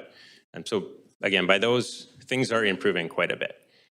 As we do issue more permits, some of those permits, and we get better at issuing permits, some of those permits are going to be the long-standing, more difficult and challenging permits to issue. When we issue those permits, they hit the data. And so they're actually going to skew the data upwards. And so we've seen a bit of that over the past couple months. That's not necessarily a bad thing. It just means that we're getting to those permits that have taken a long time to issue.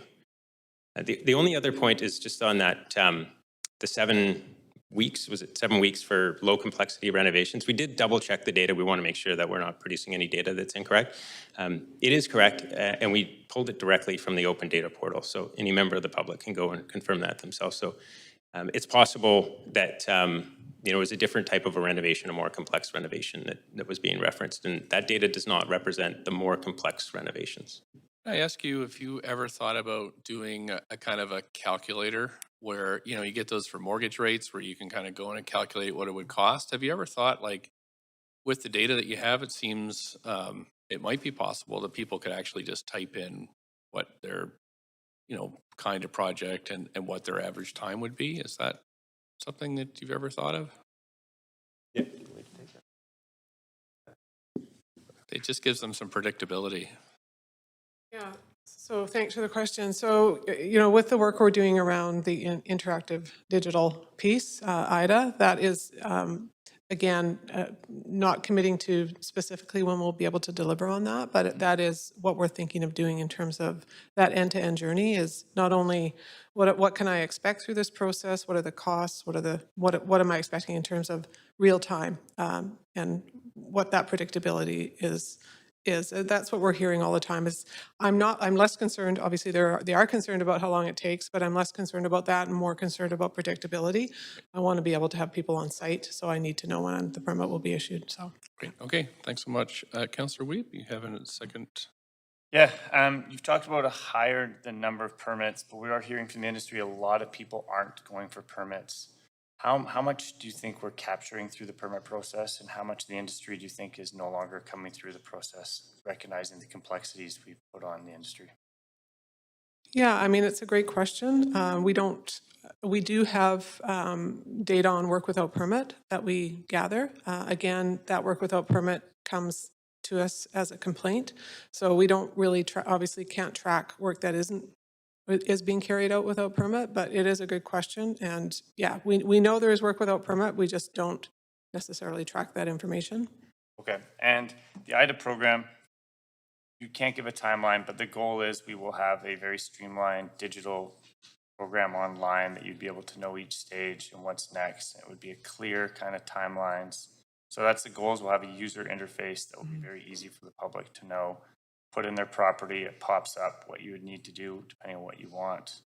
Right? Is that the final goal? Is we have a really simple where I punch in my address, it pops up, tells me what zoning my building is in, and then if I put in whatever reno I want to do, it will pop up on which stream I would go. Is that kind of the goal, that we're going to get as many opportunities to simplify that process from the start? Yeah, so we are committed to delivering on the first piece of the IDA project by August of 2023. So we have committed to that. So the slide that I showed you earlier, which showed the journey to getting to an application, submitting an application. That's what we've committed to by August 2023.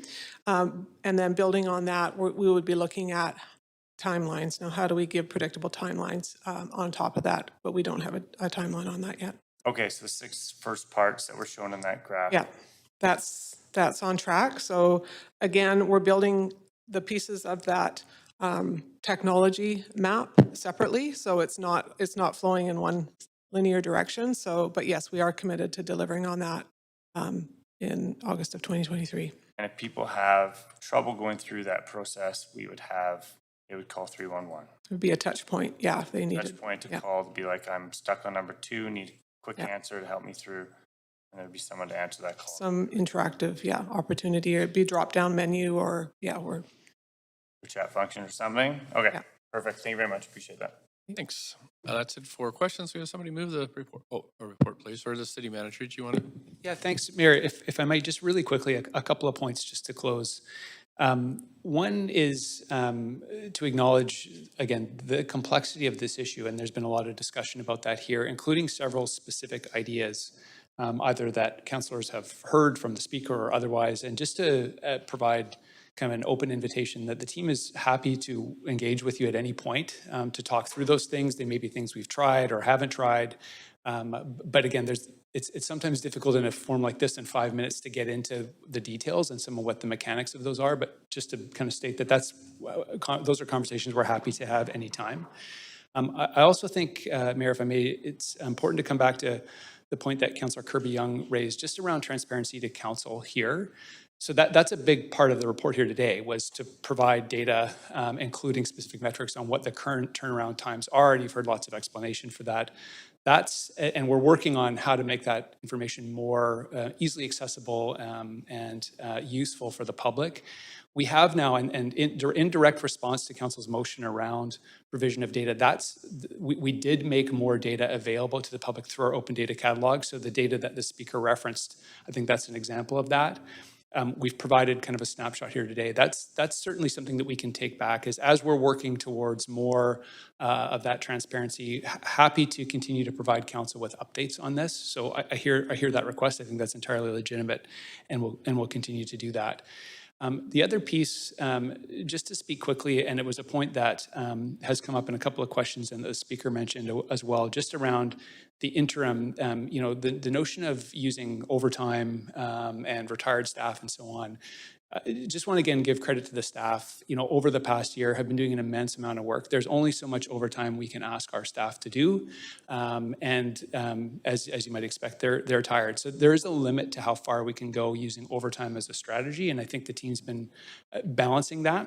And then looking at things like retired staff, again, just on Andrew's behalf, we're looking at all options as to where we can find talent in that regard. So just to address that specific point. But again, thank you very much for the opportunity. Thanks. Councillor DeGenova, I have you on the list. I was happy to move the recommendation. Okay, moved and seconded. We're on the main queue now.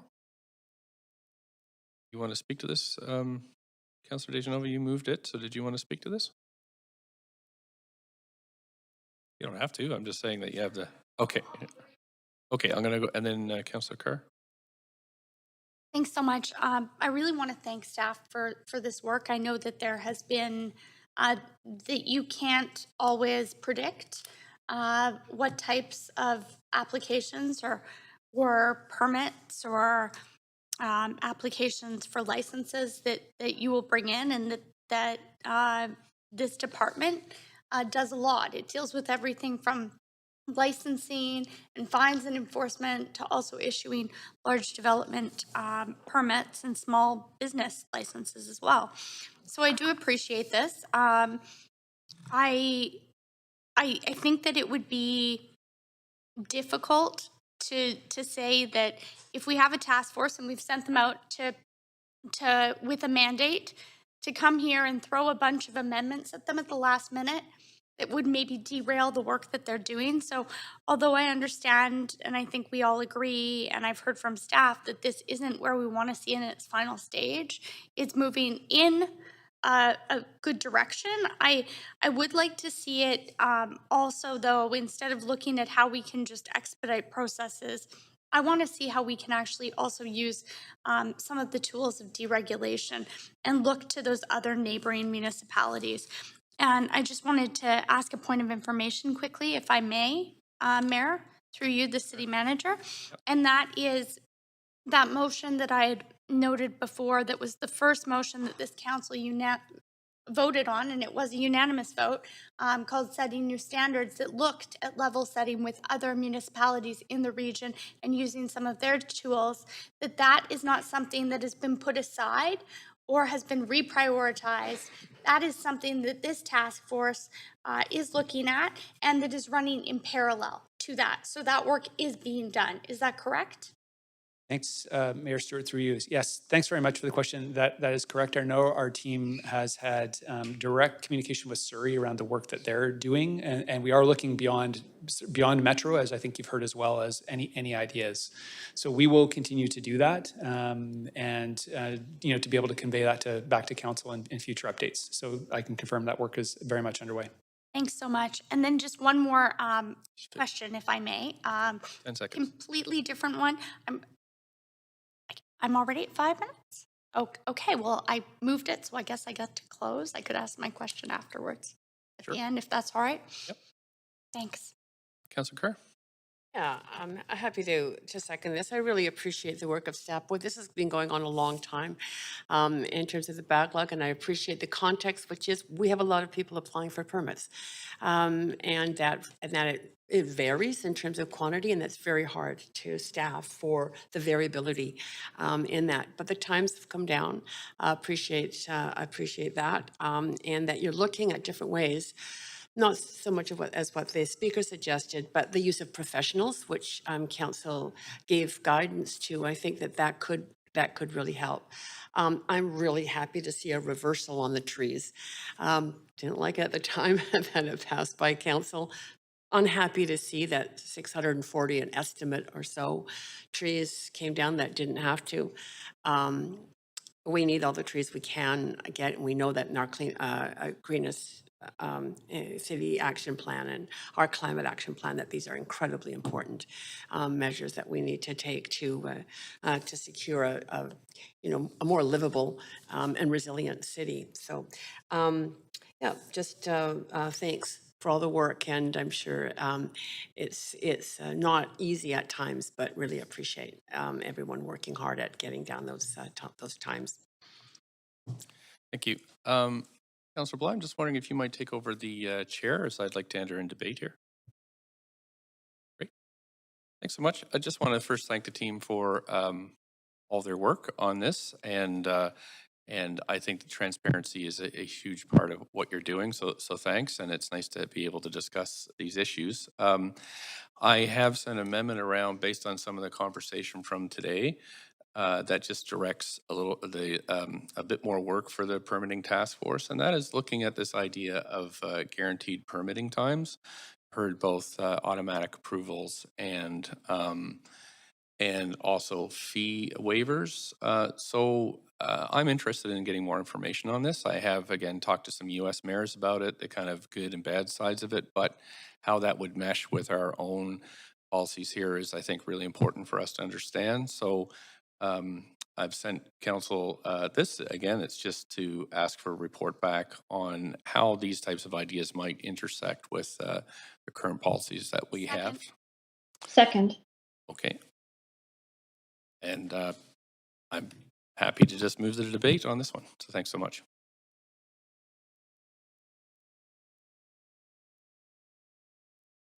Are we setting a new queue for this? Oh, sorry, my mic was not on. So just moving us to an amendment queue if anybody would like to discuss. And I see Councilor DiGenovis first in the queue. Thanks. I'm going to take this opportunity to ask the question that I was going to ask before. It's a point of information, but it does pertain to this amendment as well. So I'll ask it through the chair to staff.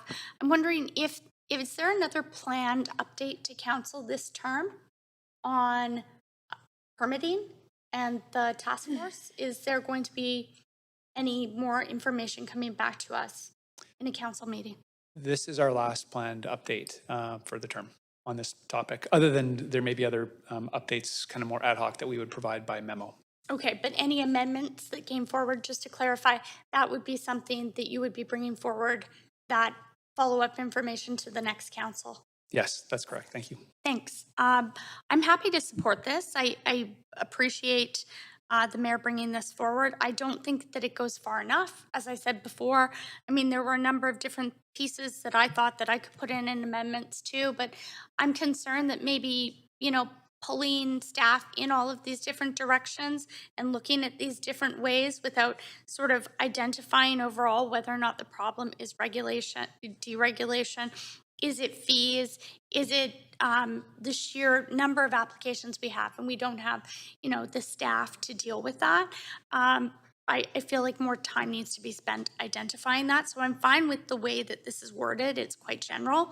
So I'm happy to support it. But if we were going to get into, you know, 100 amendments, council, I'd be a little bit concerned that we'd be, you know, offloading this on the next council. And some of us may be here and some of us might not. And I think that it's also really important to set realistic goals for ourselves, especially when we're dealing with an issue that we've heard such frustration from the public on, and that really impacts affordability in our city. So happy to support this, but just wanted to include my comments in that as well.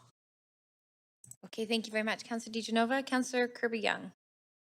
Yeah, thanks, Chair. I'm happy to support this amendment. I've had conversations with industry about these programs in other municipalities and the opportunity that it might present for Vancouver. I do think that we need to be bold. Council wasn't prepared to be bold, speaking frankly, in terms of setting a timeline to clear the backlog. And if that sentiment is shifting in recognition of the huge impact that delays have on our economy, on our small business, on our residents, on housing delivery, then and you know densifying single family homes, provide additional units, then I'm happy to support sort of you know an additional commitment from around the table to being more bold, because quite frankly the impacts of not doing that are so significant and we hear about it all the time, and it's a core function, and I really want like Vancouver to be known as one of the best and not one of the worst, which is where we are now. And I say that not in a spirit of criticism, but in a spirit that we have to acknowledge realistically where we are in order to figure out how to move forward. So I would have liked to see more bold action when we brought this forward last year. We had a moratorium on bringing forward the ability to put in initiatives like this, but which I didn't support because I thought that there might be opportunities to do things like this. But if people around the table are prepared to be bold now, then I'm all for it and I will support it. Thank you, Councillor Kirby-Young. Councillor Dominato. Thanks, Chair. And yes, I'm happy to support the amendment. I think that we should be looking at all options, and I do appreciate that there has been an enormous amount of work by staff over the last year to address concerns of whether it be, you know, homeowners to smaller builders to larger scale developers to small businesses wanting to open, and recognizing that there's a huge need to address some of the gaps. And I'm really appreciative of what I've heard today, in particular around some of how we're seeing that translate into action and to change. But I do think it would be worthwhile to hear back on whether guaranteed permitting timelines could have a further impact and positive impact. So I'm happy to have a report back on that option. Thank you. Thank you, Councillor Dominato. Seeing no one else in the queue, we can move to a vote.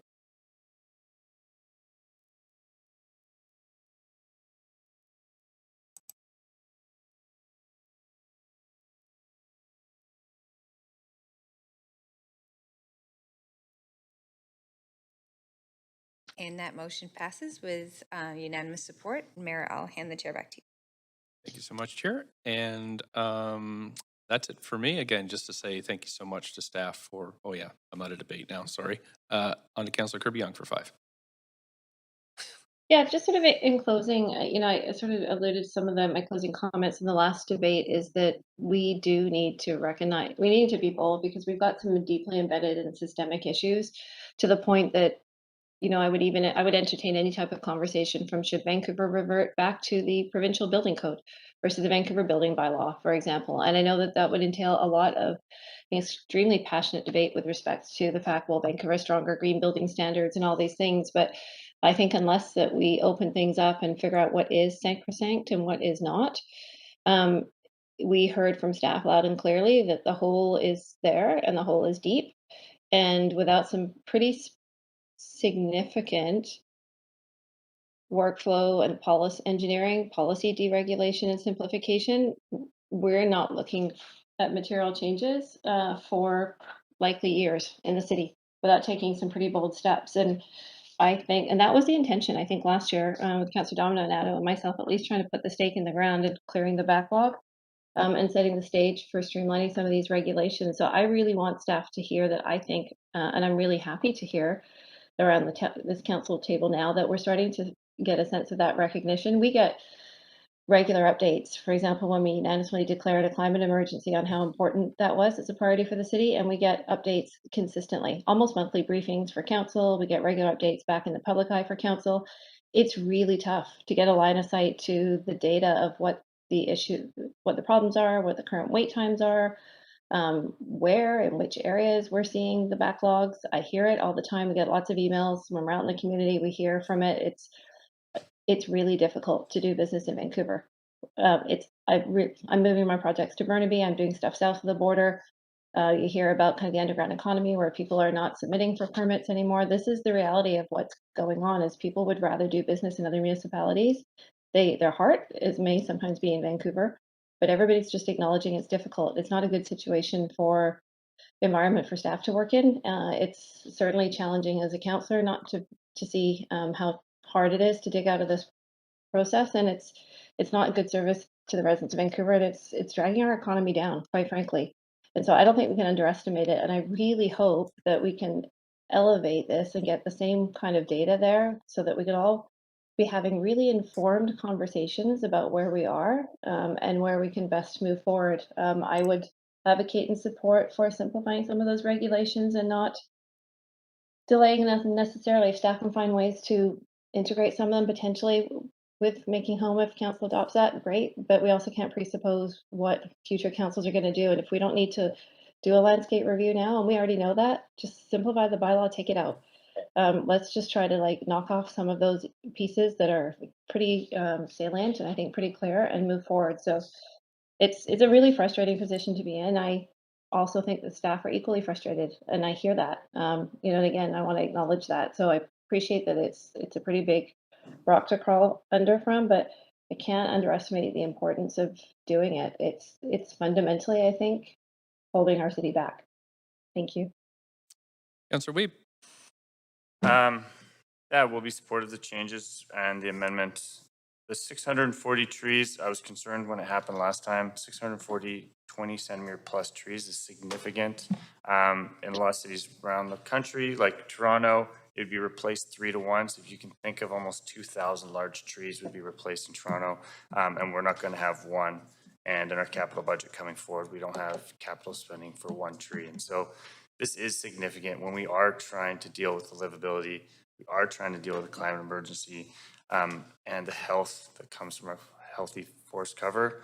I remember leaving that meeting just a bit shocked. And so I do appreciate that we are moving the right direction. However, we have lost those trees, and we do need to look at policies that will help ensure we plant more trees and continue to grow our tree bank here in Vancouver. I do like the idea that we're removing an arborist report if you're not touching the outside of your building. Those little things make such a difference. I remember when we first caught on in 2018 that we had so many policies that it was so difficult, and some competed against each other, that some staff said they couldn't approve a project because they had 2 competing policies. And I appreciate that. I feel like we are getting reports every 2 months, and every 2 months we're getting an idea of what we're doing. We're making changes and updates, and I appreciate that staff were willing to come back recognizing that this one didn't work and we're making a change back. I think it's great that we're moving forward and we can make mistakes because we're making change, and change isn't easy. So I really appreciate staff really coming forward every 2 months. I like it because it means every 2 months we're making changes, we're making it better. It's not going to happen overnight. I love that in 2023 we'll have more customer focused, centric. The first 6 phases will be done in a way with IDA. And I think that's exciting because I think that's the progress the public wants to see. And it'll take 1 more year, but appreciate all the work staff's done, all the overtime, all the time away from their families. So thank you so much, and I am very supportive. Councilor Davenado. Thanks, Mayor, and I'll just add a couple of more comments. Thank you to staff for the updates today and the progress reports. It's greatly appreciated. I know you've heard me speak in council on this subject before, but I absolutely am enamored with making our systems very customer-centric or people-centered, cutting the red tape, recognizing obviously there's issues where we need to be thinking about life and limb and safety. And so there's absolutely reasons for why we have things in our building code and policies and frameworks. And sort of segueing for where Councillor Reid was, what it comes down to for me is why this important work is so important, even though it may not be sexy, is because it plays such a key role in homes, building homes, establishing homes and housing in their city so people can live here. It's so critical to small business, which creates jobs for people to work here, for livelihood, and all of that big picture contributes to livability in our city. We talk about having complete neighborhoods, and all of this work contributes to that. It's like the underpinning. And so that's why I think you'll often hear from us about why we're asking about this and inquiring and wanting to move things forward, is because it's all connected to much bigger issues that we're trying to tackle as a council. So thank you for the work you're doing. Great to see the progress. I know there's more work to be done, but appreciate the update, and I'll just sort of pause there. Thank you, Mayor. Councilor Fry. Yeah, and I will actually just keep it very brief. I do want to just also echo Councilor Weed and Councilor Carr with how disappointed it was to first contemplate the tree removal bylaw changes and how painful that was for us. And I'm glad to see that reversed. But I just want to take a moment to say that I think we all appreciate how complicated this file is, and that there's a lot of red tape that has to be cut through, and that there's a, but I also want to just acknowledge that that the team has been super responsive when we have come up with things, and I've personally brought forward issues, and I've seen you guys come together and really like respond to some of those concerns. So I do want to acknowledge the really great work that goes on. Yes, there's improvements that we're going to have to do, but I just want to thank the team for the work that you do. And I know it's super complicated, and I know it's a lot of work, and we'll improve the systems for sure, but thank you for what you do. So. Councilor DeGenova. Thanks. I'll just take the opportunity to close. I just wanted to thank staff. I know that this is really difficult. It's not easy. And being that we are such a large city, it is hard to compare us to other cities. That being said, this is something that over my 2 terms in council, several councillors have brought forward motions. I mean, I think that it is a little bit ironic that this was the very first motion that we as a council voted on.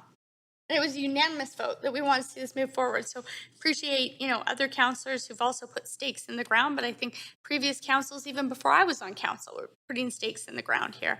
And I do want to compliment and really commend staff for some of the work that you have done, especially looking at the most affordable projects and those that would serve people who are vulnerable and marginalized through this short program, and your efforts there to expedite. I think that that's really important to note.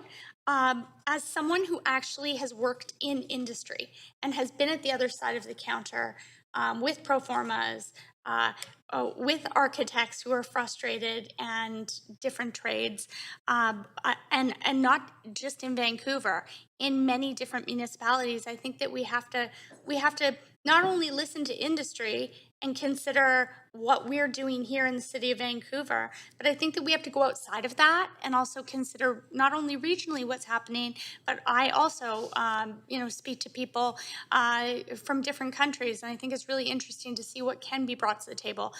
There are ideas I'm sure that our staff have that will be borrowed from other municipalities. So I just wanted to put that out there. But I think that when we look at this, there is frustration, and we in a sense want to be busy. We never want to not be busy at our development counter, at our services center, because that would mean that nothing is being built in our city. But at the same time, I think that it is important that, you know, instead of one way forward, we look at a number of ways forward and not overcomplicating those processes. And I appreciate that that's what staff have tried to do. And as you come forward with more and more recommendations out of this task force, that's what's happening. I hope that the next council will see it the same way, that it's their job to make sure that this keeps moving forward, not to stop this and push it in a different direction, because that really impacts more than just a lineup, more than timelines. It impacts affordability in our city and the willingness of industry to want to build in our city. So for those reasons, I do commend staff. I realize we've been all over the map considering we're talking about a tree bylaw, but I did want to offer my thanks and appreciation. I'll leave it there. Thanks. That's it for speakers, so I'll move us to a vote on this item.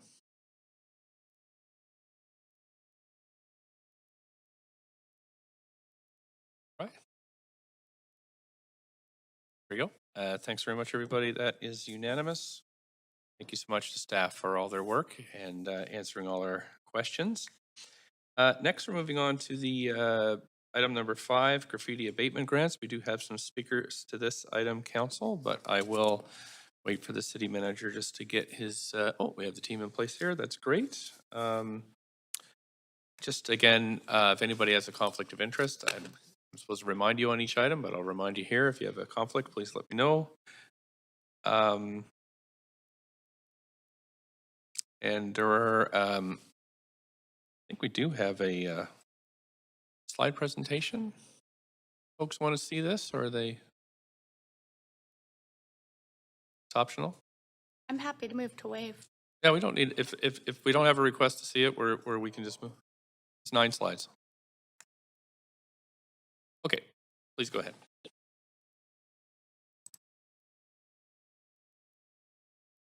Microphone. Today with Peter Vaisboard and Matthew Burke, both within our planning department. And we're here to present and respond to questions about the 2022 graffiti abatement grants report. This report is coming forward today in response to a council motion passed April 12th of this year to provide $500,000 in grants to business improvement associations for graffiti abatement. The approach for distributing the grants was developed in collaboration with the BIAs and follows the same approach as council approved last year. This report is seeking approval for the grant distribution as presented in Appendix A, the source of funds, and staff direction to execute the grant agreements with each of the individual BIAs. With that, I'd like to hand it over to Peter, who will be very brief with the presentation. Thank you.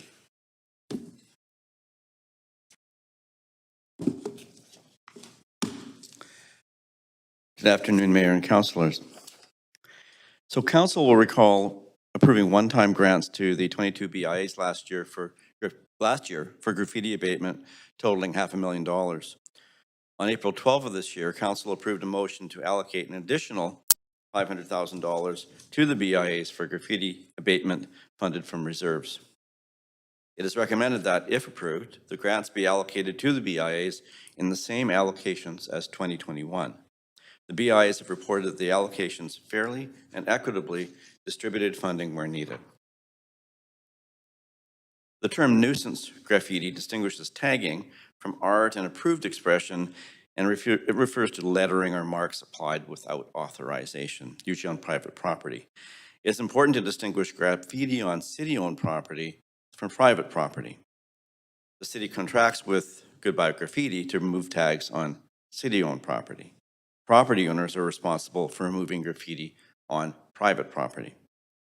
Some BIAs initiated their own graffiti and mural programs, hiring contractors or social enterprises, for example, in Hastings Crossing, or working with community policing centers to organize volunteers to remove graffiti. Tagging increased significantly after the onset of the COVID-19 pandemic, as we all know. Pandemic restrictions and business closures resulted in a significant decline in pedestrian traffic. Fewer eyes on the street provided more opportunities for tagging. BIAs with graffiti programs struggled to keep up with the new volume and frequency of tagging. For example, tagging that keeps being reapplied after it's removed successive times over and over. Tagging of upper floors and other hard-to-access locations. Racist tags, especially in areas like Chinatown. Some BIAs diverted other program funds to address the problem, as the appearance of the public realm was seen as crucial for the return of the general public and tourists. Council's 2021 grants to BIAs were very successful. The BIA partnership has agreed on an allocation formula that was seen by its members as equitable.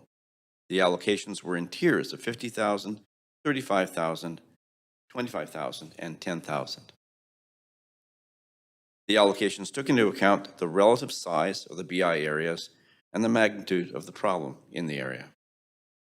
The Downtown and Chinatown BIA received the highest allocations, which is $50,000 each.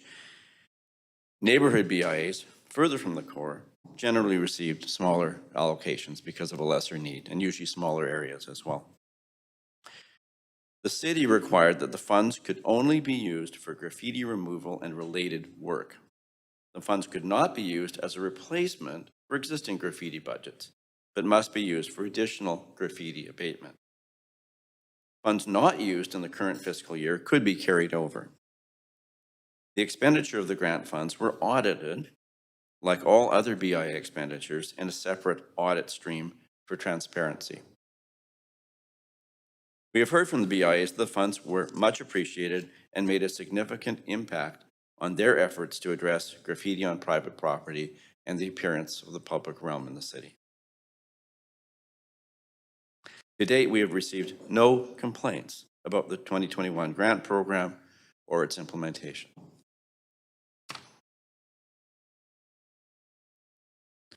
BIAs report the proliferation of graffiti continues to be a major.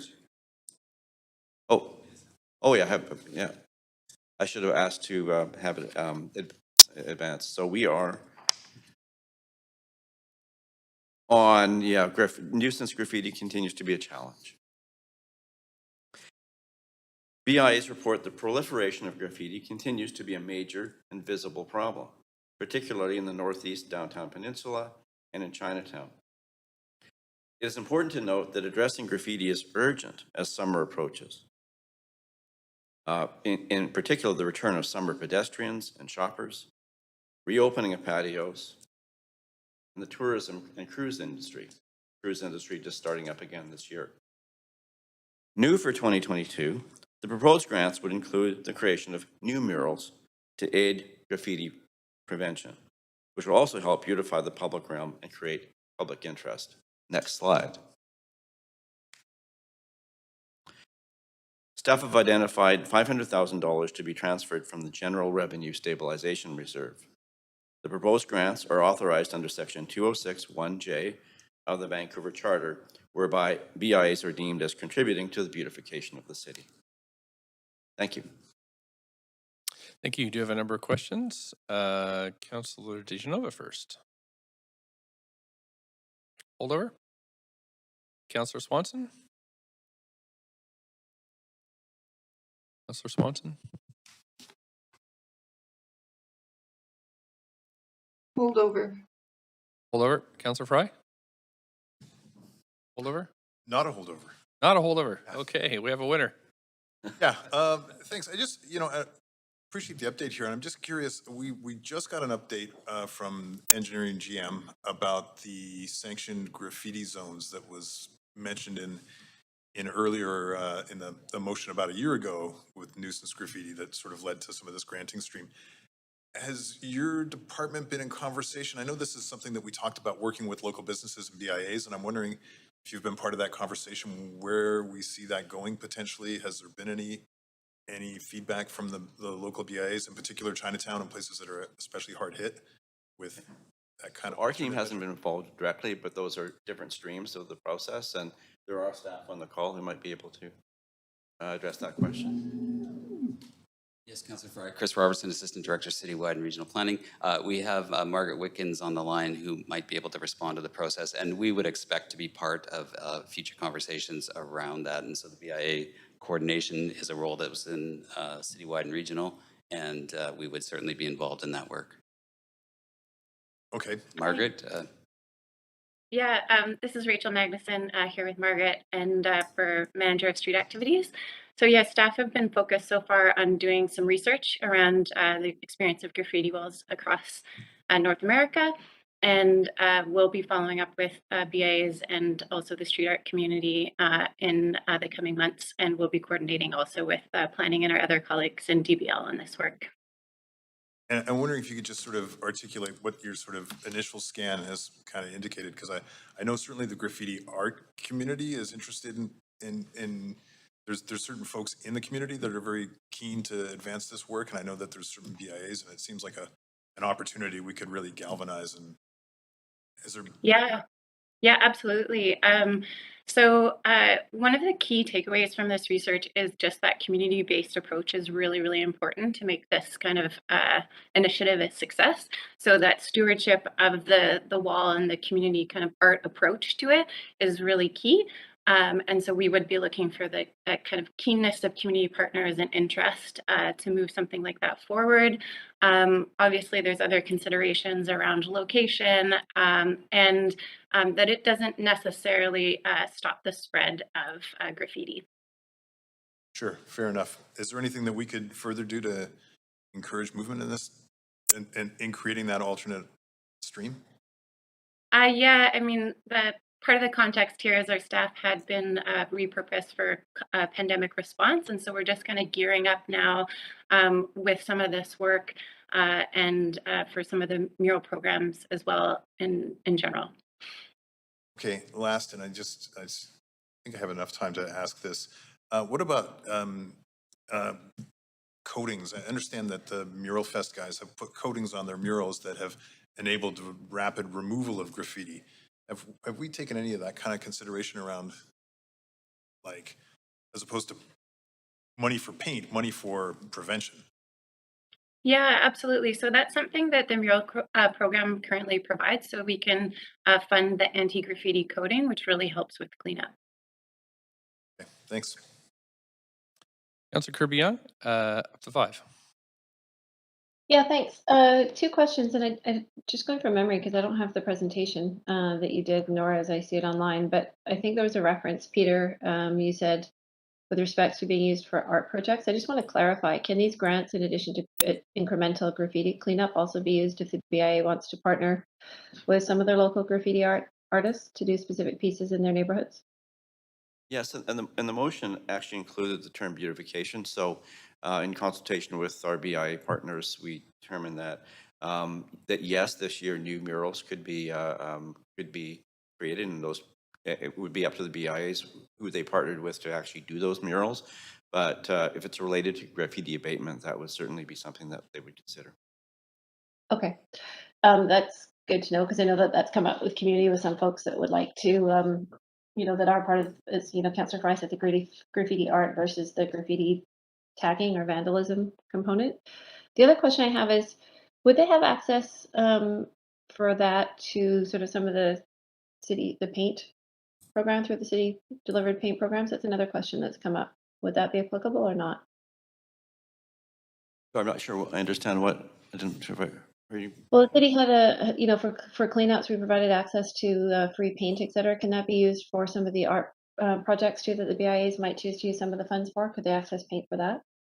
I don't see why they couldn't, but that would be also the engineering policy because they administer that free paint program. Can I get clarification if that could be done within our existing framework without requiring any policy changes? Yes, that's right. It could. So it doesn't require any direction or amendments or whatever from council. It could be done now on request. Yeah. Okay, awesome, super. And then lastly, are we still issuing tickets, especially in areas like Chinatown or to others where they've had prolific tagging and there are business owners that are literally cleaning something up and then 24, 48 hours later they're seeing something else? Are we stopping the practice or have we been lenient on fixed fines to private property owners if they're not keeping up or they're just out of funds to try to deal with the constant cleanup? Rachel, are you okay to answer that as well? I can. That's our colleagues over in DBL. So I believe that they paused their enforcement throughout the pandemic, and we'll be providing an update shortly on how that will proceed moving forward. But that should come from DBL. Okay. By shortly, do we mean to this council? Yes. Yeah. In a few weeks. Okay. Super. Thank you, Margaret. Thanks. Councillor Weep? Yeah, my first question, the commercial bin cost for a small business has significantly increased. What does the fund of that fee go to, other than, does it go to help clean up or graffiti abatement? Does it go to, what is the extra cost that we're receiving now for a small business to have a commercial bin on city property? Yeah, I don't have the answer to that. I'll look to maybe Margaret or Rachel. And if we can't answer that, maybe we'll have to bring that back because I don't have the cost on the commercial bins. Okay, I'm just following up because recognizing it's a significant amount. Is there an ability for us to, in those permits, make the operators responsible for cleaning it up or providing paint so we can get those bins painted? Because obviously the commercial bins are a significant component of the graffiti in our alleys. So I'm wondering how we can better use our permit system for commercial bins on city-owned property to start to make sure that they're cleaned up in an appropriate way that's not putting extra impact on the small business owner. Yeah, great question and great suggestion. That is something we will take away and report back to you because I don't have the answer on that. My expectation would be that they are responsible, but I don't know that for sure. Okay.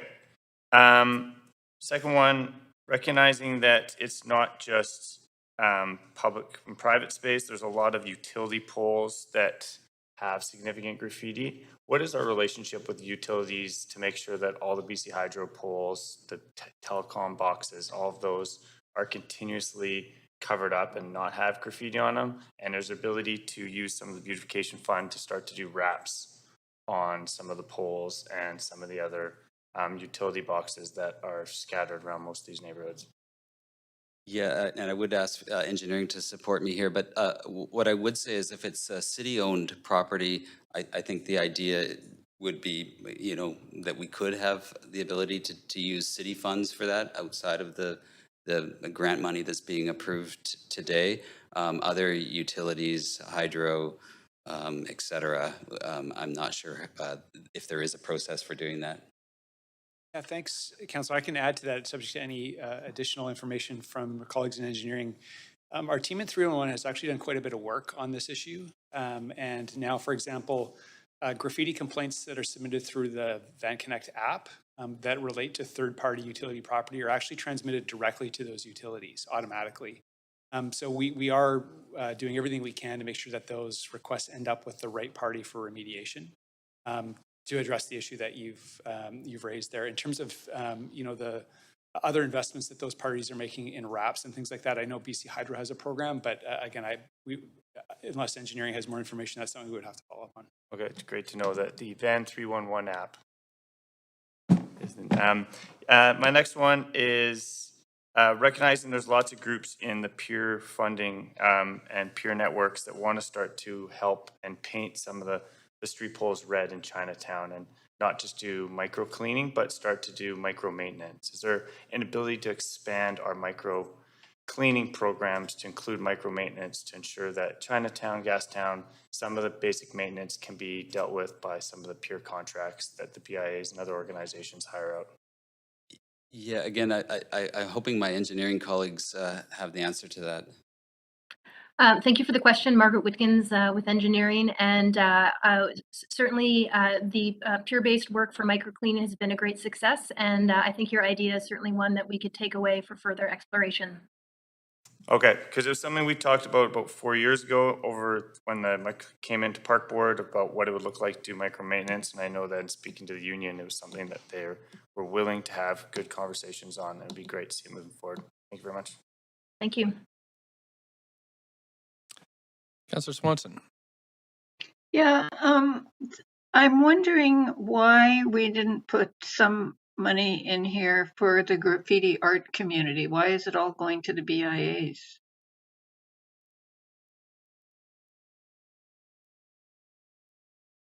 The money that is being funded to the BIAs can be used by the BIAs to contract with the Graffiti Art Committee to do stuff. There's no limitation on doing that.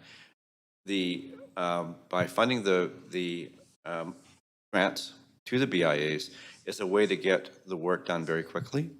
And last year it was done very quickly.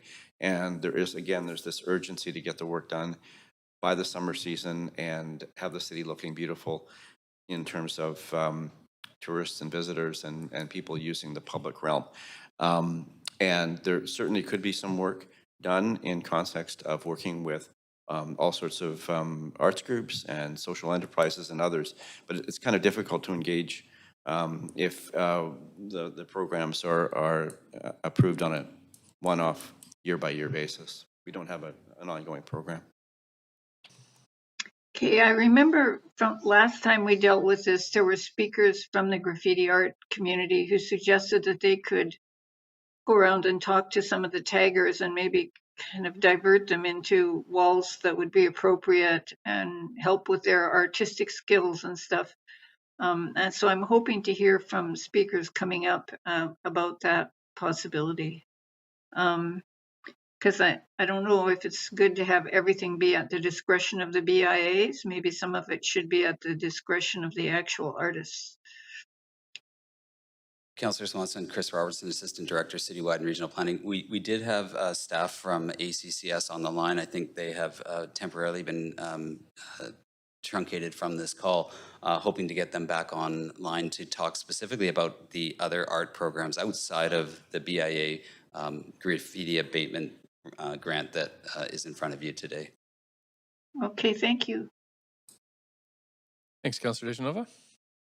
Thanks. I just had a question for staff, and maybe I should ask this of some of the speakers, but I'm wondering if you've heard from some of the BIAs that might want to do something creative with some of the funds and hire an artist, but are concerned considering the media that we recently heard about in Chinatown, where that's actually what happened. There was a beautiful mural that was painted, and 5 weeks later it was destroyed and needed to just recently, you know, have that removal of that tagging. So I'm wondering, are BIAs, or what you're hearing, that they're kind of stuck because they'd like to do that, but then to do that it's very hard to maintain that also?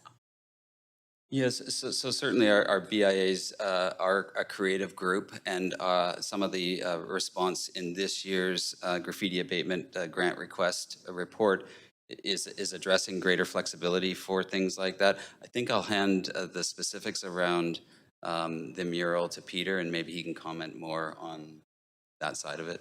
Okay, thanks. Yeah, and just to clarify, even in the in 2021 grants, BIAs were able to spend money on graffiti abatement for mural repair and also for coatings that would protect materials from vandalization. And Chinatown received a $50,000 grant last year to help do that.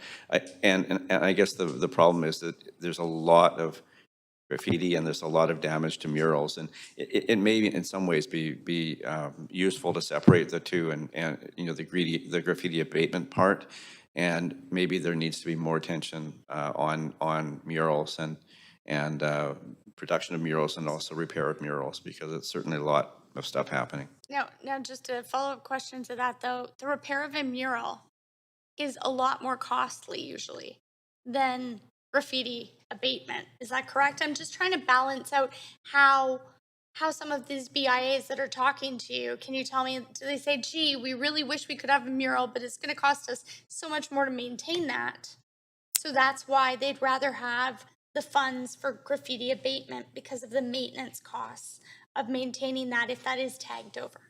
Yeah, I don't know if it's accurate to say that it's more expensive to maintain a mural than to create one.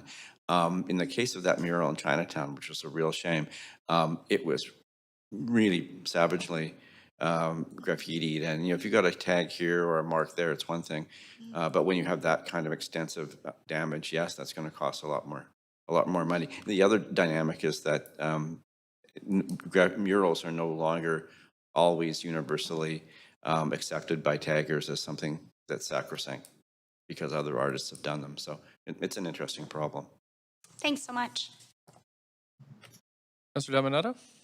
Thanks, Mayor. I'm just wondering if staff could comment a little bit on, there's been conversations around, in light of the heightened graffiti and the impact on community, on businesses and others around how to engage, particularly with prolific taggers and restorative justice models. And so this is part of previous motion around how could we address that and remediate, recognizing that, you know, we're looking at, there's options that have been tabled around looking at graffiti walls, but if individuals who are tagging repeatedly, if found, could actually be involved in restorative justice models to sort of recognize the impact it's having on communities and on those businesses and other places. Is that possible? Could you comment on that, if that's being looked at as a city? Yeah, and unfortunately, I don't feel comfortable commenting on that and providing you with an accurate response. You know, what we do know from the BIAs is that, you know, they're interested in finding those kind of programs and models that would assist in prevention before it's at a point of removal. That is something that we can follow up with you on, but I apologize for not having a response to that. Yeah, no, it's all right. I appreciate that. Thank you. Councillor Weeb, you have about a minute. Yeah, we just got a response from a member of the public that wanted to follow up on the utility companies. They said, yes, it goes to utility companies. Do we have a follow-up to ensure the utility companies are are taking care of the poles? So I guess, and have we been putting fines to the utility companies that haven't? Thanks, Councillor. Yeah, that's a great question. In terms of the process that we have with 311, I'd have to confirm in terms of what the feedback loop is on those requests. Again, unless engineering has any additional follow-up on that, but that's, if we can't answer that right now, we can certainly get back to you. Hi, this is Margaret from engineering, and I can confirm that we have staff-to-staff contact regarding the follow-up on those utility-related graffiti cases. To my knowledge, we have not issued fines, but that's certainly something that we can follow up on and confirm back. Okay, thank you. Thanks very much. That is it for questions. We do have members of the public here. I believe they're online. The first speaker is Sarah Blythe. Hey, can you hear me? Sure can. Up to 5 minutes, please. All right, thanks for having me. Yeah, so what I would suggest when I'm looking at this is that these grants don't really, they don't get to the root of what the problem is. And even though it's great, I think it's good to give this funding and all the funding that's in this to the BIAs. They need funding to take care of some of these issues that have come up. It really doesn't help the root of the problem, which is education of some of the artists, and also just working with sorry, there's lots of ambulances outside right now. Just working together with the different BIAs as a community group, the Downtown Eastside Artists Collective, so that it can be a group that the businesses can get a hold of and say, listen, this is happening in our community. We need some help from some folks that understand graffiti and may know some of the people who could possibly be doing it, and could be partner with the BIAs. So I think it sort of misses. Although it's good, I think that adding a community group that could help with these things would be really good. And some of the things that the Downtown Eastside Artists Collective have been doing in working with Chinatown, and out of their own pocket and for free, and even just because they care about Chinatown, like Smokey and Trey and some of the community members, is just basically going in, painting, but also education to the graffiti community about respecting different neighborhoods, and this is where you can paint and this is where you can't paint. And, a lot of it is youth related and they need some mentorship. And I think, considering adding, a community group that could actually do this would be really, it would really help. And I think it would help get to the root of the problem And I think that it would also give these BIAs somewhere to go with questions and concerns along the way. So I think that's about it. Okay, thanks. I don't see any questions for you, so thank you so much for calling in today. Okay, thank you. Thanks. Next, we have Trey Helton. Hello. Hi there. Please go ahead. Can you hear me? Sure can. Up to Can 5 you hear minutes. me? Yep, I can hear you. Up to 5 minutes, please. Yeah, just here today to ask for some consideration as the Downtown Eastside Artists Collective and in partnership with the Coalition of Graffiti Writers group to be considered for some funding to help different Vancouver municipalities with graffiti problems. Guys like Smoky Devil, who has Jamie, otherwise known as Jamie Hardy, have a 25-year career of being a prolific tagger or street artist, whatever you want to call him. He has seniority. There's a little bit of seniority in the graffiti world, and people respect Smokey. Myself and Smokey have been taking it upon ourselves to just basically go in and help Chinatown as neighbors within the Downtown East Side, where it seems like the Downtown East Side has more of an open mind towards street art and graffiti as a legitimate culture. And unfortunately, Chinatown gets hit a lot because people come to the Downtown East Side where they can paint, and then they just kind of wander over to Chinatown and start hitting spots in Chinatown. And me and Smokey feel some responsibility that we can try to help that and show Chinatown some love. So we've been doing murals as it's been seen in the news there, spending money out of our own pocket, and working with the Chinatown BIA, Lorraine Lowe from Sun Yat-sen, and other people who don't wish to be named. But currently we're working on another spot, the herbal shop that's been hit prolifically on Gore. I believe it's 439 Gore. There was a global news piece on it that the store owner, Tommy, is just upset and fed up with the prolific tagging that happens on his garage door, and he's now working with me and Smokey. We've got the approval to do something on his door as well as the barber shop beside it to alleviate some of the tags. We've also talking to other taggers. We've identified the particular guy named Sterno who hit the 10 Ren, and he's been warned never to come back to Chinatown or the Downtown East Side. So I feel that, we do have some relevance and we do have some pull, and we are important, and we're trying to help. I mean, whatever you guys, if you're willing to reconsider giving us some money, we could recoup some cash. Primarily me, I've spent a lot of my own money as a VCH employee to just pay Smokey for his time, and paint is expensive. I've never been paid for anything I've done. I don't care about that. I'll work for free on this. I just want to continue helping Chinatown and making Vancouver a great place. Smokey wanted me to say a few things. He wanted to encourage you guys to start the Restart program again. He's willing to step in as a graffiti mentor to anyone who's caught as a prolific tagger, and show them what's okay and what's not okay, and help show them how to do art properly.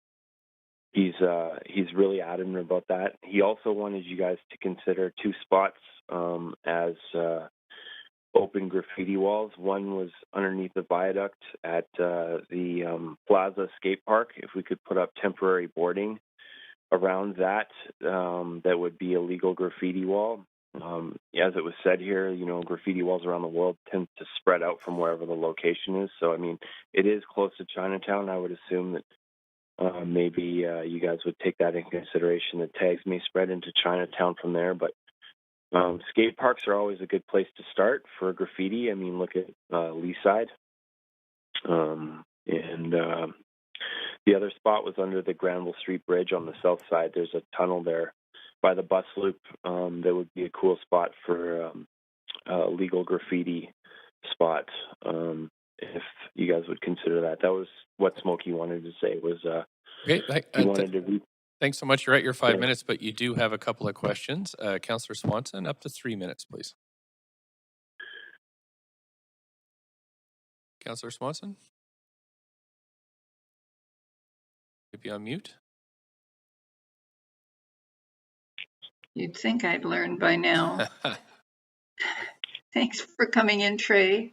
That spot under Granville Street is amazing. I went and looked at it. Could you tell us a little bit more about the Downtown Eastside Artists Collective? Is it just you and Smokey, or are there other people in it? What do you do? It's a group within the Downtown East Side. I moderate a page on Facebook where we effectively give artists in the Downtown East Side who don't maybe have access to social media advertising to try and build them up and share their art and sell their art on a platform that they wouldn't normally have in their deck of cards. So a lot of entrenched drug users within the Downtown East Side don't have phone or Wi-Fi access to take photos of their art and sell it. So this is a platform where I do that for them. I don't charge any fee. I try to give them exposure and sell their art for them on this platform. So it's a free service for entrenched artists within the Downtown East Side who want to get their name out there. And if you had some money, how much would you need? Well, we have another spot in Chinatown that we've been looking at that's a problematic. I've been going around and just in my spare time working with Sean Shao, the artist who did the 8 Immortals mural that was defaced by the 90s crew.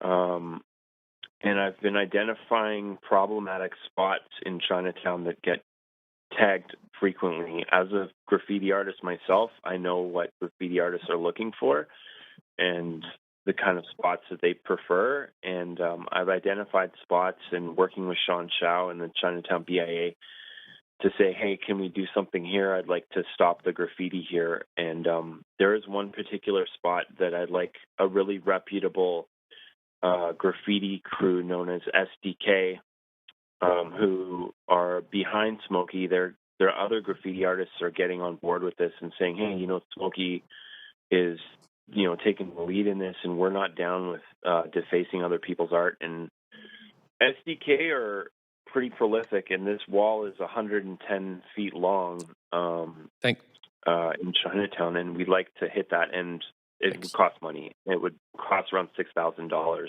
Thank you so just much. for that one wall. Thank you. Councillor Kirby Young, up to 3 minutes. Hey, Trey. A couple questions. Hi.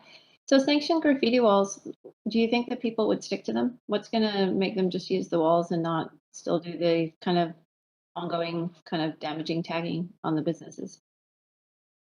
Yeah, I mean, wherever it was said in the report that if you have a graffiti wall, that it will spread to other areas. Of course, it will. I mean, that's I'm not going to deny that would happen because maybe someone doesn't want to go over a respected writer's name, but they see a blank wall across the street and they're going to go put their name on that. So it is something that will happen wherever a graffiti wall goes up. But, I think if word spreads amongst writers about respecting certain spots, some of it can be avoided, I think. Okay, so that's my second question because Sarah mentioned the importance of education. And then when you were talking, and I can't remember if it was you or Smokey that called out the person that tagged the amazing mural at the Tin Run Tea Shop and called them a word that started with a D, ended with a C, four-letter word. And you sort of said that that person had been warned. Doesn't sound as much like education to me. So, like, why would somebody be still doing that tag in the first place? And what does a warning mean to them? The person that hit that wall, Sterno, isn't even a downtown East Side resident.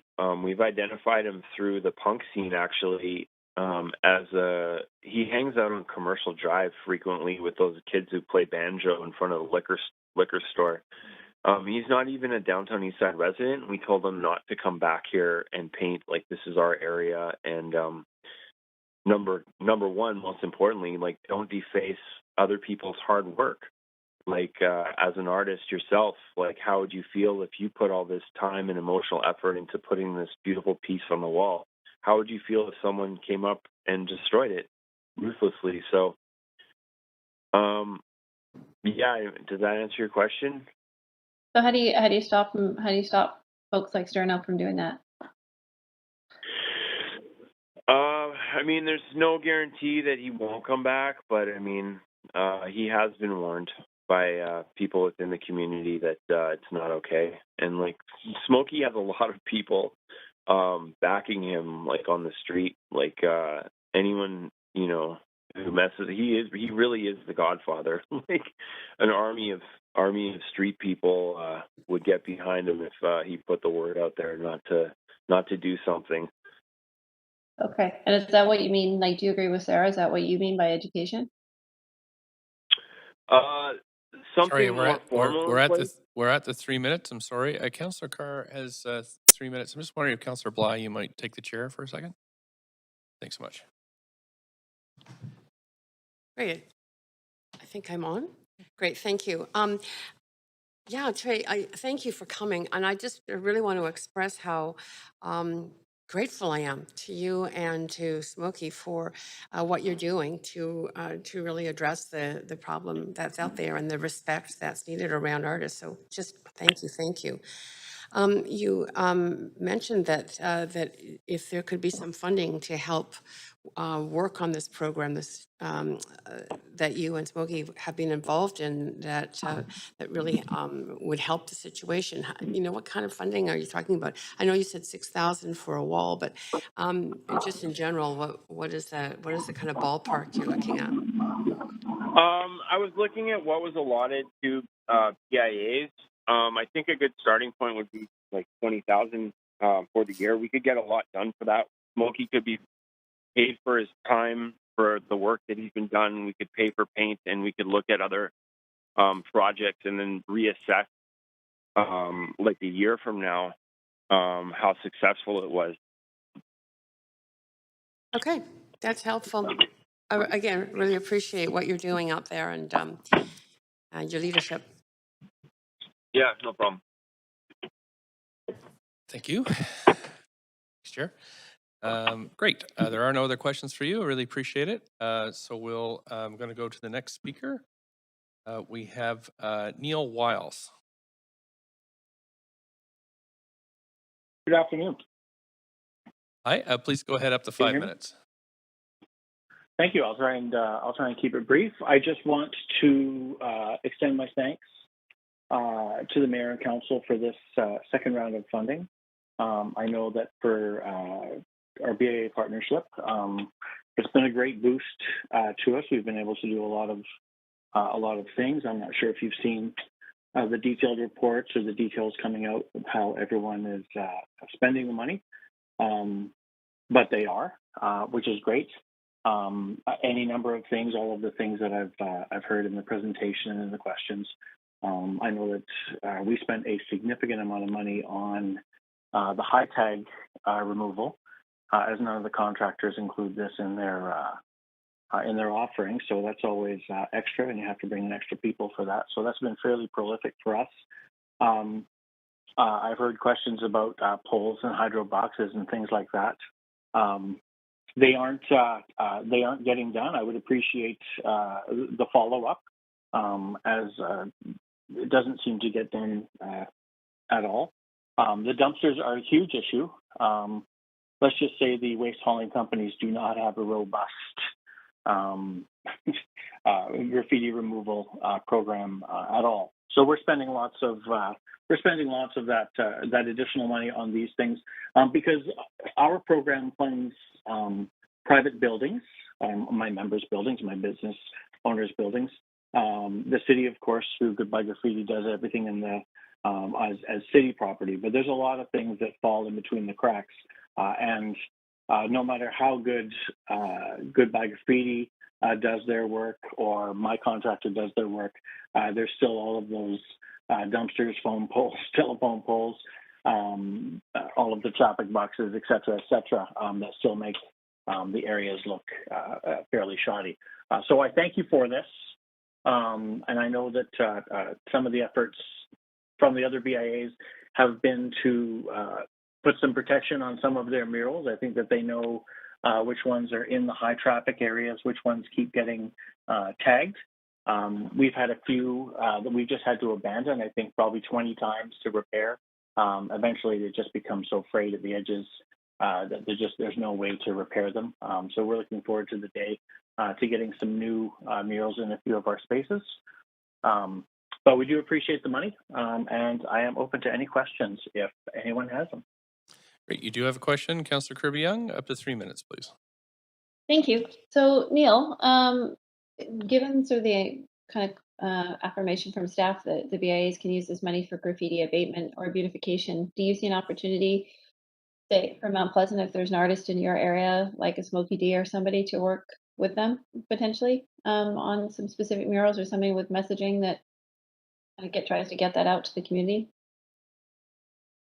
Yes, and from I listened to Trey's presentation. It sounds like the Chinatown BIA and Smokey D and Trey are working together. So I think that those channels are already open in some parts of town. I would welcome, to talk to Smokey or Trey or some of their colleagues in how we can tackle some of the prolific taggers in my area, and if they're able to get the word out through their connections, because I would rather be doing other things to beautify and improve my neighborhood than just keep cleaning up pointless tags. Okay, and just quick follow-up, just to clarify, would you rather that, they talked with you first and asked with respect to specific buildings? Because I understand with the Chinatown one, it's a great piece, says Respect Chinatown on it, it's become popular with people to check it out, but that in that specific case, Smokey D did not ask for permission for the building owner, but Chinatown and the BIA appreciated the sentiment of the art. Would you rather that they talk with you and work together with you? I think so. I think we would want to work with them in order to we know sort of where our hotspots are or where things need attention. I know where I've had 100 tags removed, and it's like, okay, maybe this is the space I want to focus a little energy and some resources. So, I think that we would welcome working with them, but I think we definitely sort of know our little mile of the road here, and would be best to point them in the right direction. Okay, awesome. Thanks for speaking. Thanks. That's it for, Councillor Fry's on the line for you. Just 1 second, please. Yeah, thanks. And thanks, Neil. Curious, so with the idea of sanctioned graffiti zones, do you have thoughts around where that could work and where it might not work? I know there's a suggestion floating around about doing it on boarded up storefronts, vacant stores. I'm curious where you think that, where would be good places to do sanctioned graffiti as a BIA in your Well, opinion? I can only speak for myself. In my area, I wouldn't want to sort of put someone else's area on the under the microscope here. But I mean, Mount Pleasant is a little special because all the best walls already have murals on them. We have, I think, probably 150 murals going right now. So the program has been working with the Mural Fest. I mean, right now they're painting the entire building of the City Center Motel. So there's not a ton left, to have a dedicated graffiti wall. I saw the one downtown I think just off of Hastings and Carroll. Like, you know, it was interesting. It was colorful. But I don't know if there's anything in Mount Pleasant that would fit the bill for that. Certainly, I don't see, you know, a property owner allowing his vacant storefront, you know, to become a graffiti wall, as it were. Okay. Thanks. Thanks. That is it for questions for you. Thank you so much. And Thank you. Thanks. So we have someone who moved the report. Thanks, Councilor Council. Trevino. I heard Councilor Dominato and then Councilor Dejanova seconded. Now I'm on the main queue. If you like, I've got Councilor Swanson on the queue. Councilor Swanson, you have up to 5 minutes. I sent an amendment. Okay. So this is just to give a little bit of money to the artist collectives and peer groups that are working for sanctioned graffiti and working to help folks who are the taggers get more, do it in better places, I guess, and help them with their art. I think, you know, we've heard that there's been a huge increase in graffiti, and maybe one of the ways of working at it isn't just by erasing it, but by actually trying to build a relationship with the folks that are doing it. And maybe if we had a little tiny grant like this, it could help. And Trey and Smokey have offered their services. I think we should take them up on it. Thank you. Do we have a seconder for this? I heard Councilor Weeb second. First, I mean, to second. And I've got Councilor Dominato on the queue. No? That's a hold on. Councilor Dejanova? Yeah, I just had a question Sure. for the mover of the amendment. I see the amendment here. I don't see, unless I'm missing it, where exactly these funds are coming from. Councilor Swanson? Yeah, I was assuming they would come from the same pot as the 500 thou. So my point of information, Mayor, is through you to the city manager, because I don't think this is a reasonable amount of money, but because each time, I mean, I've moved motions for $5,000 and we've all asked where the money's coming from. I'm just wondering if there is funding in the area or the pot, in quotation marks, that Councillor Swanson has suggested. And sorry to put the city manager on the spot, but I can't really track down my budget that quickly. Manager? Thanks very much for the question through you, Mayor Stewart. So council previously, in directing staff to come back with this grant report, did allocate a funding source for the 500,000, which was the reserve, revenue stabilization reserve. So I think it would be appropriate, that would be my question as well, as the funding source, if that is council's intent, that this additional 20,000 be funded from that same source. My recommendation would be that would be specified. We would, just to confirm, is staff will have to come back to council for the actual allocation of the grant to the specific party. So there will have to be a process to figure out how to allocate that 20,000, and we would come back with that report.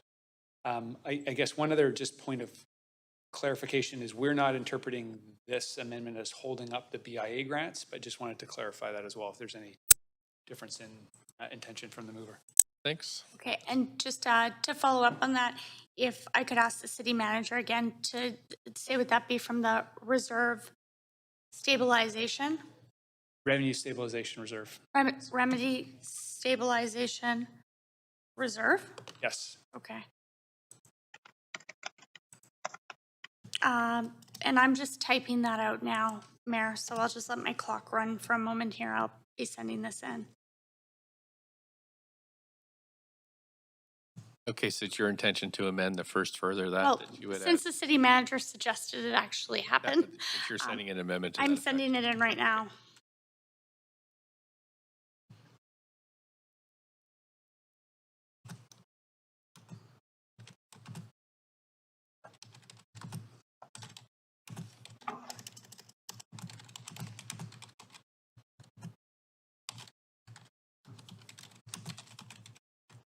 I have a typo in there. I'm hoping that correct typo. that maybe the mayor might be able to direct the clerks just to. So you. I've just added that under in red to Councillor Swanson. So I just hopefully it's seen as friendly, but because we have to do this as an amendment to the amendment, it would just be an addition. I thought I did just send it. So it's moved. So we've got a, so just so you know, we're on the First Amendment queue. Once, if this arrives and is seconded, then we move to an amendment to the It's amendment. arrived in my inbox, so. Okay. No, it hasn't ours. It, Send it to yourself, maybe. no, I'm pretty sure that I didn't, but. Here's it.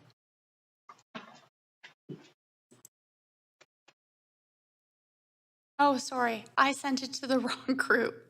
So my apologies. I'm just going to forward that right now. So many DL groups here. Council media amendments, sending again.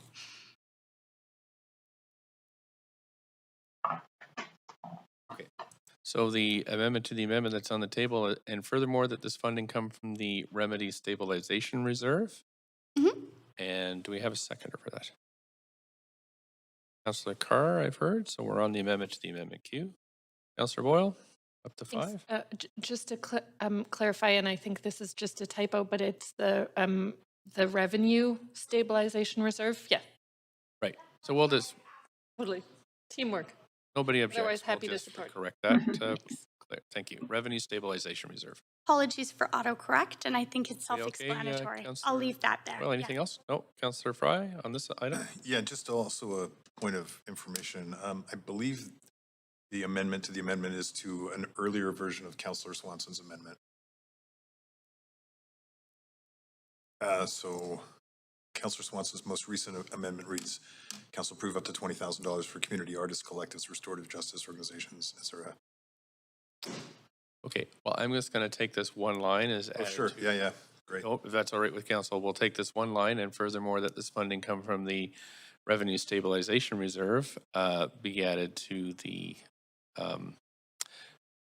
motion that's on the floor. Thanks. Anything else, Councillor Fry?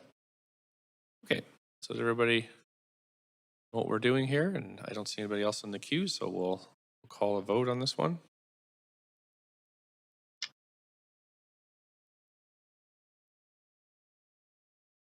Councillors Dominato, Hardwick, Swanson, and Dejanova. Vote assist in favor. Okay, thank you. Councillor Hardwick? You're in favor, thank you. Councillor Swanson's voted in favor, so that has passed unanimously. Thank you so much. Now I'm going back to the Councillor Dejanova. Did you have anything else I'll just for the main? I just wanted to say that I do appreciate the presentation from staff, the thoughtful collaboration and consultation with the BIAs, and the importance, I think, that we empower the BIAs to do this, while we want to make sure that there is art for there's funding for art and artists out there. I think that it's also really important to understand the hardship that falls on small businesses, especially those that are the victims of vandalism and tagging. That's all. Thanks. Thank you. Councillor Fry on this amended amendment. Yeah, submitted an amendment to the amendment. Okay. And that's just to strike the boarded up storefronts sort of designation there. I think it's a bit too sort of specific and frankly, I think too prescriptive. And as we heard from both the speaker Trey and from our staff, often this will lead to sort of adjacent graffiti, and obviously we don't really want to see that happen on storefronts. So let's let the BIAs and the community figure out where they think the best sanctioned zones might be. Okay, thanks. Do we have a seconder for that? Second. I heard Councillor Carr, and now we're on the amendment queue. If anybody wants to speak to this, please go ahead. I don't see anybody on the queue, so we'll go to the vote on this amendment to the amendment. Vote assist in favor. Thank you, Councillor Swanson. That's passed unanimously. Thank you so much, Council. We are back to the amendment queue. Councillor Fry, anything else? Nope, that's it. Happy to support the amended amendment. Okay, Councillor Kirby-Young on this amended amendment. Yeah, I wonder if I could ask a point of clarification to the mover through you, Mayor. Sure. And thank you. And Councillor Swanson, your language says to work with youth doing graffiti. So I have two questions, and to mentor them. I have two questions. One is why youth? Because some of the issues we see with tagging they're not actually coming from youth. That's my first one. Maybe I'll do them. I didn't quite hear what you said, what you asked. I'm wondering why you specified youth in here, because some of the issues we see with some of the prolific taggers are not actually youth. So I'm wondering why you only focused on youth in this.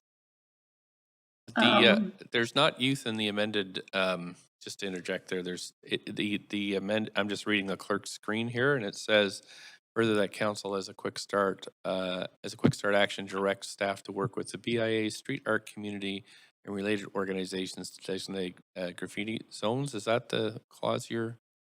No, it's the clause above that, Mayor. that Sorry, references I did people stop your for clock. Yep. $20,000. Sorry, Yeah. overactive chairing. I'll just let you go back to it. No worries. Yeah, it could be older people too. I'm not, but I think what we're hearing is that a lot of them are youth. Okay, because I guess I'm hearing that it isn't, so I just wanted to get some clarity as to where you were coming from. And that my second clarification question is, it says work with youth doing graffiti and mentor them. So are you envisioning these funds are going just to mentorship, or they're actually going into art projects? I just want to be really clear. Well, I think it could be both. It's not specified, right? Let the folks work it out. Okay, so it's not necessarily find a way to get them involved in a specific project. It could just be a mentorship program, and that would be one good outcome from your perspective.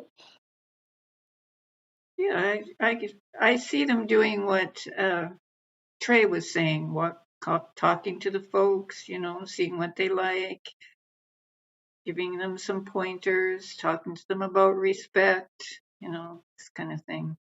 Okay, thanks. Appreciate it.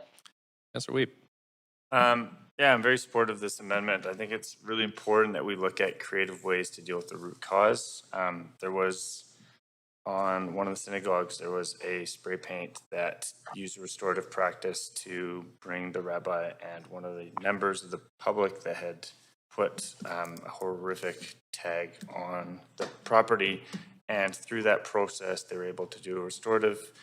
They both went and painted it out, and it really helped lift up the community. And I think that's something we're hoping to do is not only look at creative solutions to support this work, but look at creative ways to better educate and bring people along together to feel safe in the city and feel secure. So I think this is a great amendment. I'm looking forward to creative solutions and bringing new people to the table to deal with an issue that's been going on for a long time. So really supportive and look forward to voting for this. Thanks so much.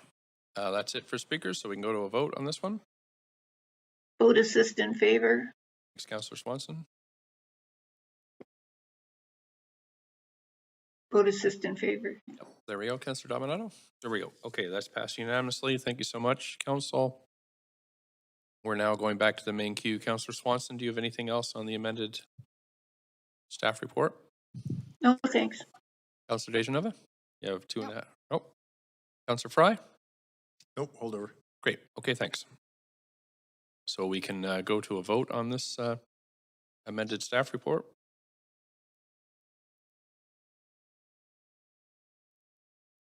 Councillor Swanson, you need a vote assist?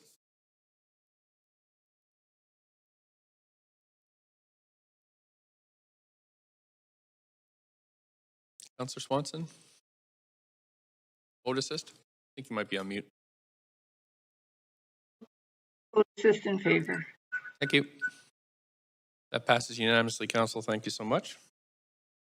We're chugging along here at 4:15. The next item is, well, we held two referral reports. So we're going to move to, looking here. Yeah, so we're on those now. We have to back all the others. No, the others are all these two. Right. 3? Right, okay. So we have referral reports. Sorry, I'm just going to move us back to the main queue, Council. I know you're on the queue, but I'm going to clear this one, move to the question queue.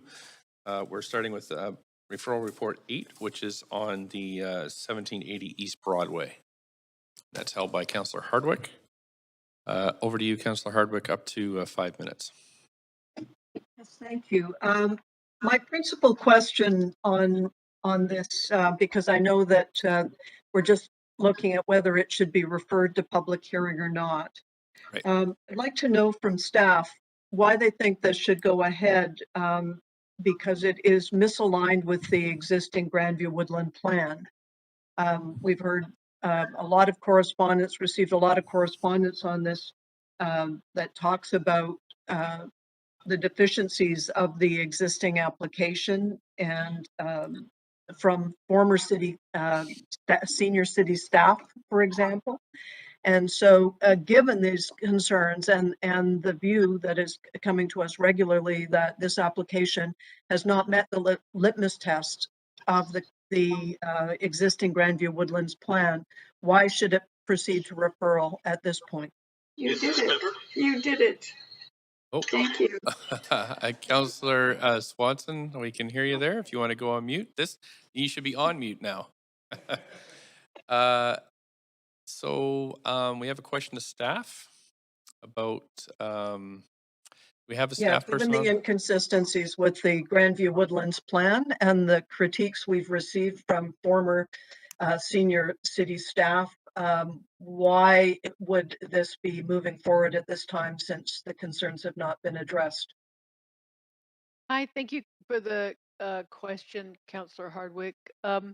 We do believe that the current staff does believe that it meets the Grandview Woodland Plan. Of course, there's always a lot of kind of differing perspectives on that can be taken, and that's substantive to the public hearing. So that's certainly something council can discuss and debate at that time. Councillor Hardwick? I don't know what to say. Thank you. Thanks. On this item, Councillor Dejanova? Oh, no, I'll go to the bottom of the list. I was prepared to refer it. Councillor Fry, on this item? Yeah, I guess I'm also, reading through the referral report, and I guess this is a question for the GM of PDS. Because my reading of the report really talked about a new large plaza and really articulated a plaza treatment that I'm not seeing. And so this doesn't seem consistent with what's articulated in the plan. And it does reference that it's consistent with the plan. Do we feel that accepting that the built form of the towers, that this plaza is consistent with what was articulated in the plan for some time now? Well, I hate to get into the merits of the case. Yeah, we have to be careful with that. Yeah. And as I said, there could certainly be some interpretation of the plan. I know members of the community have wanted that plaza to be at ground level, and this isn't elevated. But again, that I'm sure will lead to a very robust discussion during the public hearing. But am I correct that this is not a public plaza that's the elevated one? It's a private plaza? It is a public plaza. Oh, I misread that. I thought it was a private plaza on this. Well, hi, Council. It's Yarda McNeil. Just to clarify, there's actually 2 spaces on the site. The one at grade is a privately owned, publicly accessible plaza, and then there's a plan for a green space at the upper level as well of the 2nd floor. And those 2 areas in combination could be seen as open spaces accessible to the public. Okay, thank you. Councillor Carr? Sorry, my question was just asked and there was an answer. Thank you. Thank you. Councillor Hardwick, you've got 3 minutes. Yes, I've put an amendment forward, which has been circulated. Okay. If it could be put up there, and basically it is that the rezoning application and plans described below, and this is directly from the report, be referred back to staff to work with the applicant to develop recommendations that are consistent with the Grandview Woodland Community Plan. Okay, thank you so much. Do we have a second? Actually, this has not been moved yet, so we're still in the question section to staff. We'll have to wait until the report's moved before we can consider amendments. Okay. Yeah, and we have one more counselor on the queue for questions, and then it will be moved, and then there would be opportunity for you to put forward your amendment. If that's okay, I'll move on to Councillor DeGenova. And you're moving this, Councillor DeGenova? I was going to move it. Okay. I also just maybe have a question Sure. if that amendment's going up, but I'll wait for that time wait. if, Okay. if it does. So I'd like to move. We refer this to public hearing, Mayor. Okay, and I'm going to move us, and we have a seconder for that. Councillor Boyle, thank you. So we're on the main queue now. Councillor Hardwick, this is your chance for an amendment. Again, I'd like to put that, the amendment forward with it, which I just read, if the clerk could make that visible on the screen. Yep, it's there.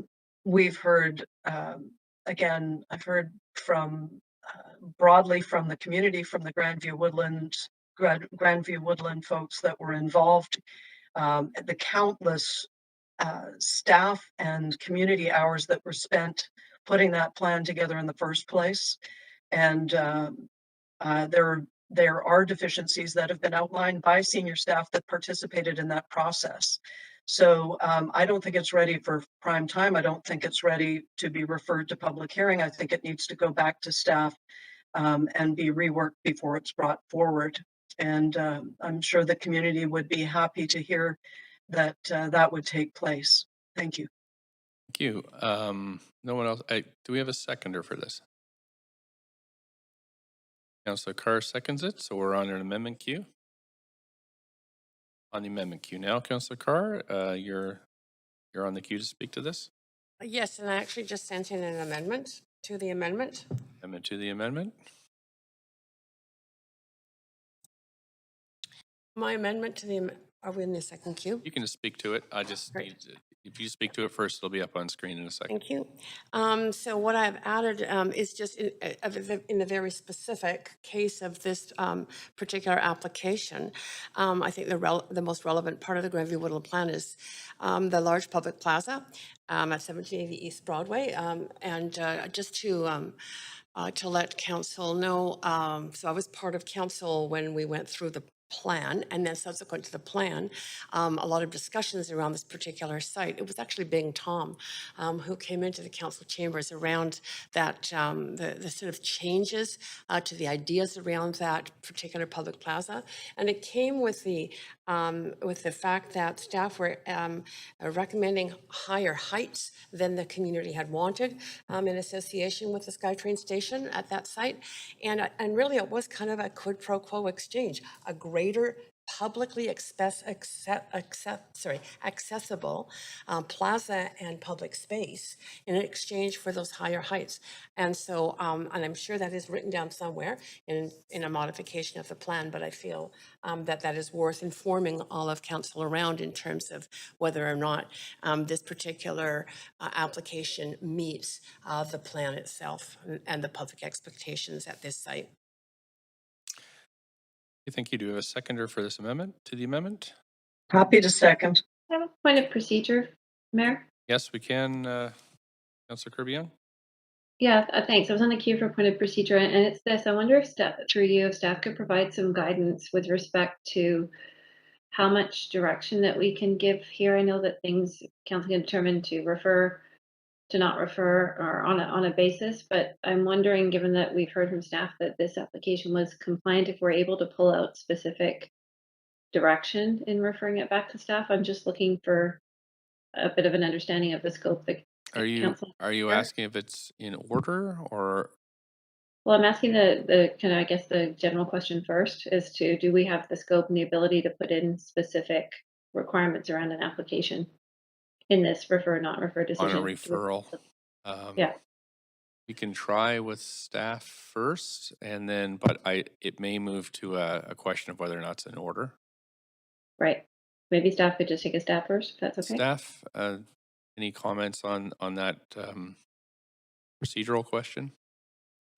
I'd like to ask Jeff Greenberg to give us a little bit of guidance about how clear we can be. The plaza is clearly part of the application, And so, Jeff, maybe you could give us some direction here.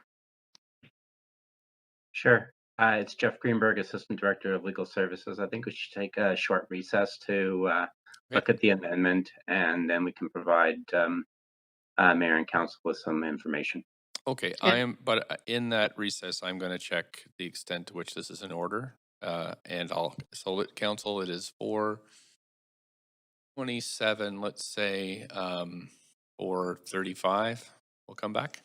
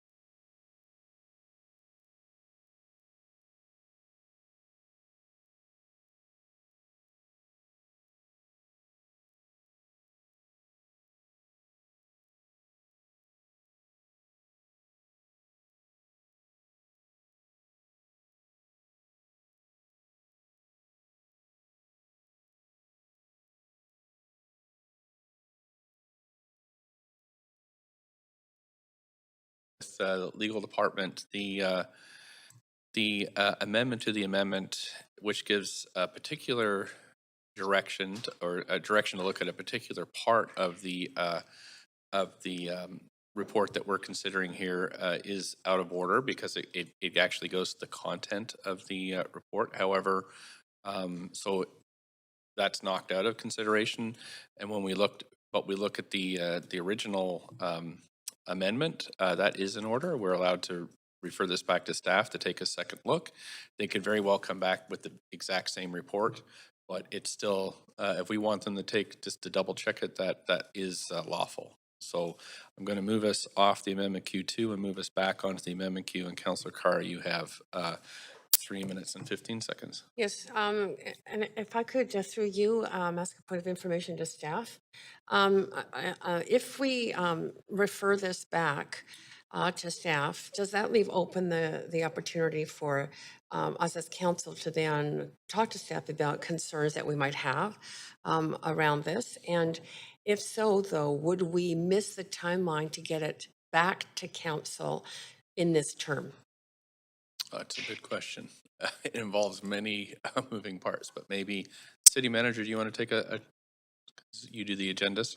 Yeah, thanks, Mayor. So I don't believe that it would be feasible to bring it back during the term if we pull it off of the kind of schedule now. So in terms of your first question around what latitude councillors would have to engage with staff on the application, I'd again defer to Jeff Greenberg for his advice on that. Jeff. Yeah, it's Jeff Greenberg. Thanks. At this point, the matter wouldn't have been referred to a public hearing, so it's not in what's known as the strict blackout period. That said, having detailed conversations at this point about the application is probably not the most appropriate thing to do, given where it's at in the process, and staff will take the direction that's been given, look at the application, and give you an analysis as to whether the same application comes back or something different. Right. Could I ask another point of information? So if this is referred to public hearing, there are opportunities at that public hearing for council to modify the conditions of approval. For example, if it's not a plaza that we deem to have satisfied the requirements of, or is inconsistent with the Grandview Woodland Plan, there would be opportunities to direct a condition of approval regarding that. That's right. We could refer it back to staff with conditions, but we do that in the public forum as a vote of council. Okay, and that would involve the people coming to speak to it at that point. Okay, I'm clear on options. Thank you. Okay, thanks so much. Councillor Dejanova? Thanks. On the amendment. Yes, and Mayor Stewart, I'd like you to stop my clock as I call a point of order and indulge me because it's different than the last point of order. Okay. And it would be under 8.7, section F, for it being either incorrect or frivolous because it actually says in the referral report that this is in line with the policy and the plans and the Grandview Woodland Community Plan. So if we're referring it back to staff to make it more consistent with a plan that it says in the referral report, it's already consistent with. I'm just wondering if you could rule on that. Okay. I will, but it will take me probably 5 minutes to just take a look and pull it up. 8.7, you said? 8.7, section F. Okay, thanks so much. So we'll take another 5. Let's try 4:45, come back. I'm waiting my turn.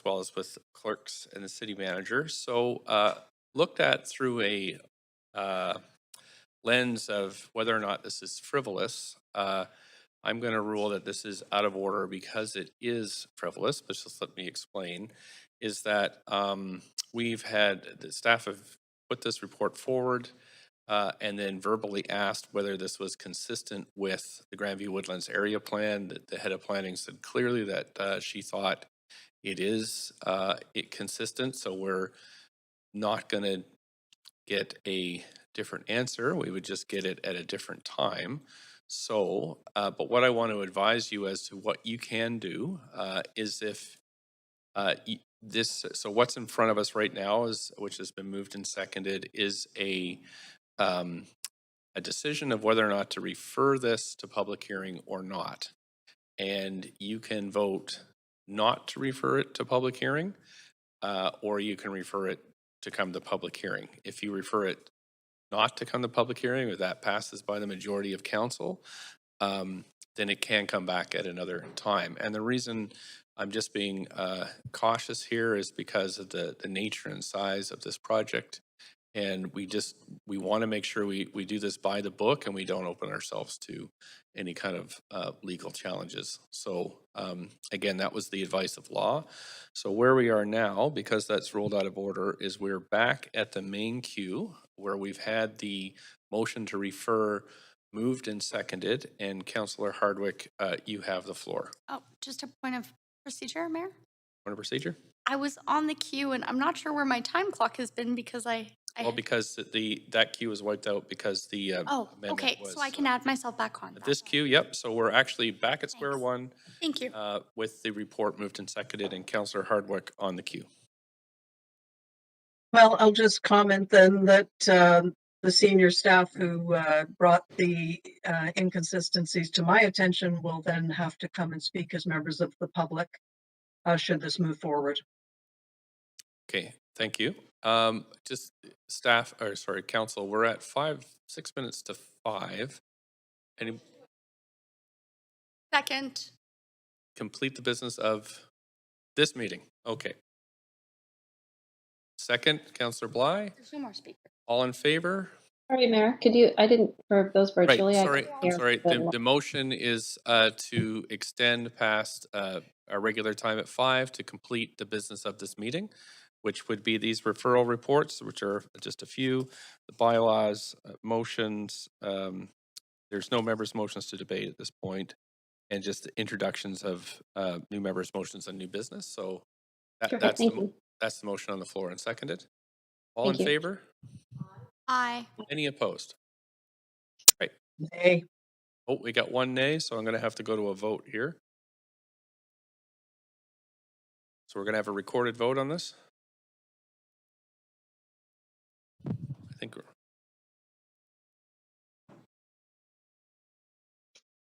Councillor Fry is in opposition. Okay, so that passes with Councillor Hardwick and Councillor Fry in opposition. Thanks so much. Okay, Councillor Carr now on this motion to refer. Yes, thanks, Mayor. I'm going to support the referral for some of the reasons that you just explained, but particularly because I do want to, under this council's mandate, hear this and hear the public response. And I believe that we do, as council, have the opportunity to place conditions of approval on the report at that time. And so I'm looking forward to the public's involvement in that public hearing. Thank you so much, Councillor Dejanova. You have 2 minutes. Thanks. I also want to lend my support to the referral. That's the reason that I had moved this forward to be referred to public hearing. I want to remind council, without speaking specifically about this project, that we spent the better half of the morning talking about expediting housing, expediting permits, expediting development. And if you don't want to vote for this, the time to say that is at public hearing. If we vote this referral down right now, it is likely to come back to a council later on, and I'd be interested to see if the costs of this would escalate just like they would with Little Mountain. So I would just hope that all of my colleagues would take that into consideration. I also wanted to say that you know, I did have some reservations or do have some reservations because there are a lot of moving pieces here. When we started hearing about this, and Councillor Carr had noted it, but I was also on a council where we considered the Grandview Woodland Plan and heard from the Citizens Assembly. But at that time, we didn't have the Broadway subway in front of us, council. So there are a lot of different parts to this, but I think that this has waited long enough and it's time to move it forward to public hearing. So I will be fully supportive of that, and I hope my colleagues will too. If you want to make a different decision, public hearing would be the time to do that. Thank you. Thanks, Councillor Kirby-Young.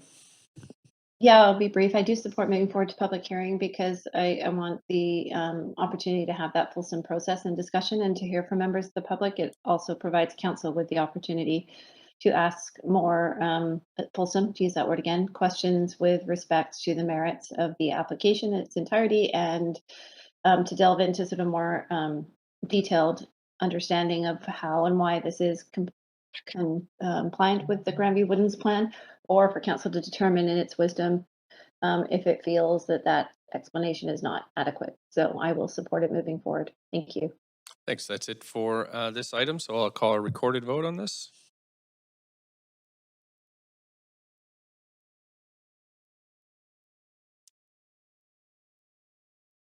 Councillor Fry. There we go. That has passed with Councillor Hardwick in opposition. Okay, we're also holding the referral report number 12, which is the Granville Loops. Councillor Hardwick, I'll put you on the queue to speak to this one as well. Great. Again, as it's been pointed out, we have the choice to approve it to go forward to public hearing, to reject it going to public hearing, or to refer it back to staff.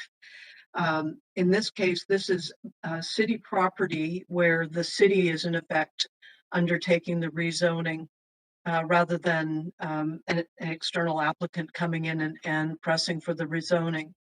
I just question ultimately the merit of moving this forward at this time. And I wanted to have the opportunity to vote against it. So that's why I've held it for a separate vote. Okay, thank you so much. I don't see anybody else for questions to staff. And so, Councillor Wiebe, you have questions? Yeah, quick question. It talks a lot in the about this being alignment with the plan, and the plan talks about. I'm just want to make sure from staff's point of view, do you see this aligning with what they consider the plan, being consistent? Do we have planning staff on the line there? Yes, thank you for the question, Councillor Wiebe. We do believe it is in alignment with the plan, and we believe it's in order and ready for the council's consideration. Okay, thank you. All of my questions. Thanks. So I'm going to call a recorded vote, and we'll have some division here.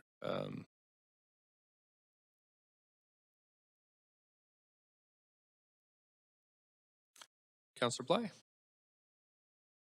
That passes with Councillor Hardwick in opposition. Last item is the Stainsbury Avenue. Councillor Hardwick, do you have questions on that? 1 second.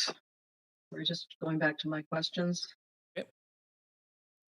This is the one, the social housing at the Victoria diversion, correct?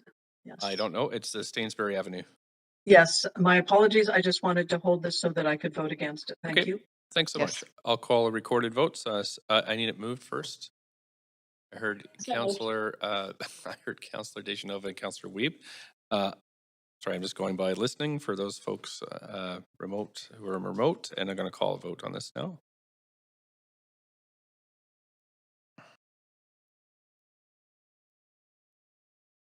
Councillor Kirby-Young. Here we go. That passes with Councillor Hardwick in opposition. Thanks, Councillor. We're going to move to bylaws now. We have 27 bylaws in the agenda for enactment. Council members who were not present for the meeting related to public hearing enactment bylaws must confirm they have reviewed the proceedings of the meeting if they wish to vote. There's a bunch of these to get through, so just bear with me. Bylaws 8 and 9 are from the public hearing of May 19th. Councillors Fry and Hardwick are absent for both of these items. Councillor Fry, have you reviewed and will you be voting? I have and I will. Thank you. Councillor Hardwick? No and no. Okay, clerks will record that. Bylaw 10 is from the public hearing of December 7th. Councilors Dominato, Swanson, and myself were absent for this item. Councilor Dominato, have you reviewed? No and no. Councilor Swanson? You reviewed, and will you be voting? Councilor Swanson? I can see you talking, but I can't hear you. No and no. Okay, thank you. I have and I will. Bylaw 11 is from the public hearing of March 9th. Councillor Bly was absent. Councillor Bly? Have and I will. Have and you will, thank you. Bylaws 14, 15, 16, 17. Public hearing of May 17th. Councillors Boyle, Fry, Swanson, and myself were absent. Councillor Boyle, have you reviewed? Will you be voting? Have and you will. Councillor Fry? Have and I will. Have and you will. Councillor Swanson? No and no. I have and I will. Now, does any member, I'm just going to get the queue over here. Does anybody wish to hold any of these for discussion? Yes, go ahead, Councillor. Let's reconfirm that my absence around that item that we just said I needed to review. I feel I was at that public hearing, but is it maybe partial leave? There must be a timestamp on if I was there. If you missed even a part of it, you have to review. Can I just get confirmation? Thanks. Which bylaw was it? It was, sorry, 750 West, Southwest Marine, I believe. Hang on. Oh, sorry. The one I called your name on was bylaw 10, I think. It was bylaw 10, correct. Bylaw 10 is Southwest Marine Drive, yep. You may have missed a portion of that. Any way to find out the date of that public hearing so I can just verify? Because, and I'm going to bring it just because there has been in the past an issue where we didn't get recordings of a public hearing going back 2 years ago. We didn't have documented record of a public hearing, and I was trying to confirm my attendance or absence, and we couldn't because there was actually no video or audio recording.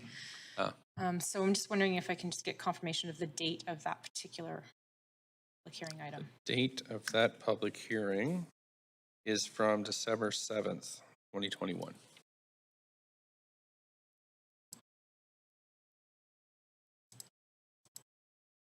I'd have to pull the minutes. Right. I'll come back on. I'll just go look up the minutes. Okay. Point of privilege, Mayor, Yeah, I'm sorry, Councillor Hardwick. Yes, go ahead, Councillor Hardwick. Is there December 7th? any, let's see, do you want to hold any of these for debate, separate vote, or conflict of interest? Yes, go ahead. Yes, please. Number 2. Yep. Number 11. 1 second. Number 18, 19, 20. 23, 24, 25.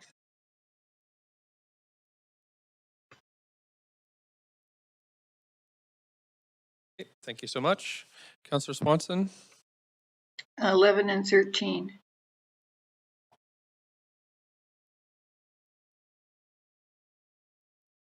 Councillor Dominato? Sorry. I'll get you on the queue. Oh, that's a holdover. I'm just actually Holdover? looking up those minutes from the public hearing. Minutes to say you're absent, just to follow back with you. They've checked the minutes. Just was hoping Councillor to Deschanova next. move adoption. Okay, we're going to have to do this in Yes. chunks. Yeah. But I don't see any other questions here. So we have Councillor Hardwick. Can we group all yours as one? Yeah, I think there was an overlap with Councillor Swanson on 11. I'll break that one out. Number 11. But can we do all those ones that you've done as one group except for the ones that overlap? Sure. Okay, thank you. So we have, I'll need somebody to move bylaw 2, 18, 19, 20, 23, 24, 25. So moved. Yeah, I heard Councillor Dejanova with Councillor Fry seconding. All in favor, yay? Yay. Yay. Any opposed? Nay. Right, I got to record that, so I will record it, just so we have the record there. Sorry about that. Okay.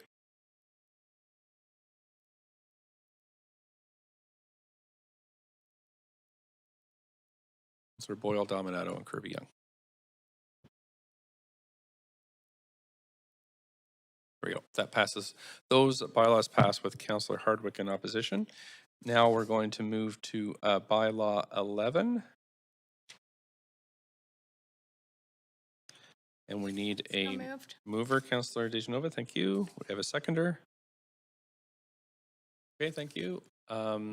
So all in favor, oh, we have to record that one too. So we need a recorded vote on bylaw 11.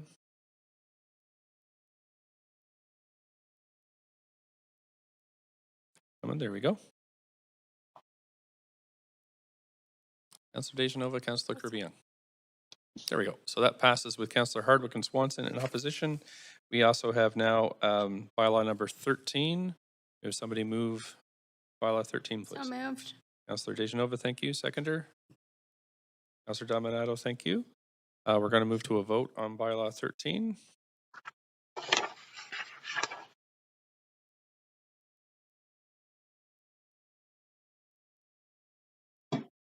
Councillor Kirby Young. There we go. That passes with Councillor Swanson in opposition. Can we have the remainder of the bylaws moved, please? Second. Kirby Young. Okay, thanks. I heard Councillor Dominato and Councillor Kirby Young as a seconder. Councillor Weeb, do you have anything? Yeah, I'm just, so it's moved and seconded. Yeah, if you want to speak to it, go ahead. I'm going to pull you up here in 5 minutes if you'd like to debate this. Yeah, no, I was going to speak quickly. In reviewing the bylaws, it's pretty impressive what this council is doing. So I just want to thank all my colleagues, just looking at the variety of bylaws and changes we're doing to make this city better. This was a pretty impressive list of changes we're making to make this city better, and I know we're working hard. So just wanted to thank council and the mayor for the work we're doing. That's nice. Thank you. So we move and a seconder. So we can move to a vote on this one. I don't see anybody else for debate.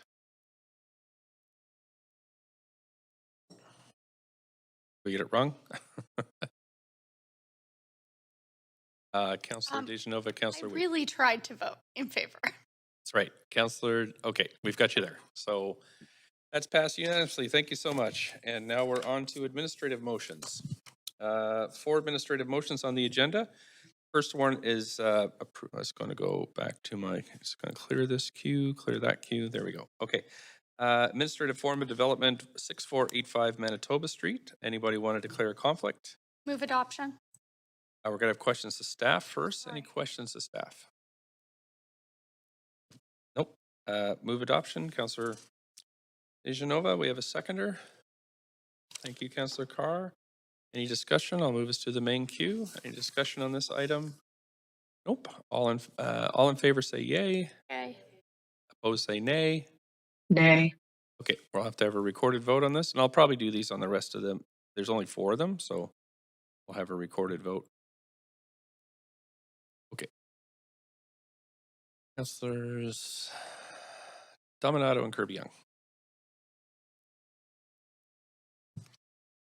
Great, that passes with Councillor Swanson and Hardwick in opposition. The next one is approval of form of development on 2450 Garden Drive. Any conflicts? Any questions to staff? Move adoption. Move adoption. Thank you, Councillor. Seconder. I think I heard Councillor Carr. Any discussion? No discussion. We'll move to a recorded vote.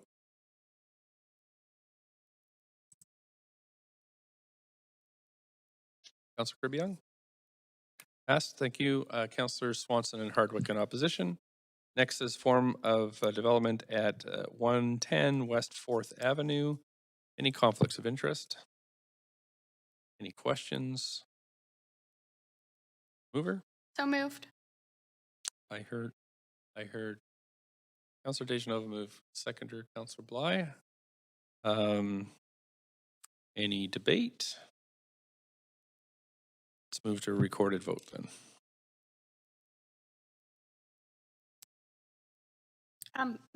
Mayor? Yes, I just wanted to note that it's still on Manitoba Street, just for those watching at home, but we're on West 4th, I'm reading out the titles as we go, yep. Yeah, great. And we have the last one here, consequential amendments to the downtown east side Oppenheimer design guidelines. and the Downtown East Side rezoning policy. Any conflict of interest here? Any questions to staff? Move adoption. Okay, thank you. Second, Councillor Carr, thank you so much. Any debate? Don't see any. We're going to move to a recorded vote then.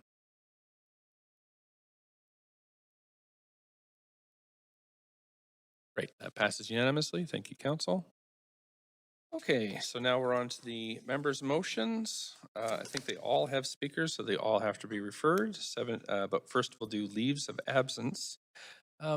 Clerks, I noticed a whole bunch coming in. Will those be under new business? Is that where we'll put those? Okay, great, thanks. Procedure? Yep. Before we, oh, sorry, I'll put myself on the queue. Before we vote on this, I had sent in an amendment to Leaves? leaves for myself. Okay, and what is your amendment? It says My amendment I sent into the clerk was 3 p.m. 3 p.m. onwards? Onwards on the night of the 16th. Night of the 16th. Okay, thanks so much. Okay, so we have a request for leaves of absence. Councillor Hardwick for civic business. Our meetings July 27th and 29th from 9 to 2 p.m. and June 16th from 5 p.m. onwards. Councillor Dejanova civic business on meetings on June 16th from 3 p.m. onwards. Do we have a mover? Seconder? Thank you, Councillor Carr. All in favor, yay. Opposed, Yay. nay. Okay, thanks. That's passed unanimously. Motion B2 is Councillor Swanson's motion urging the BC government to end its immigration detention contract with the Canada Border Service Agency. And Councillor Swanson, you're up for 2 minutes to introduce this. Yeah, so this is simply an advocacy motion to the province and the feds. It's designed to rectify the current situation where thousands of immigrants are basically jailed every year with no criminal charges or convictions. A lot of the ones that are jailed for immigration purposes are held in provincial jails on the basis of contracts between the Canada Border Services Agency and provincial authorities. And the folks that are put in immigration detention, including people with disabilities, are regularly handcuffed, shackled, and held with little or no contact with the outside world. Some are put in maximum security provincial jails and solitary confinement. Because there's no legal limit on the duration of immigration detention, people are at risk of being held indefinitely. The longest instance of immigration detention was about 11 years. Since 2016, more than 300 people have been placed in immigration detention longer than a year. Right now, our BC government has an agreement with CBSA to allow immigrants to be placed in provincial jails. The agreement is currently under review. Our city has an access to city services without fear policy, but people who are jailed can't access city services. So this resolution asks the mayor to do 3 things. Ask the province to end the agreement with CBSA, urge the feds to fund community-based organizations that support immigrants instead of paying $235 a day for jailing them, and urge the feds to abolish immigration detention. And there's a huge list of groups that have been working on this, that I've been working with on this. The BC Office of the Human Rights Commissioner, Civil Liberties Union, West Coast Leave, BC Poverty Reduction Coalition, Center for Gender and Sexual Health, Community Legal Assistance, Migrant Workers Center, SWAN, Prisoners Legal Services. Hundreds of lawyers, academics, and scholars are all calling for this. So I'm hoping we can pass it unanimously. Thank you so much. You do have a question from Councillor Bly. Thanks, Mayor, and thank you, Councillor Swanson, for bringing this motion forward. I just have a question related to UBCM and FCM, and if you see a role for these two organizations with open lines of communication, maybe more directly even in terms of advocacy to the provincial and federal governments, if there would be a role to play for them in what you're looking to achieve with this motion. This is the first, the groups that I've been working with say that this is the first council that's considering it, and if it passes, they would like to get it to other councils. So I think the UBCM and FCM would be great places to take it. Okay, that's my time. I'll leave it there. Thanks so much. I don't see I'll be happy to work with you on that. Great, thank you. don't see anybody else on the queue. We have a seconder for this one. Boyle. Councillor Boyle. Thank you. And there are speakers to this item, so if council would like to Move hear to it, refer right, to you're going to move tomorrow. it to tomorrow, June 8th at 9:30 a.m. Do we have a seconder? Second, Councillor Fry. All in favor, yay. Yay. Opposed, Yay. nay. That's moved. Thank you very much. The second is dual license cocktail culture and vibrant urban nightscapes. Councillor Fry, you're up. Yeah, thank you. So this is Point of order. A point of order. Yeah, I have to declare a conflict on this item, so I'll be stepping away for. Thank you very much. I have interests in a liquor primary establishment in the area. Great. Thank you so much. That's, I think clerk's heard that. Councillor Fry, I'll reset your timer here. And you go ahead. Sure. So this is a motion to recognize some of the new opportunities that are availed by the 2017 legislative changes at the province, which allow for dual licensing. Dual licensing is where a food primary business, which is operating as a restaurant, can stay open after 10 o'clock as a liquor primary, so essentially a bar, provided they keep the same infrastructure, tables, menus, the whole thing. But what this affords is an opportunity to shut down their kitchen. Most restaurateurs will tell you that Vancouverites tend not to eat after 10 o'clock. So it's a losing venture to keep a fully staffed kitchen open and operational after 10 o'clock. And so that has been availed by many businesses in the city of Vancouver, and the city of Vancouver, in fact, has some pretty rigid stipulations around how that can happen. However, it's not an opportunity available to food primary establishments in the downtown east side or the GED, where we have established moratoriums on liquor primaries. So it's a bit of a technicality that doesn't allow them to have this dual license extension to include a liquor primary. I want to just take a minute to address some of the kind of concerns that have come in over the last day that suggest that perhaps this would open up the door to a flood of new fake restaurants operating as bars. Notwithstanding the moratorium, there are very strict, rigid policies around food primary and dual licensing that would prevent that from happening. This isn't a unilateral lifting of the moratorium. It's really just a change to apply to existing businesses that are already food primaries to allow them to extend their hours. So both the provincial policies and the city policies mean that these have to be food primaries first and foremost, and they also have to be existing food primaries. So this doesn't really open the door for a flood of bars to come in. Yeah, and I think that's it for my time. Thanks. Councillor Boyle has a question. Thanks. I was going to ask about that clarification, so maybe I'll just follow up on it.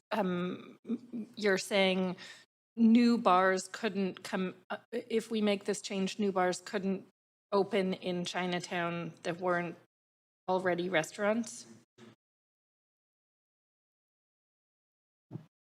What? Oh, it's referenced in the footnotes that according to city policies, you'd actually need to be an existing food primary.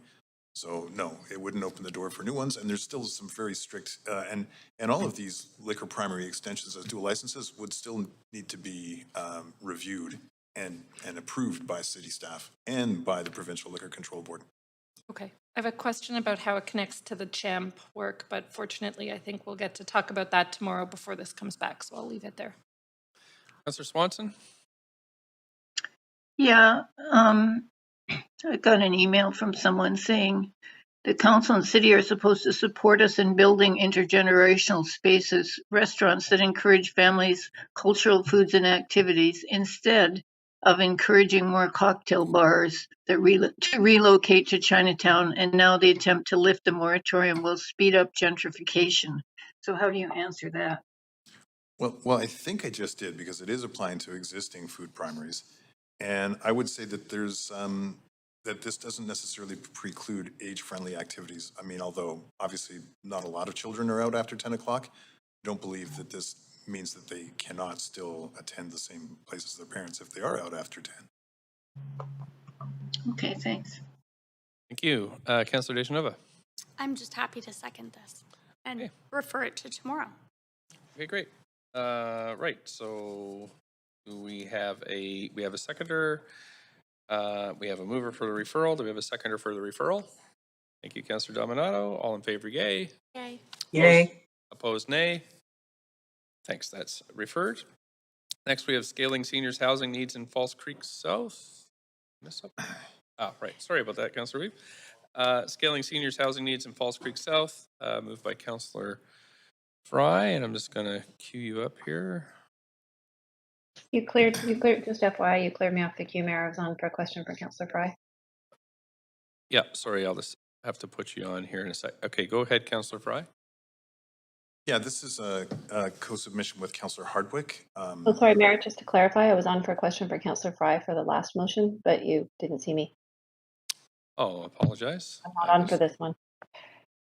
Okay. Sorry, I'm just gonna reset your timer. Go ahead, Councillor Fry. Sorry, I'm to Councillor Kirby-Young's question, or is that? Scaling housing need. Okay, so this is a co-submission with Councillor Hardwick, and it's reflecting from some of the conversations we've had as in our currently informal roles as liaisons to the South Falls Creek group about the plans for Southeast Falls Creek, or for South Falls Creek. And what it recognizes is that we have an extraordinary growth in aging population. This is province-wide, and it's a projection province-wide. There's a proportionally higher population of seniors in the South Falls Creek area. We have two operating groups, the Residences for Independent Living Society and the Broadway Lodge, that together have formed the Broadway Group, and they provide housing for seniors and for adults with disabilities living in the community. They recognize that with this growing population, with the trends of provincial government to fund they would like to get ahead and get into the funding queue and look for opportunities to really allow some of the residents that currently live in South Falls Creek to age in place. Because as we know, through our conversations on South Falls Creek, there's a lot of folks who would happily downsize if they were able to stay in their communities, but currently there's no housing available for them. So this is an effort to sort of keep folks in community, open the door to have that conversation, ancillary to the ongoing work that's coming forward with South Falls Creek, and just recognize that there is a significant opportunity here, given that Broadway Group are currently leasing on city-owned land, and what could that look like if they can leverage some of those opportunities to work with senior government partners to fund appropriate seniors housing in the community for all Vancouverites. Thanks so much. I don't see any questions for you, so we'll need a seconder. Second. Thank you, Councillor Hardwick. Great, that makes sense. And we have speakers tomorrow. Somebody want to move the referral, please? So moved. Thank you. I heard Councillor Dejanova, then Councillor Boyle with the second. All in favor, yay. Yay. Yay. Opposed, nay. Thank you. We're going to motion 5, which is by Councillor Swanson. Councillor Swanson, up to 2 minutes, please. Yeah, so we're still losing lots of SRO rooms, the last housing before homelessness. Just in the last months, we've lost 71 rooms at the Winters to a fire. We lost 54 rooms at Lucky Lodge and 79 at the Vogue, mostly because of unscrupulous landlords. We're about to lose 98 at the Cobalt because a buyer wants to put in a 20-story hotel and condos. That's 302 rooms potentially lost to low-income residents. We had a report last month saying that since 2014, only 550 new social housing units have been built in the downtown east side, with only half at welfare shelter rate, which means we're getting about 28 shelter rate new units per year in the downtown east side. So unless we act fast, we're going to have a lot more homelessness. So this resolution is trying for amendments to the SRA bylaw to deal with these issues and to advocate for an emergency eviction freeze from the province for SROs like we had with COVID. The other 3 parts of the motion are to ask staff to report back with proposed amendments to the SRA bylaw to ensure that the conversion charge applies to hotels destroyed by fire, that it's high enough to fund a new SRO unit, and that evicted tenants are actually housed adequately before the SRA demolition or conversion permits are granted. Thank you. I don't see any questions for you, so we need a seconder. Heard to Councillor Carr first. We have speakers. We have a referral. I refer to. Thank so you. Move to refer. Councillor Swanson, seconded by Councillor Carr. And all in favor of referral, yay. Yay. Opposed, nay. Thanks so much. Next is Councillor Kirby Young, the moving climate goals forward with micro mobility. Yeah, thanks, Mayor. I'm asking council to take an opportunity to reconsider the opportunity to increase or to include, I should say, a shared public e-scooter service in the current trial for electric scooters that Vancouver is participating in with the province that is happening on protected bike lanes and minor streets. You may recall 2 years ago, council took the decision to enable the trial of scooters, but only allowing private ones. And actually launched about a year ago. Since then, Richmond and other municipalities have moved forward with the inclusion of shared e-scooters. I believe that it's important in terms of not setting up a two-tiered system because I think it supports affordability. It supports additional safety measures than are available with privately owned scooters. And also supports our climate goals. As we know, we are have a low chance, as we heard in the last update from staff, of achieving our reductions, specifically with respect to 2/3 of trips being made by active transportation, biking, walking, or otherwise. We continue to invest in infrastructure, and yet we are prohibiting folks from using it. The technology has advanced, I think, and addresses a number of points that were raised by councillors when we had past discussions with respect to the fact that companies are often building their own devices now, swapping out batteries. The lifespan of them now goes over a number of years. You can control speeds that you can't do with private scooters. You can control the speed, for example, even not just for the whole fleet, but specifically for new riders, so that people that are trying something for the first time get put into training mode. You can choose things like lock-to scooters. There's geofencing in terms of where these devices can be left, and there are equity programs associated with it, and a number of providers in other cities have provided indemnification to the municipalities that are licensing them. And it's not inexpensive to purchase an e-scooter. And we know sort of the affordability crisis that's hitting. I think when you are hitting $2.25 a liter for gas, and you also have, it's a great chance to sort of give people alternatives, and you have that first and last mile, as we've heard transit speak to micromobility being an important part of the ecosystem. We're at the 2 minutes. Thanks so much. You do have a question, though, from Councillor Fry. Councillor Fry, go ahead. Hi, just reflecting on the recent staff report back on e-scooters and the pilots. What do you say to the prevalence of injury rate? Sorry about that. I'm sorry, I've just messed up your microphone. I think that there's a fair amount of data available that also speaks to the fact that a lot of the mechanisms that I referenced, such as the ability to put folks in training mode, to lower the speed down to things such as 12 kilometers per hour for new riders, and that the ability to have things like lock-to helmets can really speak to that. And I think that if you're referring to the letter for Coastal Health, where they identified one specific study and stat, there's also other studies that really show sort of different outcomes. So I think that, unlike the private scooters right now that can be ridden on sidewalks, potentially providing safety concerns for persons with accessibility, seniors, and others, you have the ability to control a number of those factors with e-scooters, or I should say, sorry, with shared e-scooters. So throttling the speeds to 12, that makes sense. What about infrastructure requirements for these scooters? Because quickly, please. I'm out of time. Sorry, I kind of messed up your clock. Okay, that's fair. That's okay. We have questions over tomorrow. Lots of time for that. Okay, thank you. We have speakers to this, so can we have a seconder first, please? Councillor Fry seconds. Do we have a move it to referral? Move to referral. Move to referral. I heard Councillor Dejanova first, and Councillor Hardwick. All in favor? Yay. Yay. Opposed? Nay. Thanks so much. That's passed.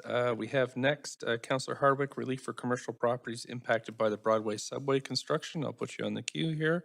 You have up to 2 minutes whenever you're ready. Great. Thank you very much. I'll be brief because we are getting late here through dinner. We all know that merchants are struggling along Broadway, particularly in the areas of cut and cover. And so this motion, which has been developed in tandem with some of the merchants along Broadway, is really there just so to ask staff to explore options on ways to provide relief to these commercial properties, especially in the area of cut and cover. Been looking at examples in other municipalities, mention Montreal, for example, in the motion, and there are others. For example, the city of Edmonton recently was working on a similar motion to adopt a construction mitigation strategy for businesses. And this has been supported by the Canadian Federation of Independent Businesses, which represents 9,000 members across the country. So I think it is a real move in good faith to the merchants for them to see that the city is prepared to at least explore options in this regard. Thank you. Thank you. Councillor Kirby-Young has a question for you. Yeah, question. I'm wondering if you had considered and if you would be amenable to amendments, you would consider the idea of tax deferral or otherwise, and then the second question is around concerns with triple let leases with any savings not being passed to tenants. Well, that's why the motion says to explore options. So certainly those would be options that could be considered under the circumstances. Okay, and in the Montreal example that you gave as kind of a sort of a attested to, that apparently had pretty restrictive criteria where a lot of business categories didn't qualify. Are you looking for something more open, or I'm wondering why you modeled on that one since a lot of businesses? Because that was the one that was the most established example to be used. So we have to start somewhere in precedence. And so it was the most likely precedent to begin with. Okay, and that one also had a limit once the fund was exhausted. Do you see something similar? Again, this is the purpose of having a report back to look at options by our professional staff that would be able to balance out and maybe list alternatives so that when that's presented, we'll be in a better position to evaluate it. Thank you. Councillor Dejanova? I was on to second the motion. Okay, great. Seconded. We have speakers, so we have motion to refer. So moved. Thank you. Second. Councillor Boyle, seconds. That's great. It's seconded. All in favor, yay. Yay. Opposed, nay. Great. That has been referred. Now we're on to the next section. Notice of council members' motions. Please put yourself on the queue. Send your title and date into the clerk, and also verbally give it now. Councillor Dejanova. Hi, thanks so much, Mayor. I have a few. The first is co-submitted with myself and Councillor Wiebe, titled Moving Forward Immediate Action to Deliver Affordable Home Ownership Programs in Vancouver. And that's for the next council meeting on June 21st. And then I also have two others for June 21st. The first is that I'm submitting. The first is titled Taking Action, Strengthening Licensing Requirements and Bylaws to Deter Graffiti Vandalism and Tagging in Vancouver. And the second is titled Pop-Up Piazzas with Aperitivos. Thank you. Councillor Swanson. I have two coming for July 21st. One is Street Care, Not Street Sweeps, Ending Daily Displacement in Vancouver. And the second is Commemorating Muslim Holidays. That's for July 21st. Yep. Thank you. Councillor Boyle. Thanks. I have one entitled Strengthening the City of Vancouver's Ethical Purchasing Policy, co-submitted with Councillor Swanson. Thank you. Councillor Wiebe. I have one called Making Vancouver Swimmable. And the date? For June 21st. June 21st. Thanks. Councillor Dominato. Thanks, Mayor. I have two notice of motion for the meeting of June 21st. Vancouver Civic Theatre's Visioning Roadmap is the first motion. The second motion is amending bylaw number 11529, Mayor and Councillor expenses, to clearly define eligible and prohibited uses of discretionary funds. Thank you. We have, right. And that was the date for? June 21st. June 21st. Thanks. Okay, that's it for notices of motion. Now we have new business. One item, new business. Oh, one really long one, which is all these LOAs. So clerks are going to pull it up on screen because it's too long really to read out. Clerks, does this include the ones that are already in my script too? Okay, so all the leaves of absence that are requested coming up on screen.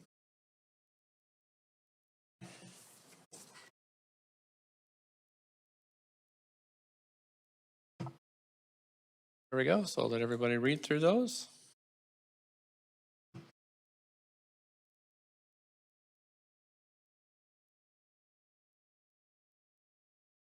And we need a mover and a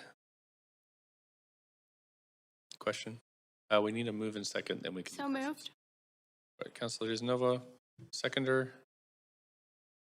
Personal privilege?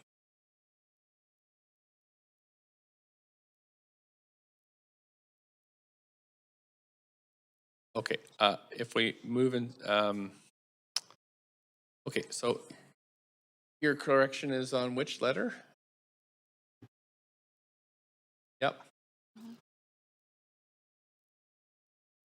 It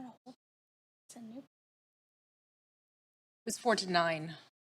4 to 9. I can Okay. shorten it because I think there was concern about quorum, so we can make it 4 to 8. 4 to 8.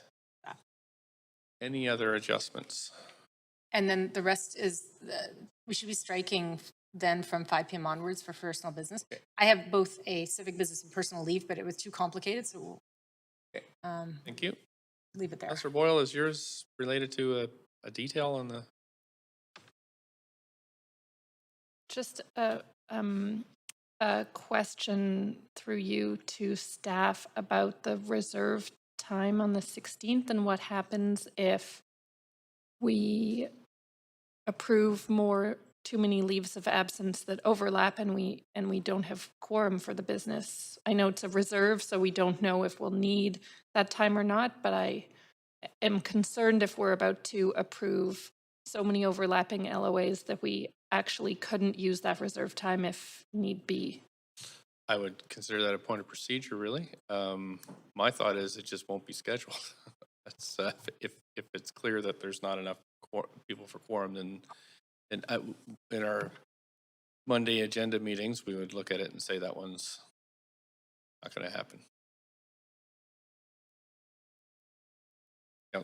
Okay. Is that? Yeah, thanks, Mayor Stewart. I'm not sure I have a ton to add to that other than just to reflect the volume of work that council has through the end of the term. And we are running out of reserve dates. So appreciating that obviously there's lots of issues that members of council are balancing here. Like I say, and just looking at the motions on notice for today, there's a lot of work to do for council before the end of the term. Can I ask another point of procedure then, which is, I guess, a bit of direction or recommendation if we, if there's maybe some work to do and conversations to be had among councillors seeking LOAs on that day to figure out who might be able to be here and how we negotiate that to be able to prioritize that council work. Would the recommendation be that we not approve, that we sever and not approve I think LOAs? the procedure would be if through discussions after this is approved, somebody decides they don't need the hour, then they could send a formal, an email to the city manager and clerks, and then we could change it at the next. We could change the text of the LOA, but there have to be some indication that a councillor has decided to come. Okay, and your suggestion is to do that rather than not approve the LOAs and have that I think coordination so. There's too happen? many there to really go through them all unless somebody has an immediate change right now. Otherwise, it'll take, I think, not really the space here to negotiate, but if there's some trades that can be made, I think if the clerks may correct me here, but I think a note indicating that LOA will be changed at a future date would be sufficient. Okay, is this an appropriate time for me to make a comment on? Let's. I'm on I the was list, taking those so as I can point of come back. procedures. Do you have a point of procedure, Councillor Bly? Note the language in C further that it says for personal business, and then it also says for civic business. I just think there's a second personal business that needs to be deleted. Right. Okay. Thanks. And then just wanted to acknowledge from a point of procedure, it's not uncommon for an LOA to be submitted because it has to be submitted before the LOA date at that meeting ahead of time, which sometimes can be 2 weeks in advance or a month in advance. But it could very well be that particular council will choose to be in person, and then the LOA is no longer valid anyways. Actually, that's a good point of procedure. I think that maybe the clerks, if we get in this situation and we know this is coming up, then the clerks could send a reminder, an email, a couple of them actually, just to inquire if anybody's conditions have changed. So we could do a proactive reminder. Okay. So I'm just taking points of procedure now that I have a mover. I just need a seconder. And then, okay. So I'll put you on the key. Sorry. No, it'll be a point of personal privilege, is that, again, the LOA is still incorrect. So I'm going to resend it in writing, just to be really clear. Sure. And then my suggestion was similar to Bly's, is that if there is, we can recanvass council if we need that date in future and approve the LOAs now. But I think I'd like to just get this. Yeah, we'll take it as chair is privileged to change here. It's not a drastic change, so that's good. Anything else? Resend in writing just the correct leave. Okay, we'll make sure it's clear before we vote. Councillor Boyle, did you have the?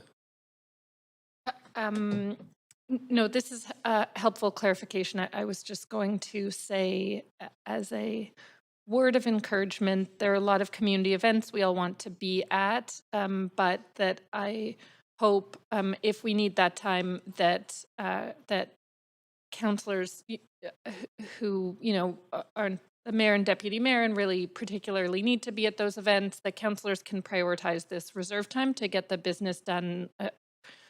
A lot of people sign up to speak and wait, and we have a huge amount of work. And so while there's lots to do in the community, my hope is we can figure out making this reserve time happen if needed. Okay, thank you. Councillor Dejanova? Nope. Okay, so have we got Councillor Dominato's correction? Okay, we'll make sure we've got the correction and then we can vote on this. And then we're moving to new business, so I won't open that queue up yet. Let's finish this business first. We are in new business, aren't we? Oh, yes, but new items of new business. We're good? Okay. Moved and seconded. Here's the list. Here's the list. And so now we're through the debate part of it, and we're going to move to a vote unless there's a problem.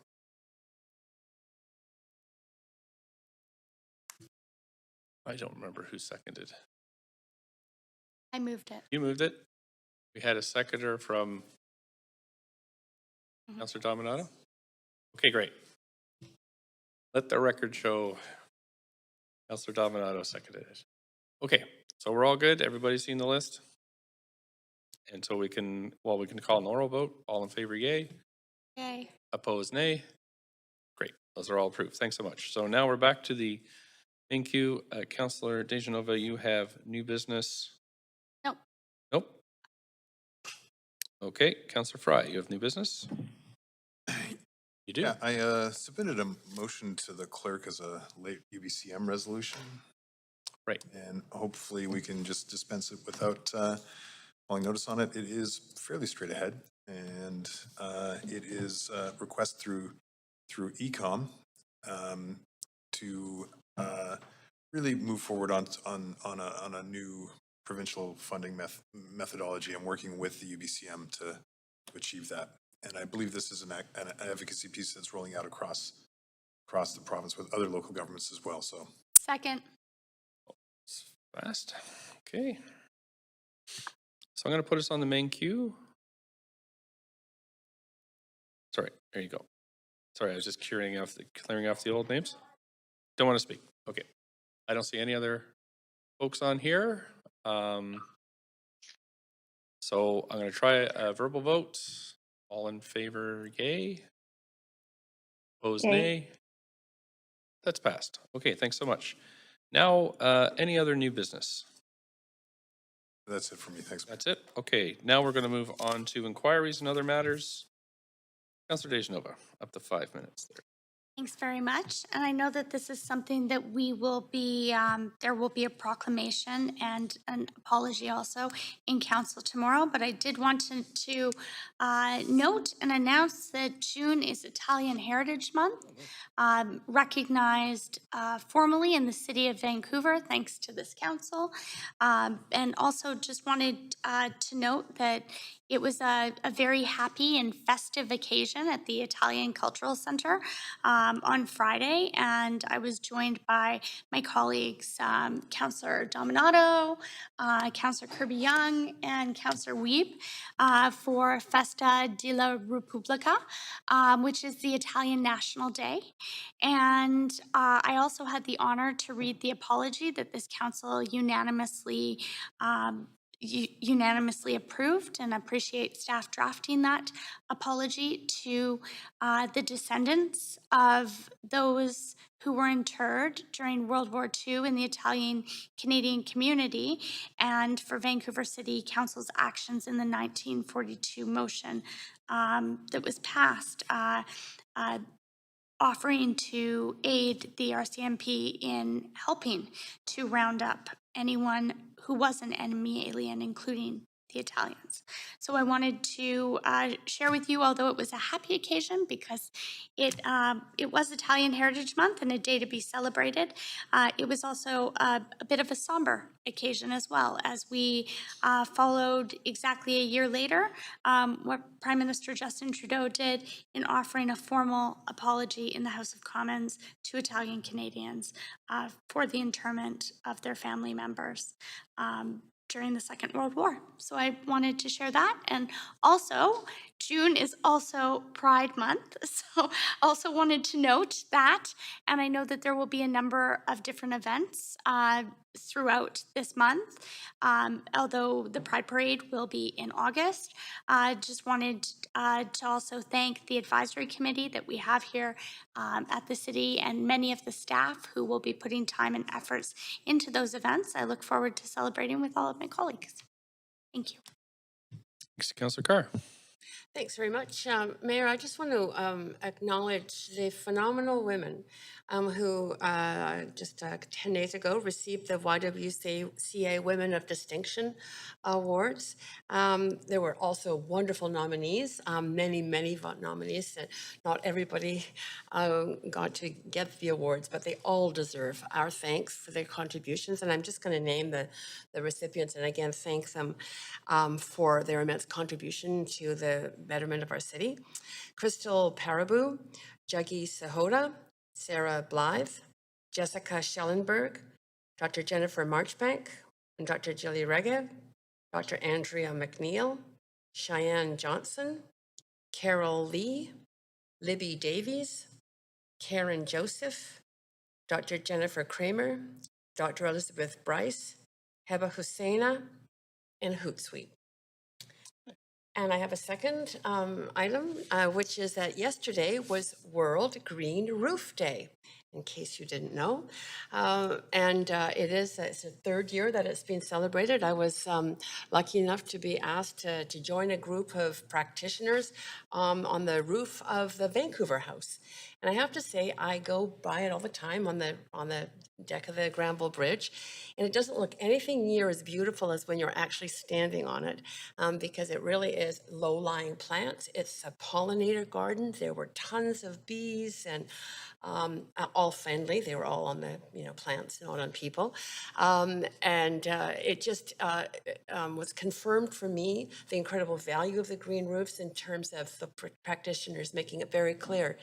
They keep the building warmer in winter, cooler in summer, even cooler through a heat wave like we had last summer, and they absolutely increase the comfort of people and the resilience of our city, as well as enable food production, which I think we should all consider in the face of climate change increasing. That's it for me. Thank you. Councillor Dominato, up to 5. Thanks, Mayor. I have 3 inquiries. The first one is through to staff, is if we could get a report back or memo with respect to decibel levels of emergency vehicles, sirens particularly.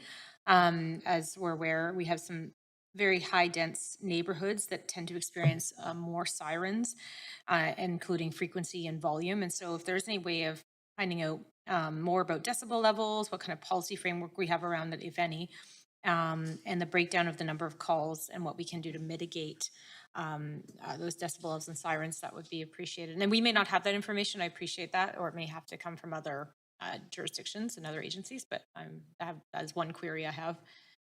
See the city manager standing. Yep, thanks, Councillor. Happy to follow up. Those are provincial regulatory requirements, but we can provide that background. Fantastic, thank you.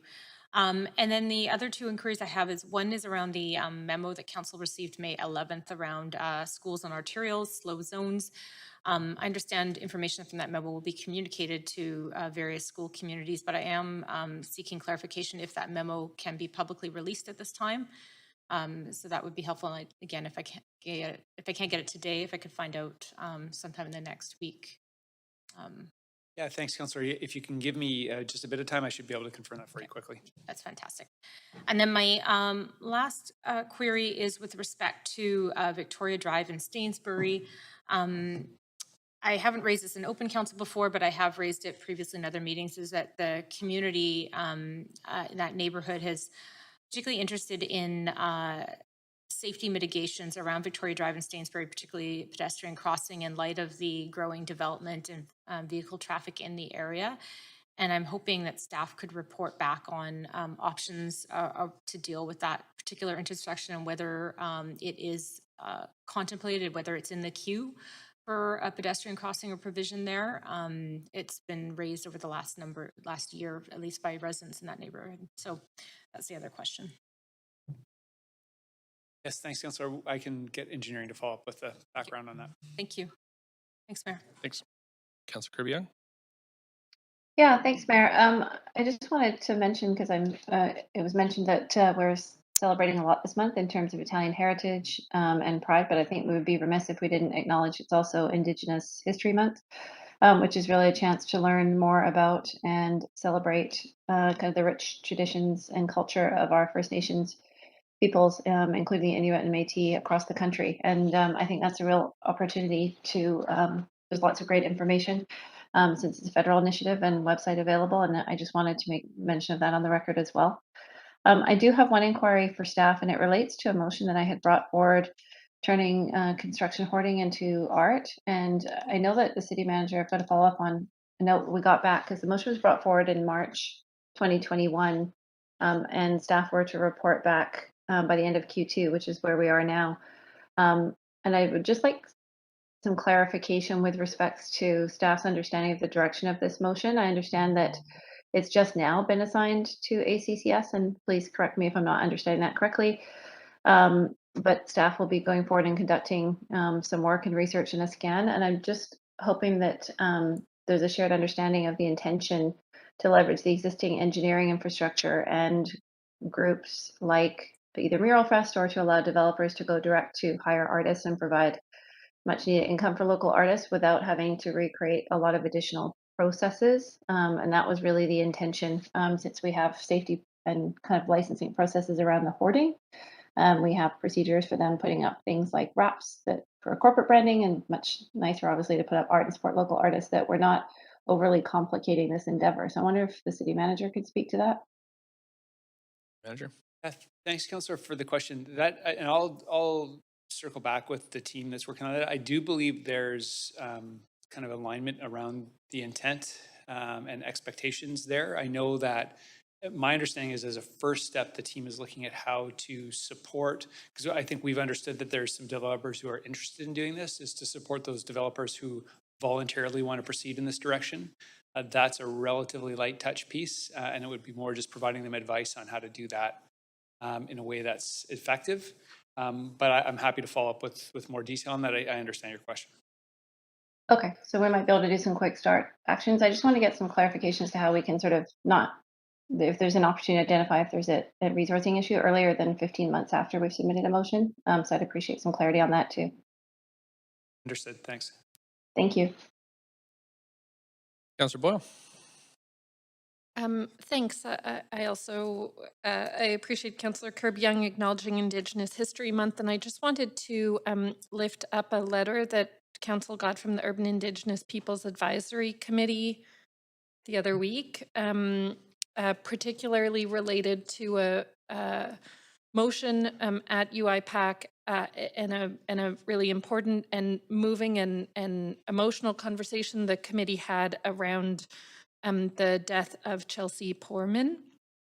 So I'm not going to read the whole thing, but I will read a little bit of it and then can recirculate it to council in case it got lost in inboxes. But the UIPAC